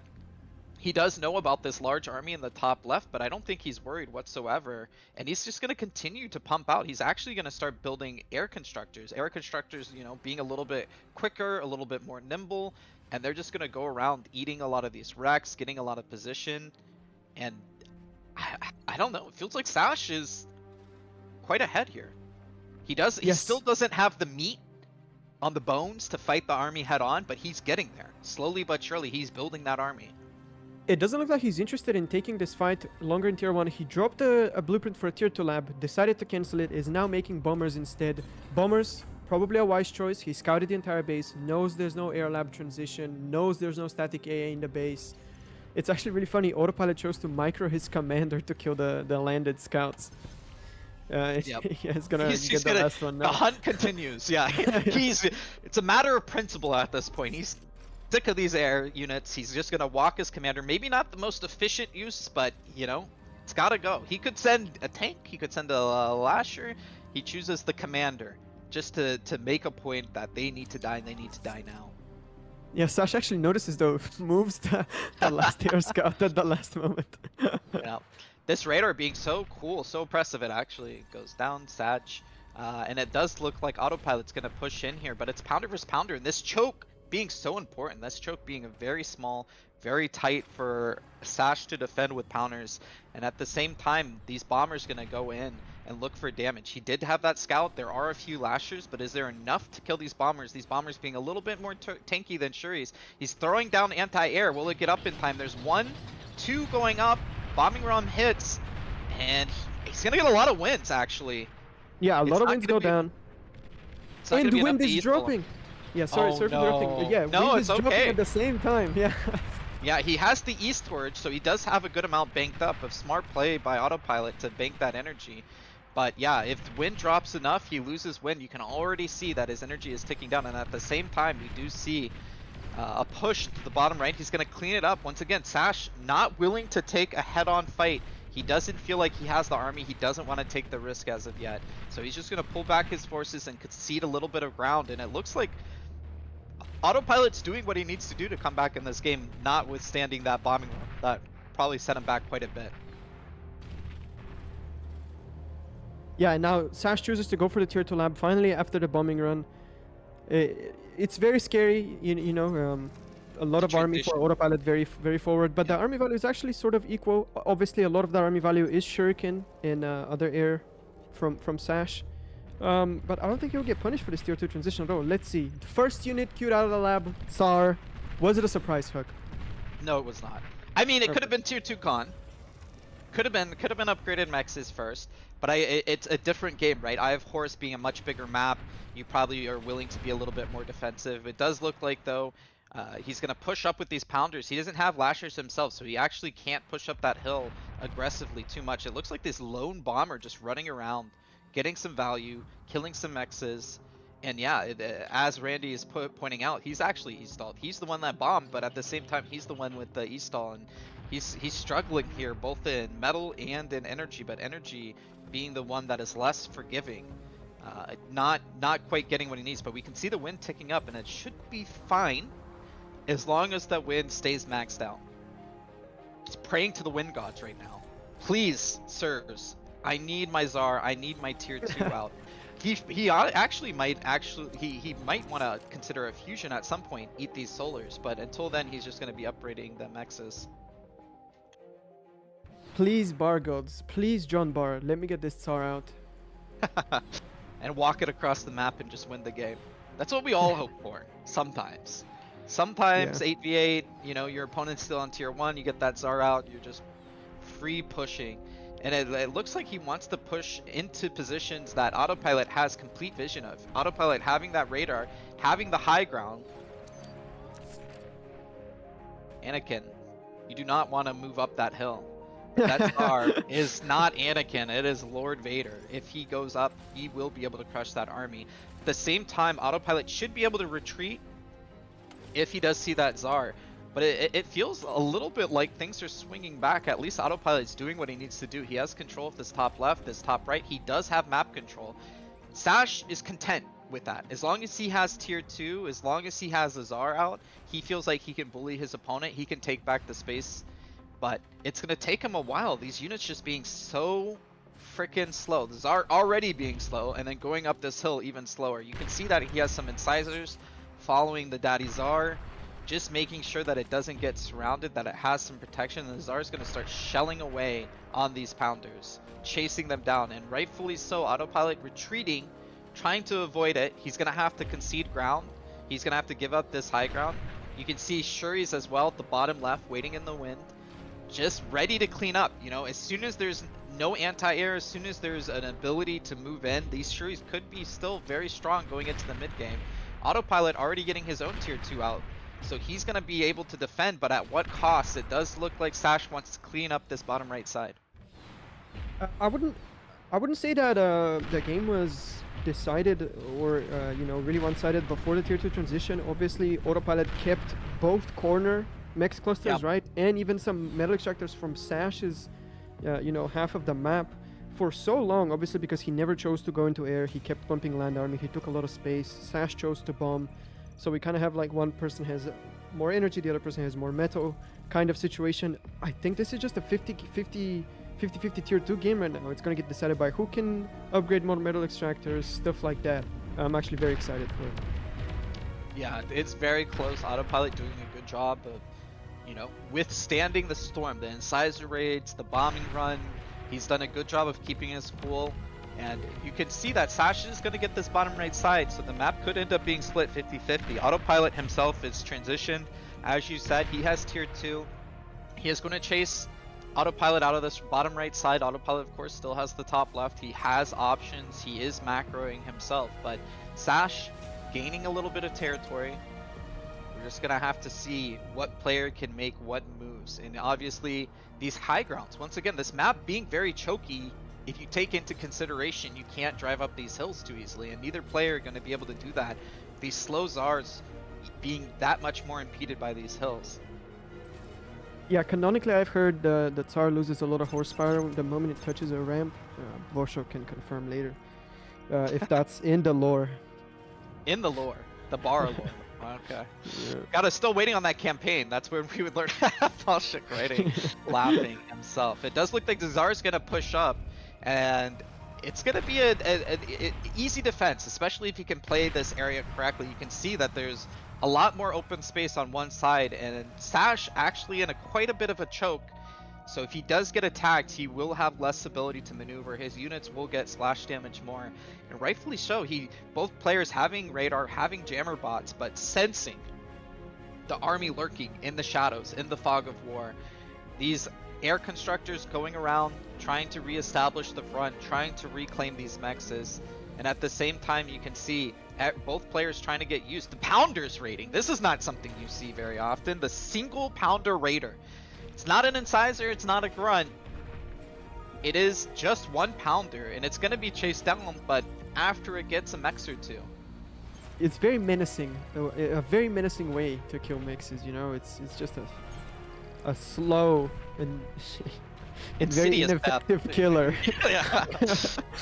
Just eking out some value, but hey, he gets the job done, and we can see that both players trying to macro. We do have a fusion going down. I can see Sash actually ate some of his solars, and then at the same time on the opposite, Autopilot, no fusion. He does have some advanced solars, and he's trying to macro himself. Another Tsar pushing up this left side. It's a battle of the Tsars. Both players just pumping them out. We have one on the right side from both players, and now it looks like a left push as well. Same thing, same composition. You have a radar vehicle, a jammer vehicle, and a Tsar, and a few supporting units. Yeah. And you can see the map almost being split 50-50. Sash does have control of this right side. He has not taken the maxes as of yet. And you gotta wonder, how much value do you get from just being on the high ground with the Tsar, having the optionality to swing to either side? And apparently not enough. He starts crawling down. You can see Autopilot getting into position, trying to get ready to defend. He does have radars on this left side, on the high ground, on the left lane. So both players having good vision of each other, as long as there is not a jammer part of their army. The Tsar dance is well and good, but if we zoom out and we take a look at the big picture, we can see a significant tier 2 economy advantage from Sash. He upgraded so many more metal extractors so much quicker. If I am correct, we are looking at 11 or 12 upgraded metal extractors for Sash versus just 5 for Autopilot. Yeah. So a big advantage. Sash also has the fusion. Autopilot instead chose to make some advanced solars. Yeah, that is a very comfortable tier 2 economy lead to be sitting on, that's for sure.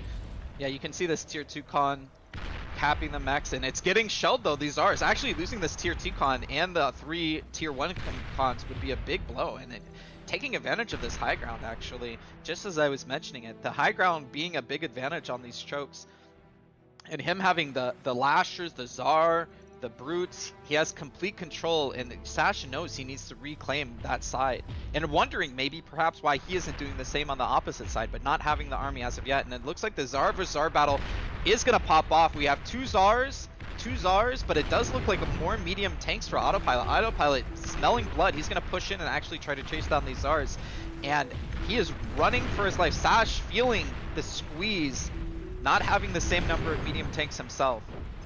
But Banisher is now out for Sashkorin. Banisher is obviously better at fighting into Tsars than just pure Tsar versus Tsar, or at least theory would suggest so. You know, this is still kind of an uncharted territory of 1v1. It doesn't get to this point very often.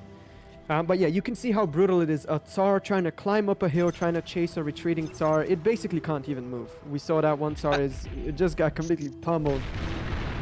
Oh, and it looks like his one Tsar, his remaining Tsar on the left side is getting chased down, and yeah, it's such a pain. Sash trying to go up the hill, down the hill, up the hill, down the hill, and he's just getting caught out. Meanwhile, Autopilot having the high ground, having the advantage. These Banishers going to start trying to pick off, but also running into elevation issues themselves. They're going to get some value, but these Tsars reigning supreme, and it feels so oppressive to have this high ground, to have this advantage. Yeah, huge advantage. Autopilot managed to crawl his way into the high ground, managed to steal it away from Sash, and now the Tsars have obviously better range sitting on the high ground, as all plasma weapons do.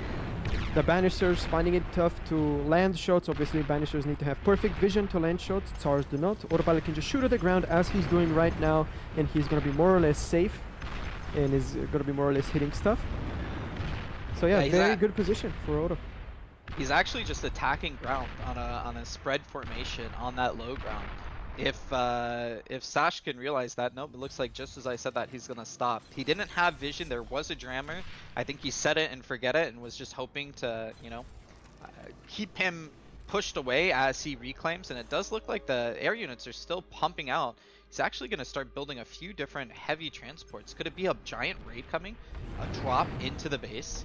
No, he's gonna Or try is to it steal just the. to get the high ground? He's gonna try to steal the Tsars. Yeah, I think he's gonna try to shoot the Tsars and steal them away. One flak truck available for the defense. One flak truck probably not enough. Can get focused down. Yes, Sash is going for the flak truck first.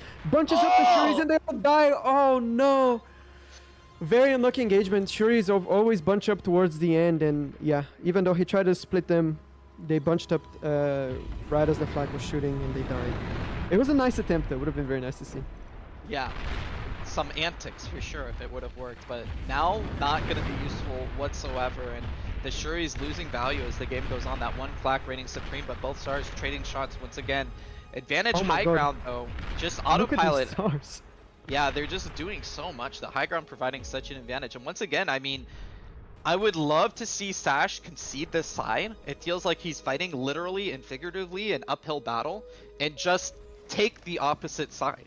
Push up on the right side, do the same thing, cause the same amount of damage, and make Autopilot either commit and roll down the hill, or, you know, match him and play defensive on the right side. But I think when you're trying to fight up this uphill battle while not pressuring the right side yourself, you're just leaving a lot of, you know, opportunity costs on the board. Yeah, you are just getting pummeled by 300 DPS of glorious Tsar impulse. Some say glorious. Tough. Some say I say glorious. The Tsar is a glorious piece of machinery, sir. Please. I see. I'm not personally a Tsar fan, but hey, we'll take it where we can. It looks like Autopilot is gonna push down a little bit, maybe just looking for scouting information, but you can see as soon as he gets down the hill, tries to go back up, there's a point of no return. You're committed either way, whether you like it or you don't like it.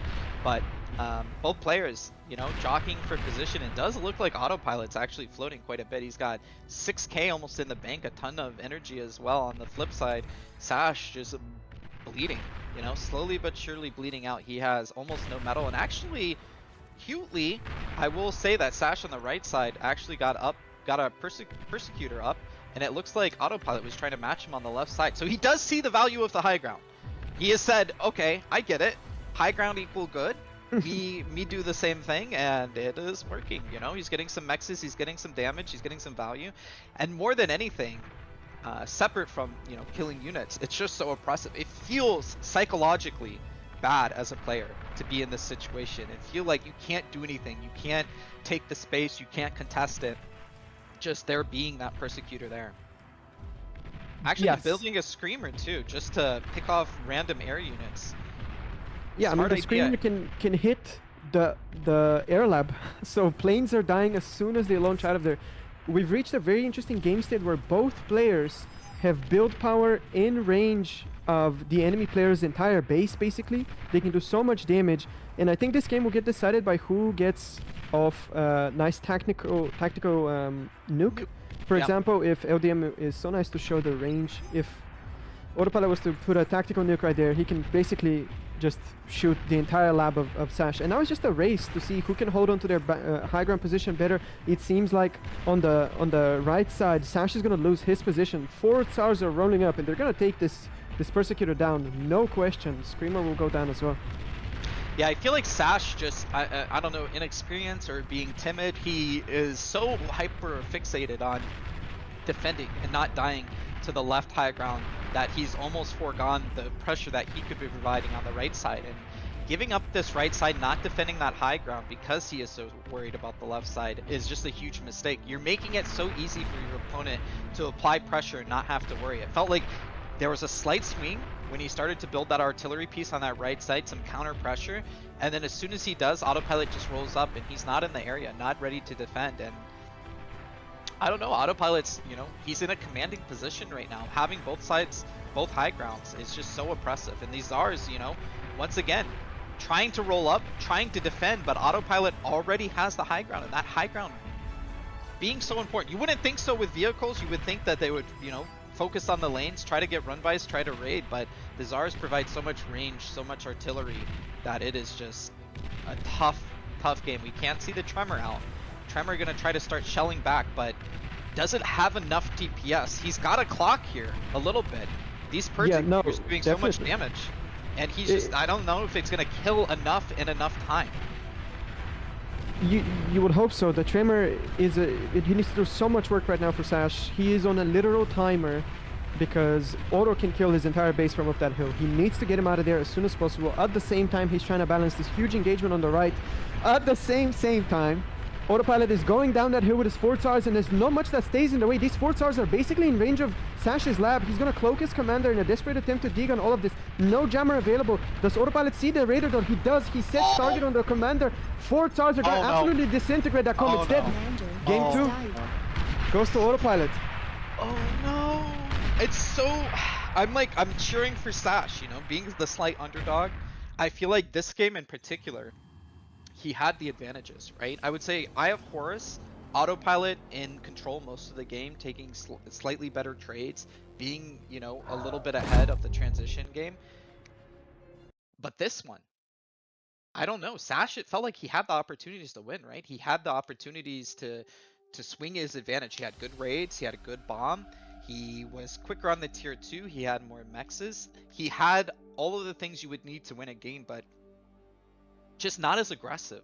I think not realizing the perspective that the high ground would give such a big advantage, and then not willing to trade, you know, the right side for the left side. It felt like he was so hyper fixated on just defending. Yeah, Autopilot saw the vision early. He secured his you know, hill position. He had build power there as well. He definitely knew what to do from that spot, and he closed out the game very nicely, although he was terribly behind in the tier 2 stage. So behind on upgrades, on energy, on everything, but he managed to pull it back. Really impressive game. Really glad it happened. Do you feel like Sash himself, from his perspective, that he is the underdog?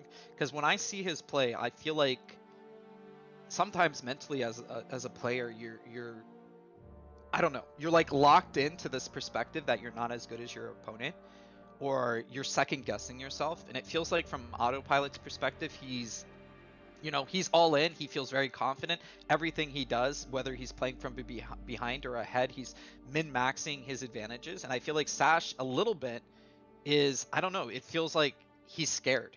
He's scared to run with the game, and it felt like he had those steps at the beginning of the last game, and then as time went on and he felt a little bit of pressure, he just kind of like closed up. He just turtled instead of like trying to counterpunch, almost like a boxing match. I don't know. I don't know. I can't see into his mind. These players are not relatable for me. They're you know, the big next level. So I don't know how they feel, but it definitely. Yeah, these games definitely give a hint of that. Like, Sash thinks he's supposed to lose, so he's not pressing his advantages as much as he should have. Yeah, I can see definitely what you're saying. But yeah, next map, Comet Catcher. Sorry, go ahead. No, I was going to say the series is at 2-0 auto, which means that this is going to be match point on Comet Catcher, and I would love to hear your opinions about everything from spawn positions. I mean, I think it's predominantly tank versus tank. We just see a lot of medium tanks once kind of the normal one goes. We saw Auto play Arm V on it and lose. I feel like that's super rare. Normally this is just core v core, but yeah, thoughts from you two? Do you mean XFactor play Arm V? Oh yeah, XFactor, sorry, yeah. Yes.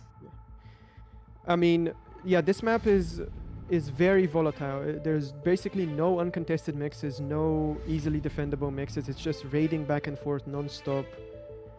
The spawning locations, we've only seen one really. Nobody really spawns away from that middle three mechs cluster. Although a popular build lately has been 2 mechs into slight commander walk and then back to the lab. I suspect that both of them are going to play Cortex, and I predict that Sash will do the X-Factor walk. I don't know about Auto though. Yeah, we've seen a little bit of experimentation with armed vehicles, even in your own match, Slick, against BCTV. He notoriously went arm himself, and it never worked out. I think theoretically the blitzes could provide value, could be a little bit stronger, but at the end of the day, I think Core just has more consistently shown that it's a stronger build, it's a stronger faction. I would expect both to go core, but we'll have to see. I assume both will open pretty standard positionally. I'm just really hoping for more games at this point. I feel like Sash, like I said, I don't know what it is. I don't know mentally what's going on in his head. I think last game especially, he had the tools to win. He was playing really well. He had the advantages, and he just kind of let it slip from his hands. And I would love to see him be more aggressive, and be more confident in his play. Well, looks like both players are spawning in. We're getting into the next game, and we do in fact have 2 core players. Yeah, 2 double Cortex. standard spawns too. Already we see a difference in how they're going to play. Sash is indeed going for that 2 max lab build, and then will most likely walk with his com for 3 maxes. Autopilot, on the other hand, is going to pick up all 3 metal extractors before making a lab. Yeah, already different from the start. It's kind of sad that none of them went Armada, right? I feel like if you can make Armada vehicles work on any map, it should be this one. It's so open. It's all about raiding non-stop. I personally have been absolutely discombobulated by good Blitz players on this map. Would have loved to see it, but not this set. Yeah, I would have loved to see an Autopilot pick Arm and then lose, so we get another game. Not that I have anything against Autopilot. I've just seen Arm fail so much on this map that I'm cheering for Sash. I feel like I lean towards cheering for the underdog in any given series, and then cheering for more games. That's just like the natural thing, right? I want everyone to, you know, have their best game, play their best, and I feel like Sash is, once again, like playing pretty well, could win, and just letting it slip. So I'm going to be cheering for him. We're hoping that this goes the distance. Thus far, of course, Autopilot up 2-0. I would love to see this set go to 5 games. It would be such a dream. I feel like the games so far have delivered so much. We don't see, you know, players make mistakes in the first parts of the game, so the games go long. Both games have gone into tier 2. It's been great. I really hope we get 05. Yeah, and it looks like Sash is going to be a little bit more aggressive here. He's pushing out with a good amount of Rascals. Autopilot playing a little bit greedier, getting a slightly later Rascals himself, but, you know, defender's advantage, just the time it takes to cross the map. He should be able to defend. It looks like he does have Rascals in position, and these Rascals getting chased away. Rascal on Rascal hate. And it looks like an early incisor as well. So it was scouted by Sash. Sash did scout it, and he tries to move away, making it non-obvious, maybe saying, hey, I saw your incisor. I don't know if you saw what I saw, but I know what you know that you don't know. And he's going to be building his own con at home, but he needs to pump this incisor. If this incisor makes it across the map, it could do a decent amount of damage. It does look like the Rascals are going to be caught out here. A good trade thus far. Sash getting a slight advantage, just cleaning up 2 Rascals for 0. But this incisor just beelining it. I think Autopilot thinking, hey, he doesn't know about this incisor. If I can get it across the map and he doesn't get his own, I'm going to get some damage. But Sash doing such a good job, scouting it early, pulling back, and then building his own incisor just at the right time. Is he going to be in position to defend, though? I don't know if he realizes he just needs to defend. It's important to know when you attack, when you defend. He is trying to get into position. These Rascals going to run by. Could be a good amount of damage. 2 incisors going to make it in time. Loses a radar, loses a mechs. Looks like he could lose more. Just a little sloppy play, not being in position, and he is going to lose another mechs. And already Autopilot saying, hey, few Rascals for a few mexes, I'll take that trade. And he pulls back that 1 incisor and cleans up the counterattack on the opposite side. Just a few Rascals getting caught out there. And already Autopilot showing to be a little bit cleaner. A little bit cleaner. The reason why we saw this particular engagement happen is because Autopilot chose to stay with his commander, boosting the lab for a lot longer before walking. So obviously sacrificing a little bit of expansion for getting those units out early. Obviously Rascals are BP heavy, so if your commander's on the lab, you can pump them out so much, and if your opponent doesn't have his commander in the lab, he can't really match you. So yeah, but interesting decision from Autopilot, and I think it worked. Yeah, it was so good for him to move the incisor out and then move it back. At the same time, I feel like Sash, once again, had the tools to defend perfectly and just kind of fumbled it. Wasn't in position and then took 3 mexes as his damage, trading them out for Rascals. It's not a horrible trade, but once again, these small cuts lead into death eventually. But we'll see how this game plays out. It's not too big of an advantage for Autopilot thus far. Autopilot does walk his commander back, and both players just trying to look to clean up these random Rascals. Is 1 Rascal gonna get away? away. And on the opposite side, it does look like he's trying to do a run by, at least get some information, and he doesn't get much at all. He has these incisors pushing up, but Autopilot in the perfect position. He's preset, he knows it's coming, he's already set up, and he could clean these incisors up. It's gonna be 5 incisors against 1 for the moment, with 3 more tailing in the back, and he's gonna clean up a little bit of Wraxell damage. He's trying to sneak in his own just around the LLT. Can he get around it? These 3 Wraxells trying to defend incisors into an LLT, and incisors. Ooh. It's a bad trade for Red, and Red just trying to get these Wraxells around. He inted a few incisors. He has to get damage, but 1 Wraxell isn't going to be enough. It's going to get chased down, and looks like Sash is trying to be aggressive. I like the aggression. I like that he's trying to get advantages. He's going to just circle this Mex. Oh, it's gonna be close. Oh, unlucky. Unlucky, good attempt. But yeah, that was a really bad engagement. The incisors go down without any damage done. There's already a constructor there. Immediately picks up all the reclaim from the ground. We need to keep in mind though, while this is going on, Sash is expanding with 2 constructors, while Autopilot is expanding with only 1. So being able to keep your opponent on his base while you have more expansion happening is good.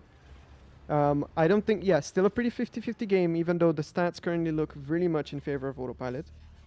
Yeah, those expansions maybe going to kick in like a minute or 2. We'll have to see how it plays out. Sash having a slight advantage, but now it feels like Autopilot, knowing that he entered a few units early, not knowing where he's at as far as the rest of the map. Of course, Sash having the advantage of scouting information just through attacking, and Autopilot trying to feel, right? Like, he doesn't know exactly what's going on. He doesn't know if he's expanding with 1 or 2 cons, but he probably does feel like, hey, after he entered that many units, after I got reclaim, I've been pumping nothing but incisors. He probably feels like he has the better army, and he wants to push that advantage. He either wants to fight and crush another army, or he wants to go across the map, and he's trying to scout right now. He's sending Wraxells out saying, hey, I need to know, where am I at in this game? And as of right now, he does not have that information, and Sash is perfectly happy trying to keep Autopilot on his side of the map. Great scout from Auto, manages to spot both. Oh, yeah, we need to talk about this engagement in the south. Sash goes in. It seems like he gets caught out by the defending incisors. This is going to try to retreat, but not fast enough. So many of these are going to go down. All of the reclaim stays on Autopilot's part of the map where a constructor is already present. We'll be able to grab this so easily. And I feel like while the game before this engagement was sort of, even now, Sash is in huge trouble. The incisor numbers are crazy. 26 incisors available for Autopilot, while 10 only available for Sash. And Autopilot's going to go in now. Sash needs to pull off a miracle of a defense to stay in this game. That's what I would say. Yeah, and he's stalled right now. Pain on pain. He needs to defend somehow. He can't overinvest in LLTs.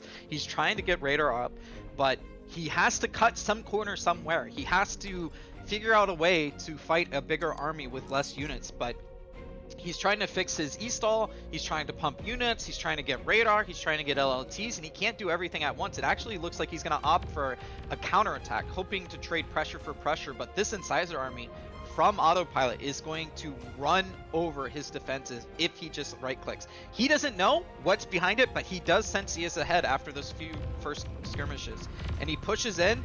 Incisors trying to defend that LLT doing its best to trade, but this is a huge army. He will be able to defend eventually, but he doesn't have the time right now, and these incisors not only going to do damage, killing solars, killing radars, but he's going to be trading constantly up against the incisors of Sash himself. The commander getting in on the action, and meanwhile, a raid on the opposite side. Sash trying to even the terms, distract his opponent, but you can see Sash's base just absolutely demolished.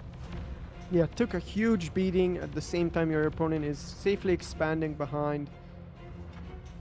Very tough. Yes, very tough. I mean, he has a lot of metal here. Maybe if he can reclaim it, maybe if he can counterattack. It's almost weird, like you're this far behind at this point, you cannot. Oh, looks like he's going to get some value. This is exactly what you need to do. You need to keep your opponent on the off foot. He gets a Mex, he gets a con. He needs to save this army. I hope he's paying attention, but it's so much easier for Autopilot with vision defending to catch another raid. And you could see the incisors. He clicks away, he clicks forward.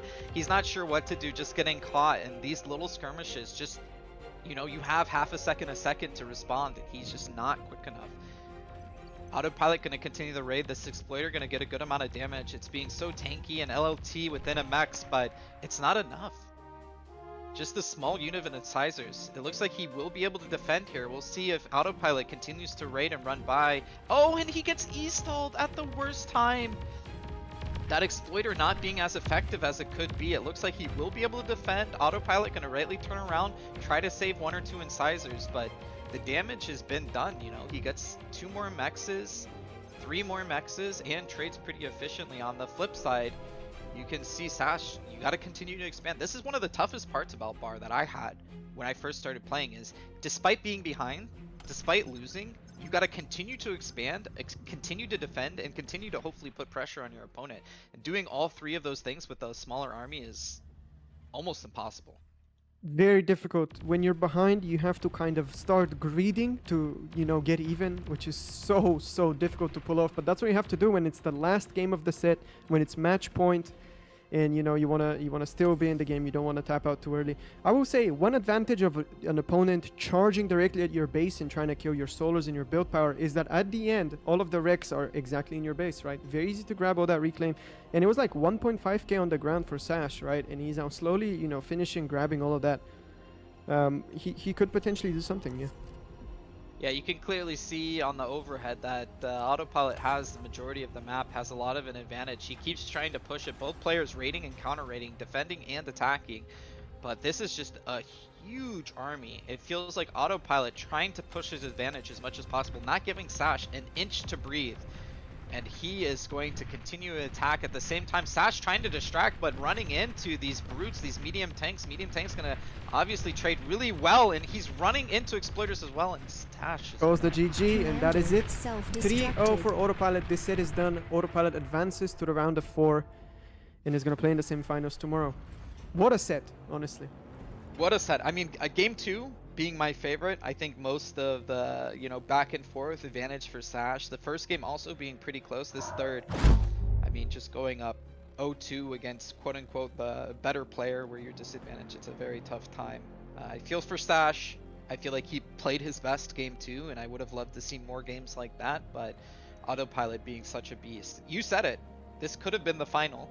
We'll have to see if that's true over time, but what a series. What a series. Yeah, I'm so glad we got to cast it, honestly, Huck. These were amazing games. Yeah, really happy. The Tsar versus Tsar always delivers a show. That's for sure. Yeah, I have to say, you know, watching that, Auto looking kind of clean. He, like, I think you guys are right. Like, Sash definitely looked like he was in the lead in the Into Battle Redux game, but just he let off the gas and Auto just kind of came back. It was kind of a very weird, very interesting kind of game. But you know, Huck, Slick, thank you. That was a pretty good cast. You know, Huck with some colorful language about some rating, which I thought was kind of funny. With the what was it? The Al Qaeda raid. Let's not go. Let's not. Should I not repeat it? I thought that was funny. All right, look. I missed that Keep it part. lively. When was that? What? I said Al Qaeda take tactics. It's okay. It was good. That was good. But no, I appreciate it. That was a fun cast. I think next we have actually Volshock stepping in. You know, he's no longer going to be in the back prodding me with a stick to hey, do something. You know, he's not going to be doing that this time. Casting with Barcast, which should be pretty fun. I know we're gonna see Randy versus FlyingDuck, our last set of the day. Well, I am excited. Yeah, I bet. Barcast, sir, are you present? Yes, I'm here. Word. Yeah, shout out Huck and SlickLikeVik. Amazing cast. That was super fun. It's always great to see more casters kind of come out. I think one of the great parts of BPL is that Barcast slots us all in at different times, so some of us old dogs get to yap, and then the up and coming ones get to yap as well. And I think it's awesome just get the different perspectives and everything. So I'm excited to cast with you, though. This is the final series for the quarterfinals. We are going to see who joins Autopilot. Yeah, this is going to be a great series. FlyingDuck may may be perceived as the underdog in this matchup, but he's a very strong player. He definitely knows how to like macro, transition, take the game long. And Andy, of course, no slouch either. So I'm really looking to see some fireworks. Hopefully we get a 3-2 series, lots of 3-0s this round of 8. So kind of hoping for a longer set. Nice. If you want to throw to players, we can see that these are 2 UK compatriots right here. So this is an all UK affair. I think Randy, if we look at his stats, we've talked about him before, but he is just a perennial player who goes deep and does incredibly well. And I'm actually going to stop talking because they are going to start picks and bans. So we need to start updating Figma. But do you think there's any maps that favor either of these players, Barcast? Yeah, I'd say it's pretty similar to like the Wraxell XFactor matchup where, you know, the better player, air quotes, is looking to get on larger, more macro maps, maybe something a bit more standard, whereas FlyingDuck, I'm assuming, would like to have maps played on something a bit smaller. See Andy going ahead and banning Eye of Horus first. I think that's just a nod to FlyingDuck's strength as an Armada player, believe it or not. So I think Eye of Horus perhaps one of the better maps for Armada bots in the pool, but it's going to be eliminated straight away. I didn't know anyone played Armada. That's crazy. Yeah, who knew? And we're going to see our Andy pick Archsimkats, which oddly enough in qualifiers it was not played that much, and then in group stages it was the second or first most played map. It became much more popular. It's interesting because we've seen success with every lab except for ARM bots. We've seen a ton of core bot, we've seen ARM V on it, and we've seen core bots. Blodir has done some incredible games with it as core bots. Yeah, Corebot's very stable on that map. If you do choose to spawn on that high ground plateau, it's just so easy to park grunts on those 3 ramps, and you're pretty much, you know, kind of content to, you know, spam construction bots, you know, get up your build power, stuff like that. So no real surprise to see. Andy had an interesting style on this map. If any of you caught the round of 16 match, he played that map against me and stuck on this like really aggressive Armada vehicle style, really kind of bringing the pressure to the other side of the map, not going for that, you know, greedy multi-con expansion opens you see that's very popular on that map. And then we got a pick for Devil's Postpiles, which I'm excited. I think that map has the highest chance to go T2 out of any other map in the pool, so it's always enjoyable. And I think shout out to Aiden for incredible work on that map. We've seen a ton of kind of variable games on it. Following that up, Randy's going to pick Pools. So I know Andy's been developing some pretty spicy strats. He might not decide to show them today just because, you know, perhaps he thinks he has an advantage in this match, so doesn't really need to bust out like all the deep stuff he's been cooking or not. But tomorrow I would expect some pretty spicy stuff from him. Yeah, I'm excited. We haven't seen a single game on Devils today, have we? No, and I guess we're guaranteed to see it, right? So game 2 is going to be on Devil's Postpiles. I think it was kind of teased in an earlier series, being game 3 on, I guess, was that Blodir? Yeah. Help me out here. No, it was Blodir Wraxell. Blodir Wraxell. Excuse me. I was okay. Anyways, but like you were saying, the map can go to T2, right? It's a very kind of choky map in some regards, pretty high economy as well, just by nature of it. Like, you know, there's multiple geos you can take, there's just tons of mexes you can go after. So, and you know, kind of similar to some of the other maps like Archsimkats, you do see a pretty wide range of races and labs being chosen to start. Yeah, I'm excited. I think that this has been one of the more, well, minus the dominance of vehicles, I think this has been a super enjoyable map pool for BPL. So good work on you. And first game is in Archsimkats. I don't think we've seen anything super non-standard aside from the corner spawns. LDM, if you would be so kind as to show us the big map.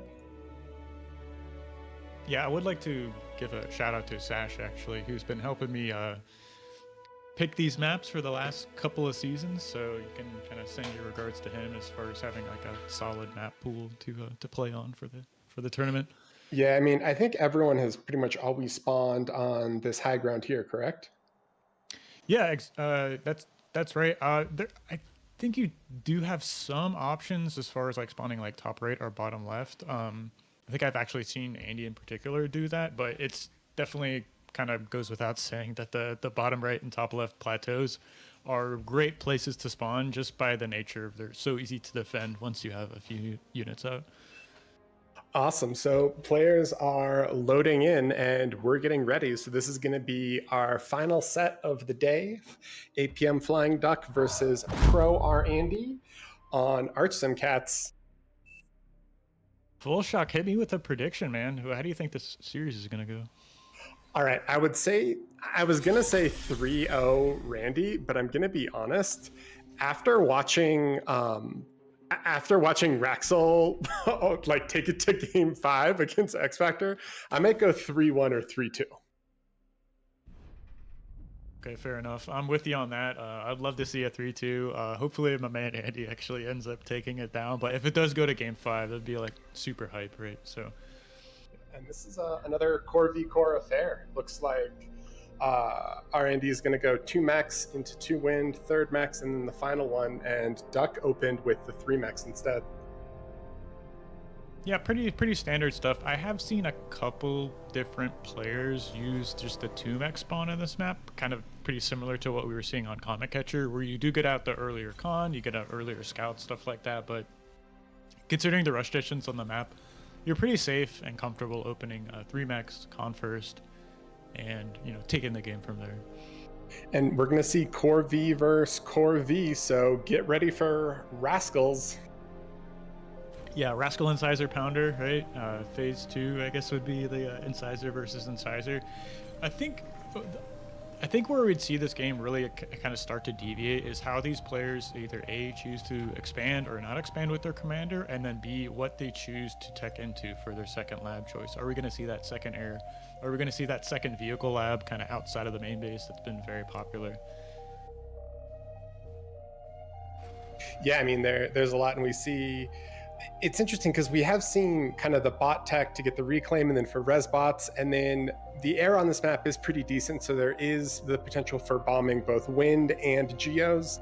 But we see 2 of Andy's Rascals making their way across the map. They're going to split and probably try to run in from different angles to see if they can get info or catch any expanding cons.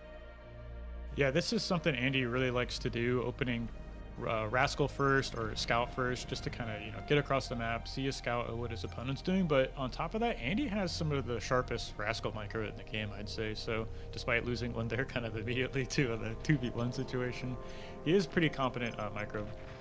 And of course, caster cursing that way into into that. No worries. Yeah, so he tried to get in, and he doesn't. I mean, he knows that it's core vehicle versus core vehicle, doesn't get any information on the exact spawn, and doesn't get any base layout. Sometimes those early raids can be super beneficial if you can at least see where the win is placed, so that if you do end up doing that blind bombing run later, you have a bit better idea. But looks like Flying Duck is going to start sending his own Rascals across the map and try to look and see if he can get any of that counter information. The bottom one is going to get caught by 2. No, it's not going to get caught. It's going to sneak through. Maybe. There is an incisor here to stop it, and I believe it can take this out. Okay, really, really well done defending that. And I do see, Andy's commander is expanding along the top side of the map. Flying Duck a little bit late to that, but he did seem to get up a construction turret for his troubles. So of players playing, I'd say fairly standard so far, expanding with the commander on a map like this. There's just so many like 3 mech spots you can take very quickly with that build power and increase your economy. And Andy tries to sneak a Rascal in, but there's a defending incisor from Flying Duck. He is ready. So I think relatively equal. Andy has out-expanded slightly. Like you said, he had that earlier comm walk and burning that comm BP to just take more mexes. So he has like a 33% income lead. But we'll see if either player can snipe expanding cons.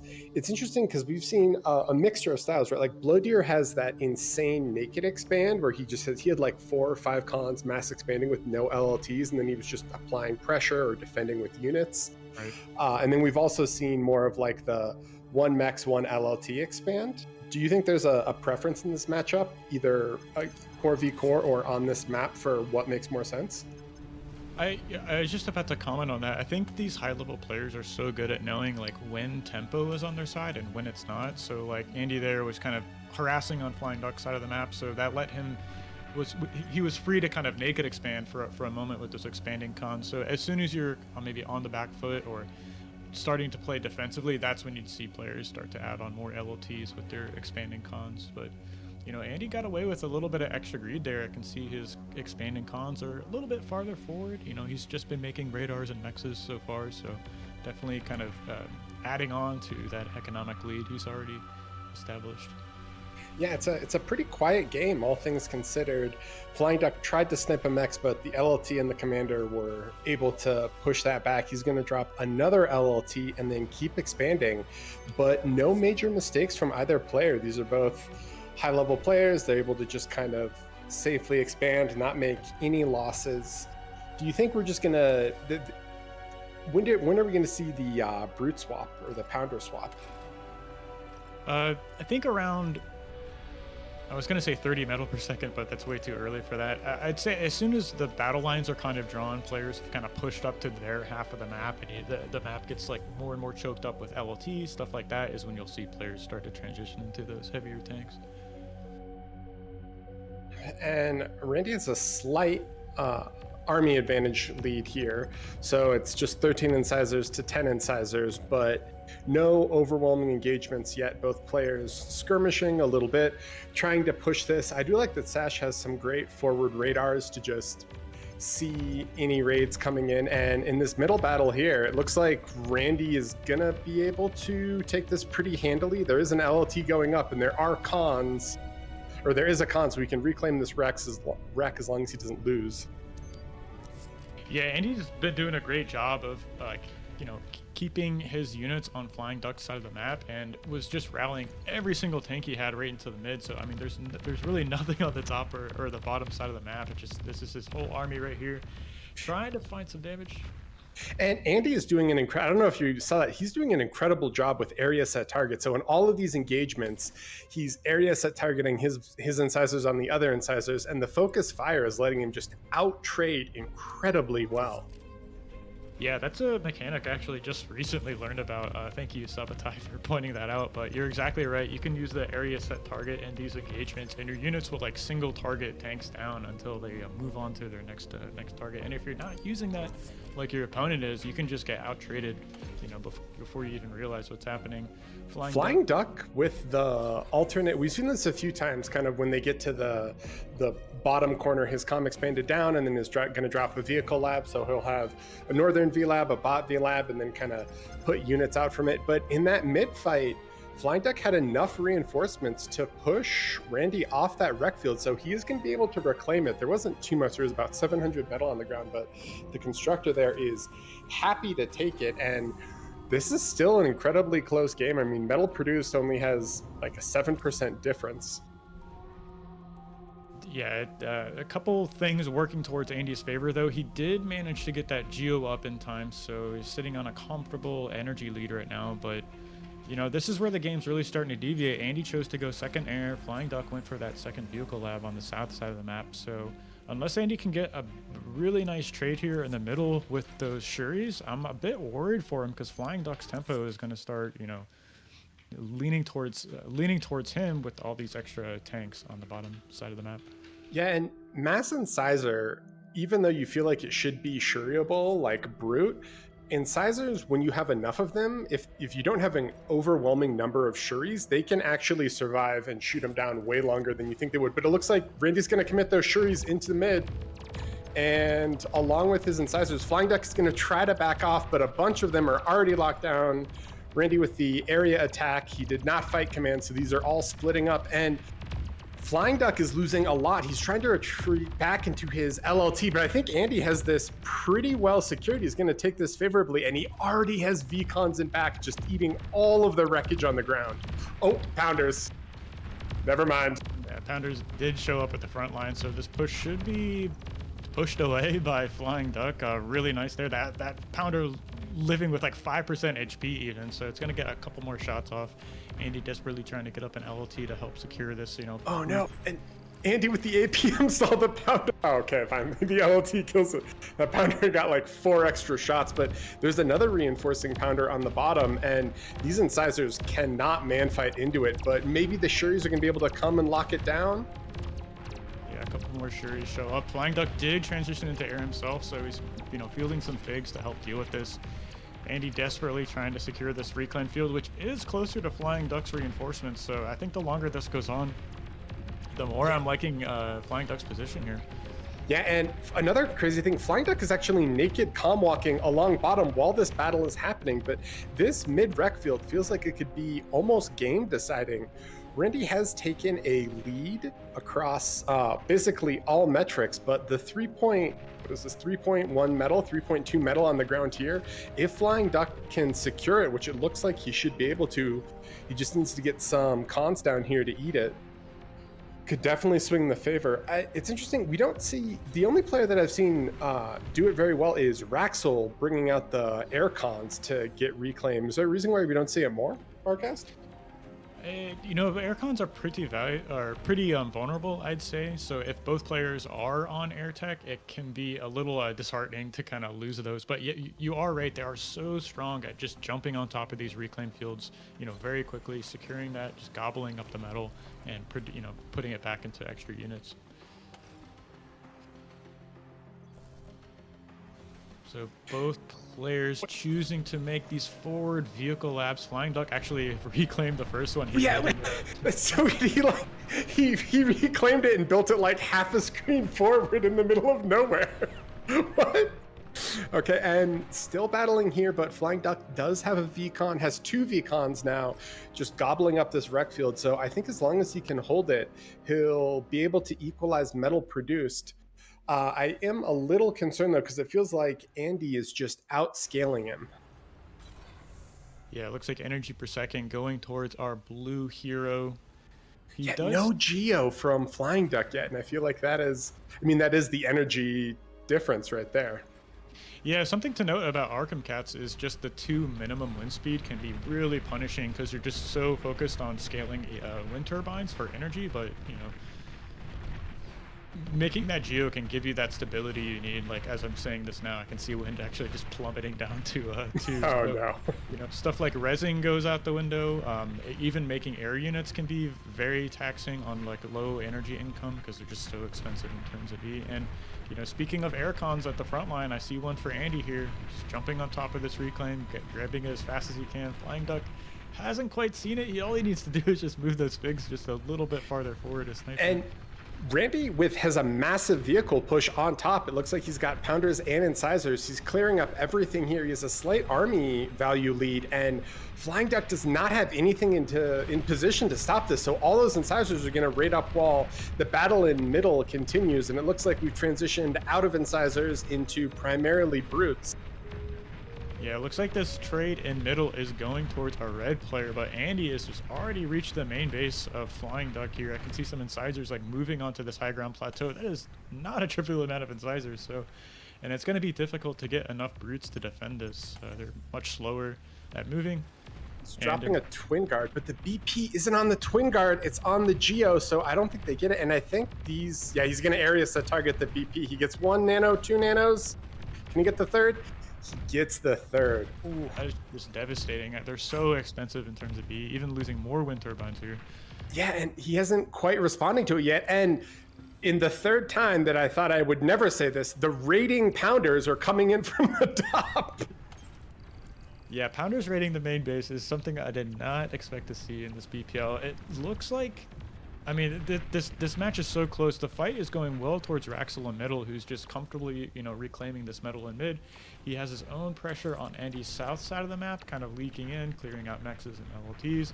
See some Shuris here to try and stop that, but Yeah, I mean, there's basically 3 main battlefronts here. Unfortunately, FlyingDuck wasn't able to push up into high ground, right? So he's still on the low ground outside of R&D's base, but these Pounders are inside, and there are Twin Guards, and sure, he's fighting against it, but this is scary because he has no reinforcements and nothing else. And Andy, realizing that the base is defended, is going to swing this army down and just start sniping all of the mexes that are behind FlyingDuck's army. Yeah, can even come in and flank that army that's in mid. Looks like FlyingDuck was able to raid into Randy's own main base, so he's going to try and get some counter damage here. Looks like these wind turbines are at risk, but there should be Shuris out to defend against his. Yeah, I think they're going to get shut down early, but I mean, he got, 2 mexes, and he got quite a few wind now, which is nice. Oh. You gotta stun the tanks, man. Just what's going on? Oh, it's getting eaten. It's okay. He reclaims it. So FlyingDuck has 1 army in mid, but it's kind of sandwiched between 2 more, and I don't know if he can really hold this. He's trying to fight against this advancing army, but at the same point, Randy just has the full mex control. We're seeing a pretty massive out eco here. FlyingDuck doing his best to hold bottom. He's got his commander down here. I'm a little concerned that there isn't that much around his commander on bottom. I think if Randy just commits the entire brute ball down there, he might be able to snipe it. Yeah, this is definitely the time in the match where you want to start thinking about moving your commander back in the main base. I will say Andy's doing a really good job of using these air cons. I see about 5 of them on the map right now, just recapping the mexes, grabbing reclaim where they, can get to, scooping up metal that should be FlyingDucks. Tank versus tank, and FlyingDuck calls it. He realizes that he's just a little bit too far behind. That was looking very even for a long time. Even I would have given the advantage to FlyingDuck for most of that game, but kind of with all those fights in mid and the reclaim going towards him. But as soon as Andy was able to get that second lab set up on the top side of the map, things just started spiraling out of control. He was never able to, FlyingDuck was never able to like split his units and correctly and be in the right place at the right time.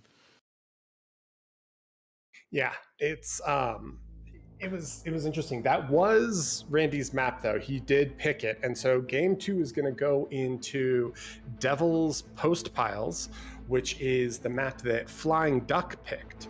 So it's going to be interesting to see if he's going to be able to recover on this. I think this is a map that is a lot more technical in many ways because it is choky, and you do have a lot of, there's a geo, there's reclaim, there's tons of mexes in the corners. So there's a lot of opportunity. Do you think there's any, I feel like I primarily have only seen core on this map. You can see everything, but core has just been super dominant, especially it's so choky that Pounders just have a field day. Right. Any comments, Marcast? I think you're totally right. Cortex is what players have been showing us a lot, and it's really just due to the fact that Pounders are so strong in these tight lane maps. So here we are, we've arrived at game number 2. FlyingDuck spawning the top left side, playing as the Cortex commander. Surely he'd be going vehicles here. We'll see. He's going to drop wind, and our Andy also as Cortex. We've seen 2 core v core matchups. I'm a little concerned. Are these players racist, Marcast? No arm picks? No arm, yeah. I guess XFactor was the only player confident enough to be picking our Armada in this tournament so far, but... Yeah, and you are correct. So FlyingDuck is going to go 3 max, 4 wind. Wind is at 11, and he's just going to drop that V-Lab right after. And it looks like Randy is going to do the same, except he's going to opt for the solar start as opposed to the wind start. Do you have a preference for those? Min wind is 6, but the BP cost of solars is always nice. Yeah, on 14 wind speed maps lately, I've been leaning a lot more solar heavy just because, of course you have that guaranteed income in this early game. I think the math is a little bit easier in terms of like, okay, I need to make this many solars to get out this many cons and start expanding, stuff like that. So it definitely simplifies the early game. So you're not, completely reliant on good wind versus bad wind kind of screwing up your game plan. And FlyingDuck is going to open 2 con and 100 rascals. our Andy is going to go Con, 2 Rascals, Con, 5 Rascals, 2 Cons, 2 Rascals. This is the weirdest queue I've ever seen. There's a lot of Cons and Rascals, and eventually Incisors come. Pretty interesting differences in spawning locations. We see both players spawned on the top side of the board, but I'd say Andy has a little bit more of a natural time kind of expanding with his commander down along the right side, and I'm wondering if FlyingDuck is actually going to be aggressive with his commander towards Randy's base, considering that rush distance is so much shorter. We'll have to see how that plays out. Yeah, we'll see. One kind of interesting thing that we've seen a few people do in these spawn positions is FlyingDuck will walk his comm and then do high ground LLT placements to deny the 2 mexes that are sort of in our Andy's base on that cliff. And I forgot who it was, but someone dropped a bot lab up there as well and then spammed grunts in. Yeah, definitely an opportunity for some shenanigans. You know, something to know about this map, it was changed before this tournament. I want to say those kind of hills you're referring to were traversable by bots. So they used to be, yeah. Which, you know, after seeing so many games on this map and it being so like vehicle dominated, I'm wondering if it'd actually be good to kind of change that back to give the map a little bit more attack paths, so both labs are a little bit more viable, but it's neither here nor there. Yeah, we'll see. Our Andy has out expanded significantly. We're looking at 12 metal a second to 18 metal a second. And just like you said, I mean, Randy's comm can easily expand down the right side, but FlyingDuck is taking quite a bit longer to really get his comm into position to start tapping the mexes along his side, and packs of roaming rascals are not going to be able to enter the base. Randy just has 2 incisors that are going to deny entrance, and his comm, I think, can shut down this rascal raid. Yeah, it looks like it. It's a great place to put a little LLT to kind of cut off that lane into your main base. Looks like one's going to go down right now. And, you know, like you were saying, Andy's got such a more natural expansion path with his commander, like along the way to the bottom right side of the map. You can just pick up mexes, put down radars, add LLTs, whereas FlyingDuck had to walk like a much farther distance to start making extra mexes. But a mine layer out here from FlyingDuck. We haven't seen that unit too many times in this game. Yeah, I feel like we've seen him more this BPL than I have in previous 1v1 tourneys. I like it. I also think in these choke point maps, it's so amazing the value that they can get, especially because as the player, you never know how many mines are behind the first line of mines. And so you inevitably run into these situations where you, as the spectator, you see the player run through and like clear the mines with units and then panic and pull back because they don't know what's ahead of it. So the mental damage is always prime. And Randy's making his way to the bottom corner now. Oh, FlyingDuck is setting up a trap here for Andy's commander. It looks like he placed 3 medium mines. Is placing 3 medium mines here. If he can put those on hold fire, he might actually be able to. This is insane. Actually, I want this to work so bad, despite my man Andy. Those are heavy mines, not medium mines. Which also he doesn't have the strongest E economy, so I'm a little worried that they're going to drain a lot. Because what are they? 10 a second? It's quite a bit. I mean, but who cares if you just instantly win the game? We'll have to see if. Yeah. I'm super excited to see this as well. If he actually pulls this off, I will be super impressed. Unfortunately, they are not on hold fire; they're on fire at will. So we will see. Yes. And Andy's gonna start pushing out with some pounders to kind of keep these chokes covered. It looks like he swapped to just pure pounder. He's got pounder on repeat. I mean, FlyingDuck needs to get this mine layer out of here, because if Andy does get wind of this, he might be kind of, you know, tipped to what's actually happening. It looks like the mines did finish. Gonna get a... He's gonna drop a beholder as well to get the vision. If this wins, I cannot express how excited I will be. He needs to get out of here. He can't reveal this unit because that's just gonna give Andy the information he needs. He's just making it up the hill right now. This beholder's almost... Does Andy see it? Andy sees the mine layer. Oh! He ran out of E. He E-stalled. And so the mine revealed. Damn. Oh, so close.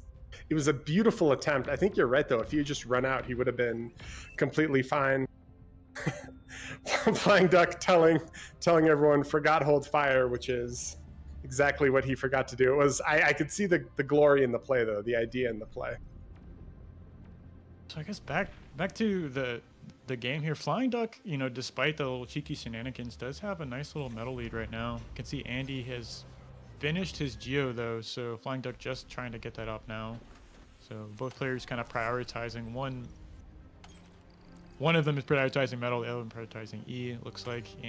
Yeah, but I mean, overall, like, metal produced is basically dead equal across the whole game. Granted, FlyingDuck will start to pull ahead here, and Randy has that slight energy produced lead, but army value is essentially equal too. So this still feels like anyone's game, and FlyingDuck's Geo finishes, and so that energy advantage that Randy had gets pushed back, and we see some incisors trying to surround and kill this Pounder. I think the Pounder is going to get a number of them before it's taken down. Yeah, this is that's a really nice catch by FlyingDuck, actually. Those two Pounders represented, you know, pretty significant part of Andy's army. I mean, he really doesn't have much. He's trying to do this air transition right now, so he's little bit light on units at the moment. Both players playing very greedy. FlyingDuck just completely naked expanding on the bottom left. If Andy only knew, could send a couple of scouts down there and try and take out the mexes, but Randy with the air lab transition, I like this, and he's going to start transporting things down to boost it. We've seen this quite a bit where you kind of end up in a two-base situation where the player has their main base and they have a secondary base, which is interesting because you see a lot of kind of dual side play, and then sometimes those labs will be different. It's also one of the things I think that pushes this into T2 more than any other map, but still feels relatively equal. Randy gets a full scout. If Andy only knew FlyingDuck had 2.2k metal in his bank, he would be feeling a little bit better right now. So that entire metal produced lead that FlyingDuck has is kind of out the window. He just can't spend his metal. Finally spends a bit of it, adding on some additional contours. And Andy lands both the scouts. They haven't been... Oh no, one of them dies. Does he find the other one? He does not. I love this from Andy. We've seen a few players do this where you get the early air cons and then you just put AA up on these post piles, and it's super difficult because you essentially can't out trade the other team's fighters, and they're really difficult to dislodge. He also had a trans. I'm curious if he's going to do the Wolverine cheese where he puts like a Wolverine or two on top of those post piles, which they're not that dangerous, but they are annoying, if that makes sense. Yeah, absolutely. I mean, there's really no good way to clear out those anti-air turrets once they get put up. I know, save for when you're like maybe T2 air yourself, or you just want to commit a bunch of light transports with some units to clear out those post piles. But you know, Andy did a great job defending those air cons from FlyingDuck, who is definitely out on the map trying to hunt those down. And we see a massive swarm of Pounders coming out. We got 19 Pounders for FlyingDuck, 9 for Andy. Fig count is relatively equal, though. Randy has 8 and FlyingDuck has 7. They're still skirmishing in mid, but again, there's a Thistle that just makes it impossible for FlyingDuck to actually win any of these fighter fights. Yeah, and that's going to give Andy some great cover to actually make some Shuris here if he wants to. So it's like a single incisor made its way through the main base. Looks like it's going to get caught out by a Pounder, but I am a bit worried for Andy right now. I mean, this is a significant... That is, yeah, that's a lot of Pounders. I think if he can just go Shuri, we'll see. But both players have labs on the bot, so we're going to see, in addition to the fight that's happening on top, we're also going to see units produced from both sides. Andy is taking all of these post-pile mexes with the aircons as well, so that metal produced advantage that FlyingDuck had is now equalized. Both players at 56 metal a second, and FlyingDuck coming in with the Pounders. Let's see if Randy can ride the defender's advantage. There are a lot of Pounders coming in behind this, though. Yeah, and he was able to get up these 2 twin guards, though, exactly at the right time. So this should be shut down between the Pounders kind of streaming out of his lab. You see he's got, 3 here. 4th one is just making its way to the front line, and repair is just too good. And at the same point that this is happening, Randy has raiding Pounders on the other side. I don't know if they're going to be able to snipe that. Does he get this twin guard? He's trying. Ooh, what? Yeah, repair's too good. Like he just dropped like 2.5k reclaim right in front of Andy's base. So he was The committing was a little rough. I think he maybe I guess if he hadn't committed there, it would have been better. But oof. I mean, in a tournament game, I'd say perhaps it's best to kind of hold on and play the game out a little bit longer. But do you want to lose and get on to the next game now, or do you want to lose over the next like 15-20 minutes? And I mean, fair enough. So that was game 2 on Devil's Postpiles, and unfortunately for FlyingDuck, we are going into game 3 on Pools of Ilys, and this is match point for Randy. So FlyingDuck is going to have to lean deep, dig deep into that pool of British versus British history and find a way to overcome his countrymen. It's going to be tough. I mean, you're going up against easily top 5 player in the game, right? Andy is just really well known as being one of the best 1v1 players of the game, and what you don't want to be is on match point versus him in the round of 8. Last life, no redos, no extra lives here. All right, and it looks like both players are going to do a 2-mech spawn. Randy with the arm spawn. Okay, awesome. So LDM, if you just want to change the score, we can go ahead and just go to game 2. It's pretty awesome that FlyingDuck took a game off Randy. So just kidding. I'm excited. We actually get to see arm. Yeah, we're gonna have to see. Does Andy choose to roll bots here or vehicles? I think it's I guess any lab can be put down here, but both of them seem to work. It can be very impressive playing against grunts with Cortex or Armada bots though, so rightly so. See him has that vehicle lab queued up. Not gonna see any of our pawns just yet. And we're gonna see core bots from FlyingDuck, and he's going to go Grave Robber to Con before any grunt. So a little bit greedy, which maybe can be punished because Randy's going to open triple Rover. He's going to open 3 Rover, 1 Con, 3 Rover. So Randy might be able to do a bit of damage or catch one of these res bots. FlyingDuck is going to have to be very careful. This could be kind of a repeat of what we saw in that Blodir game, though. Despite playing bots versus vehicles on this map, just by nature of having all this early build power, having access to that energy reclaim, you have this kind of power spike with bots. Being able to leave the main base with your commander, you get that con turret up quickly enough. But it's it's on Andy to find some damage here, because if FlyingDuck gets away with this really super greedy open, he's going to be ahead. Interestingly enough, Randy is dropped into Blitz already. He went 3 Rover and then he dropped back and is making Blitz, which I feel like can be a little dangerous because if you try to skip the scouting, hold on, we got raids coming in. Does he get he doesn't get the res bot. Survives with 15% HP, and this other Rover is going to try to snipe this expanding con, but there is a grunt coming. And the other Rover that was on top, that con is protected by a grunt as well. So FlyingDuck may have blunted this aggression from Randy.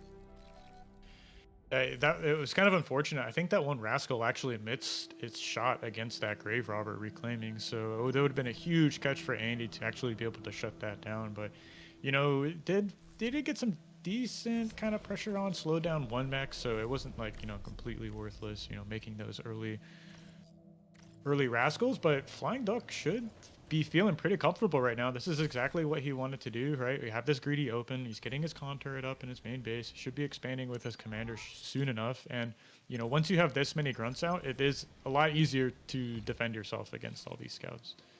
Okay, so I'm a little intrigued with, it looks like we're going to see a con go down. This Blitz is going to find a con and stop that mech. So 1 expanded con is down, which is nice, but Andy is gonna go for Beaver, and I'm assuming for titles. So he's just gonna run it into one of the big pools and start spamming. It's boosting right now, but that's the only reason I could think to make one, right? Or do you think we might see a puddle play where he's gonna? I mean, you don't go turtle, but you could theoretically go for a 1.5 lab in one of the pools and then play aggressive off of that.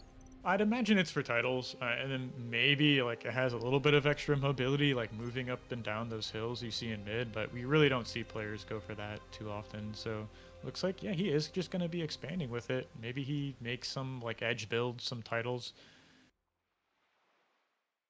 What am I watching here? Andy's like placing down beholders, placing down mines with his mine layer, stuff like that. Yeah, we'll see. So that is actually going to take, a few of those mexes. Did he queue it? No, he has. So he hasn't actually queued it. So we're not sure where it'll end up yet. And both players are expanding vertically, which I think is pretty common.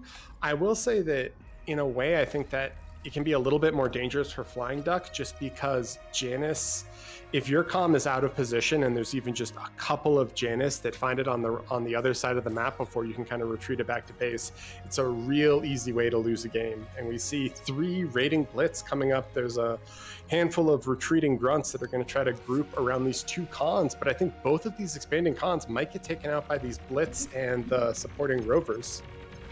Yeah, grunts do have a range advantage over the blitz and can kite them. Andy choosing not to take that engagement. Looks like he's got a couple more kind of snaking their way up through mid. Maybe he jumps on top of that, but it looks like for now FlyingDuck has enough grunts in position to defend himself, even reinforcing these 2 cons in mid. So still doing a great job defending his expanding cons. Getting he's getting great surround for the flanking damage. So he's actually trading far better than I thought he would. Looks like Andy was able to catch out a con there, trying to expand to those 2 mexes by the Geo. Is he going to find a second con? Don't think so. Yeah, I think he'll be okay. The one concerning thing is that all these wrecks are on the bot side of the map, right? So FlyingDuck theoretically can either reclaim them or res them if he wants and send them back. LDM, what is the mine layer in the bottom left doing? I've got questions and I need answers. Beholder and mines. Heavy mine. If Randy, if the counterplay happens, oh no! Wait, is it really just 2 heavy mines to clear this? Okay, the radar I don't think so. Oh, he's stopping to make a radar. Okay, this is gonna be. This is gonna be really close. Wait, he sees it, right? Yeah, he's got vision. He's got vision. I know, but is he looking? You know. I mean, fair. Wow, that didn't have time to look. It didn't have time. The other one does, though, right? Oh my god! 70% of his health! He almost died there. That is incredibly lucky. At the same time, we see a raid that was headed towards Randy's commander, and they're going to see the commander and the LLT getting dropped down and retreat away. FlyingDuck has secured the center of the map with a row of grunts, but there are a lot of blitz. There's 10 blitz that are getting into position to try to do... I like that as well. Andy's still trying to get this commander snipe. I don't think FlyingDuck is actually going to give it to him. He has to imagine that mine layer is still alive, still laying down mines. And FlyingDuck did do a V-swap, so he's got 4 incisors ready, and he's actually rezzed 2 blitz. So instead of the traditional blitz versus grunt matchup, we're going to start seeing incisors, and it is a lot more difficult for blitz to trade well into incisors. They historically, we're just going to say, have not done well. Yeah, pretty proper transition timing too. So he's trying to find some value with these grunts here and there, trying to sneak around these like cliffs and hills. But Andy had some really well-placed LLTs to defend himself. Looks like both players are, it's a relatively even game, it seems. Metal income's the same, energy income is the same. I do say, I think I like FlyingDuck's position just a little bit better. Like, as you said, he's already switched to incisors, which trade much better against blitzes. He's going to be able to defend this push, it seems. We'll have to see. Yeah, Andy's not going to choose to take this attack. Right, so backs away. I think you just back up there, but it looks like the vast majority of the free mexes are more or less claimed. So I think we're going to potentially see that swap into Brute and Stout, maybe some Pounder and some Janus on top. We'll see. I'm still waiting for this amphibious con to go into the water and start making titles. It feels like it was just a misclick at this point, but who knows? Yeah, I mean, I can't imagine he paid the extra, energy cost just to have like a slightly faster con going up those like 2 hills that. And Another fight here, but the Blitz ran into the incisors, and that laser drop off, it's somewhat counterintuitive because it's like you want the Blitz to be close enough to trade with the incisors, but you want them at max range because if they close in, the incisors basically deal double damage, right? Laser drop off goes from 50% at range to 100% when they're closer. And these incisors are just sniping away these Blitz. Randy needs to be very careful. Looks like he's made an air transition. I see an aircon flying across the map. Should be capping these like high mexes here. I'm wondering if we're going to be seeing some gunships come out, which can't say that those trade very well against incisors. I'm a bit worried for Andy's position. FlyingDuck has like a 47% army value lead. And FlyingDuck already has an air lab, and if he scouts this, or even if he just has a handful of figs before the Banshees cross the map, it's going to be rough. And on top of that, I think that I think one of the aircons was already shown, so he probably got the aircraft detected. So he should, he already has figs coming out. We see a massive raid from FlyingDuck. This needs to do quite a bit of damage. Self-D, 3 seconds. Oh my god. Oh, close, it gets sniped.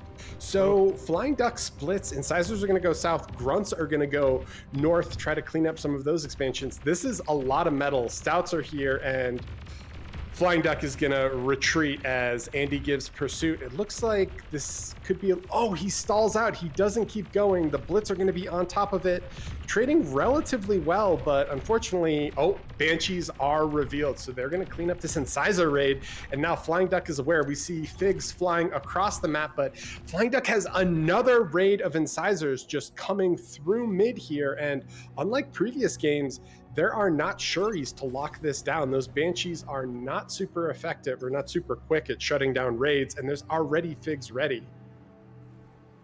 Yeah, he's FlyingDuck continuing to apply the pressure here. He should be taking he found all the Banshees. No! They are landed, so they might not be taken out super quick. FlyingDuck's flying over some AA right now, but these incisors still finding damage. I mean, they're coming in, and Randy's gonna need to get in position, but if these incisors and this raid can get in and start sniping energy, it's gonna be concerning.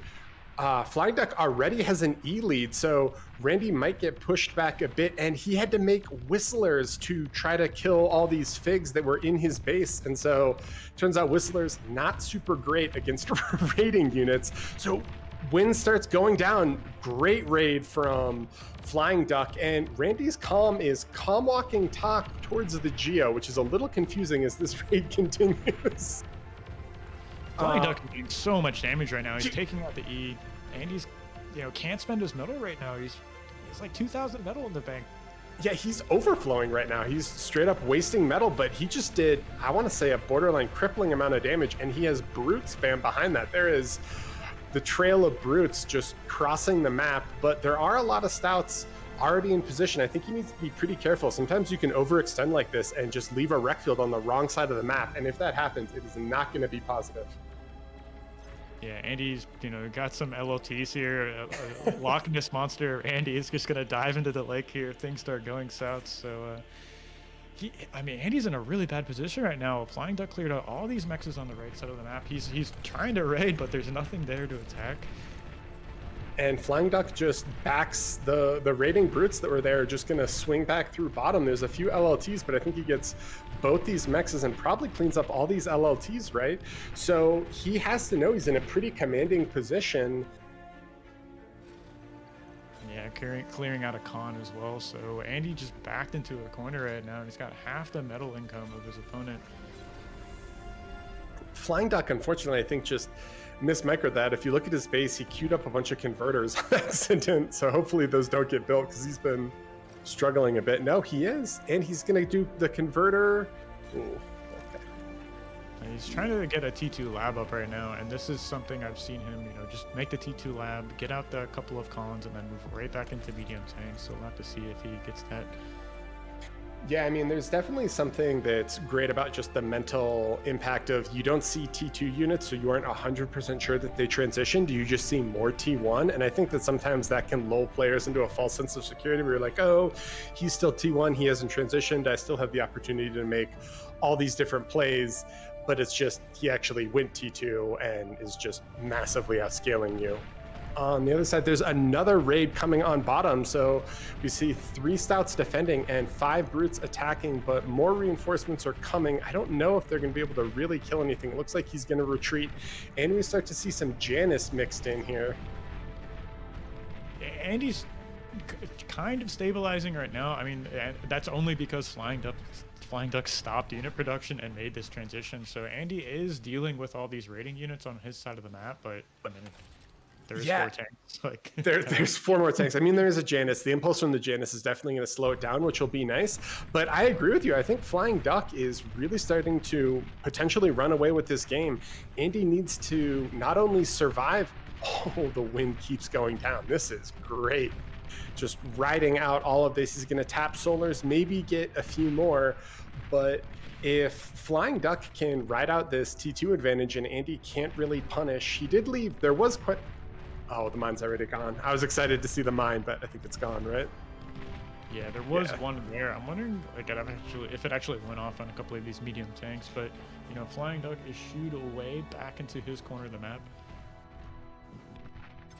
And there's just one brute somehow behind everything attacking cons, which is amazing. Both these cons are going to back up. He's going to try to drop a radar. If he can kill both those expanding cons, it's actually kind of nice, though, because the longer he can keep Randy, not only on this side of the map, but also from not expanding, and 4 more reinforcement brutes are going to swing down. So Randy is really on the ropes, and it looks like we see Tiger production from FlyingDuck. What's his T2 mech situation like, LDM? I mean, he already has so many T2 mexes capped. Looks like he has, wait, 1, 6, 2, 3, 4 T2 cons already made. One's kind of sitting there assisting the lab for now, but I mean, it is just this map is so in favor of FlyingDuck right now. He's got a huge metal income lead. He's got a huge energy income lead. He's still raiding on Randy's side of the map despite he stopped making brutes like 2 minutes ago, 2-3 minutes ago. And he's gonna get more wind with these. Oh, maybe not actually the Canis. No, he is. I mean, that's what, 6 wind, 8 wind, 10 wind, 12 wind, 14 wind, and he might get BP. Oh no. Oh, he gets more wind down below, which, I mean, awesome job, right? Randy has just been dealing with leaks forever. Randy's going to try to do a little counterattack on the bottom, but now he's going to get that T2 unit detected warning.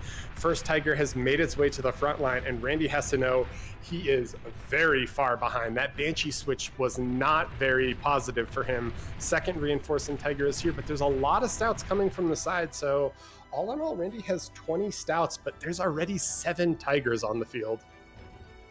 Yeah, and you can deal with a few Tigers here and there with your medium tanks, but as soon as they start getting in this high of number, I mean, you can just start kiting the brutes, just kiting the scouts, right? And I don't see a way for Andy to come back in this game. I mean, all FlyingDuck has to do is just keep printing these medium tanks, maybe take the Geo, and just kind of ride out this huge metal income lead. Yeah, I mean, I like his position too, right? He still has Fig, so it's going to be borderline impossible to snipe his commander, and he has mid, and I agree with you. I mean, he's in a pretty commanding energy lead without the Geo. So Randy's going to have to take some super favorable fights or try to figure out something to do here.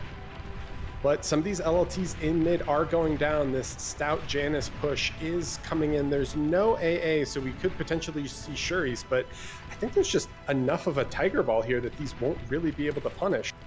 On the same side, we see 4 raiding brutes. They get 2 mexes. They don't get the cons, but they're pushing up here, and he's going to check and see, oh, there's no Geo, and there's a couple unprotected mexes, so they might be able to get more. Yeah, Andy's committing his units to this attack in mid, right? He actually has some res spots here to start, rezzing these units that went down, but he has to deal with these 2 Tigers on the bottom side of the map, and it looks like there's 2 more kind of streaming towards the main base here. Yep, luckily, go ahead. All right, it looks like they're going to be caught out. The Canis shot goes off, impulses that first forward brute, and he's going to set target on this Tiger, and Andy should be able to clear up this raid. And I love this Resbot play. I mean, this is one of the ways you can always come back into a game, right, is just superior reclaim. Randy also split his attacking force, so even though he has those ones attacking in the middle, he sent a raid to the left, and all of those on the western side of the map can potentially swing up and then just start ripping apart his energy economy. And wow, this Resbot ball is absolutely incredible from Randy. It has just been picking up everything. So even though FlyingDuck is out trading or was out trading, everything that dies just keeps getting pushed back. And a bunch of the reinforcing tigers tried to chase that army down, but Randy is knocking on FlyingDuck's front door now, so he needs to be very careful. Yeah, he did make a Tsar, so the Tonks are out. That should be enough to steer away these Canis, right? But I mean, the Resbots did a fair amount of work. Is Andy's commander like by the Geo right now? Yeah, what is Randy? Oh my god! Oh no, Randy! Oh no! Did he? Was that on purpose? What was he trying to do, Randy? Oh my god! Well, breakdown. What's this? When you walk into enemy LLTs, what are you trying to achieve, Barkas? Can you, as a top tier 1v1 player, can you fill me in on the strategic analysis? Well, when you're that far behind, I think you just kind of have to take some risks, right? So that's what Andy's doing. Not the situation you want to be into, because it can be pretty unforgiving, as we saw. Commanders are fairly squishy, right? Twin Guard's pretty strong. All right, so that was match point for Randy, but he does not clench it. So we're going to go to game 3 on Into Battle Redux. LDM keeps saying into the battle, and now I want to say it, and it is so obnoxious. Into Battle Redux. And I'm also going to say, guys, we saw a reverse sweep earlier today, right? So maybe FlyingDuck could pull this off. We'll see. This is a smaller map. I don't know. I mean, I will say these APM players are kind of putting everyone to shame with, we're like, oh, they're not, they're favored here and there. They've been putting out some good games here. So I'm excited to see where this goes. Yeah, I mean, I've said it before, I'll say it again. Those APM players are just constantly improving. Really kind of shows their drive and determination to improve at the game. They've got a solid group of players to practice with, study replays, try and reflect and self-improve. And it's really been showing. I mean, both of these APM players that I think everyone, frankly, was kind of not dogging on, but considering their opponents, you didn't quite think they could take the series down, and have really been showing up today. So pretty cool to see. Yep, and we're going to see a FlyingDuck with the 2 mechs core bot start. And Andy's 3 mechs, so a bit of a risk here from Andy. If some grunts do get across the map, they might be able to find some damage. We'll have to see if, in classic Andy fashion, he goes a couple of attacking units before his first con. He doesn't. Right now, he has it queued as con, grunt, con, 100 grunts. So I think Andy actually got away with this bit of greed here. So he's going to have a metal income lead. Despite having the slower factory, you are able to kind of produce more units like straight away just by nature of having more metal income. You can kind of continue scaling energy with your commander, go back to assisting the lab, and then like we've seen a lot today, players are really not choosing to expand with their commander on this map when they're playing bots, instead just using the construction bots to move onto the map and cap the mixes. Yeah, it's gonna be interesting. Oh, I just watched the replay of Randy dying. I feel like I don't see thug transitions as quickly as I would expect. Is there a reason why? Because I feel like this map is so choky that if you could just, you obviously want to keep your commander in base for the early BP, like you were saying, but I feel like we see just grunt spam for much, much longer than I would normally expect. I think it's because there's 3 lanes to attack into and they're so far apart, and thugs are so slow, it can be really difficult to pressure top or bottom, left or right, where you need to be, and just have these really slow moving thugs and not by the time they move to where they need to be, your opponent has enough time to prepare a defense, right? So. And first little exchange here, except this grunt from FlyingDuck is going to be flanked in a second. Oh, it's going to back up. It's got a reinforcing. Oh, now it's 2v3, and first blood goes to FlyingDuck. It looks like he might take down another one, and Randy doesn't lose any of his 3 initial raiding grunts.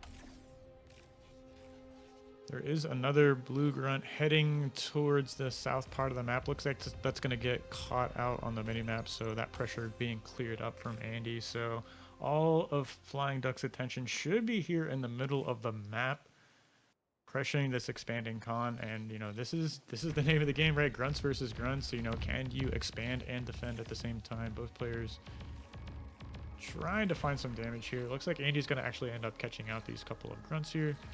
He's going to secure his position and be able to defend that expanding con in mid.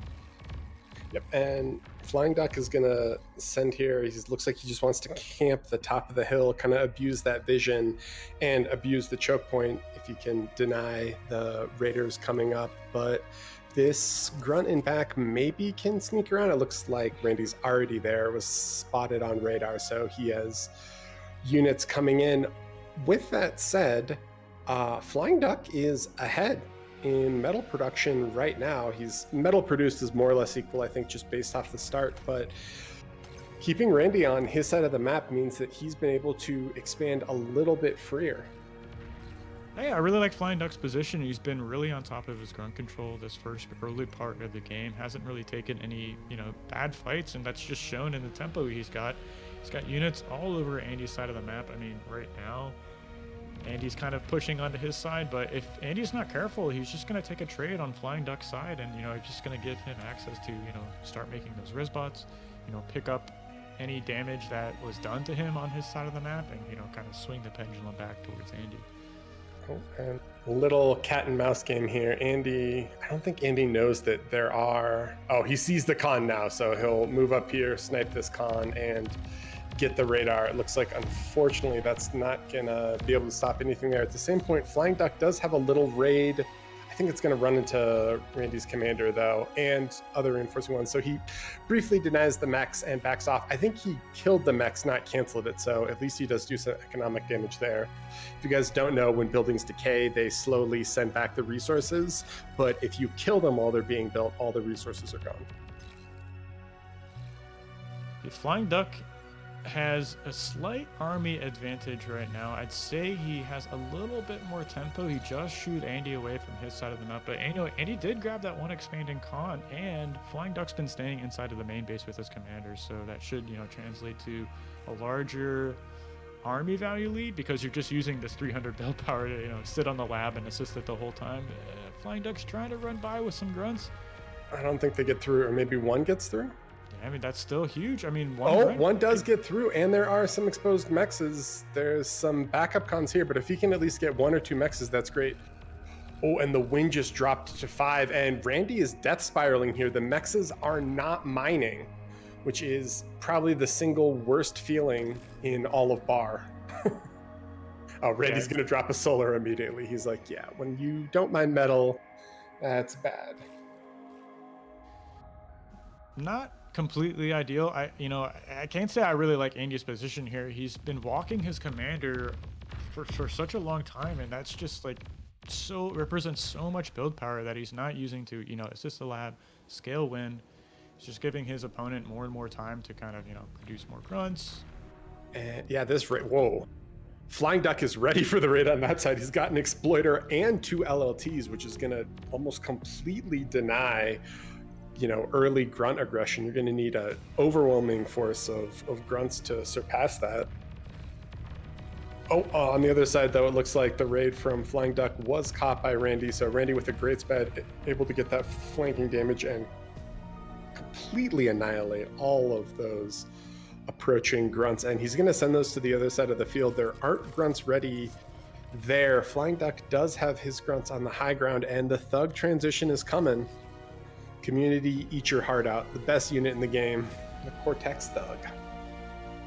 You know, I still like FlyingDuck's position. He has more energy income.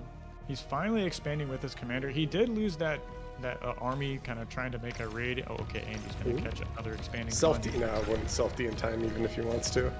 And he's going to get the con. It looks like his commander's here. Unfortunately, the whole bottom is exposed, which I think Randy might be able to punish. I'm more concerned. I know that you like FlyingDuck's position, but there is a what?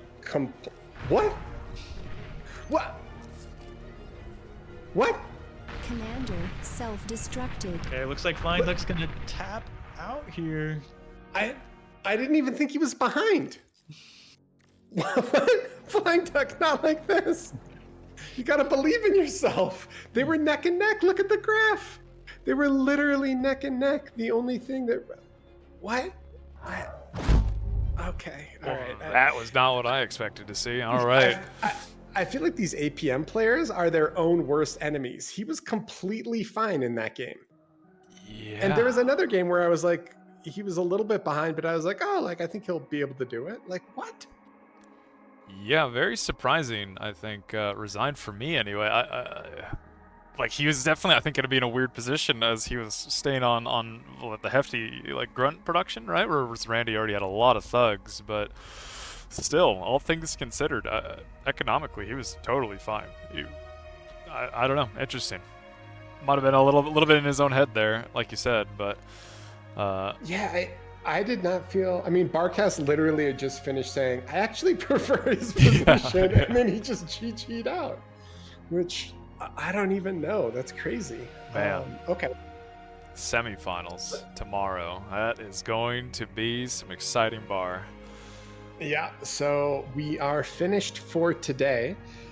Tomorrow, starting at the same time, and the correct time is now posted. I apologize for saying the incorrect time previously, but our semifinals are going to be Blodir versus X Factor, which is hype, and Otto versus Randy, which is also hype.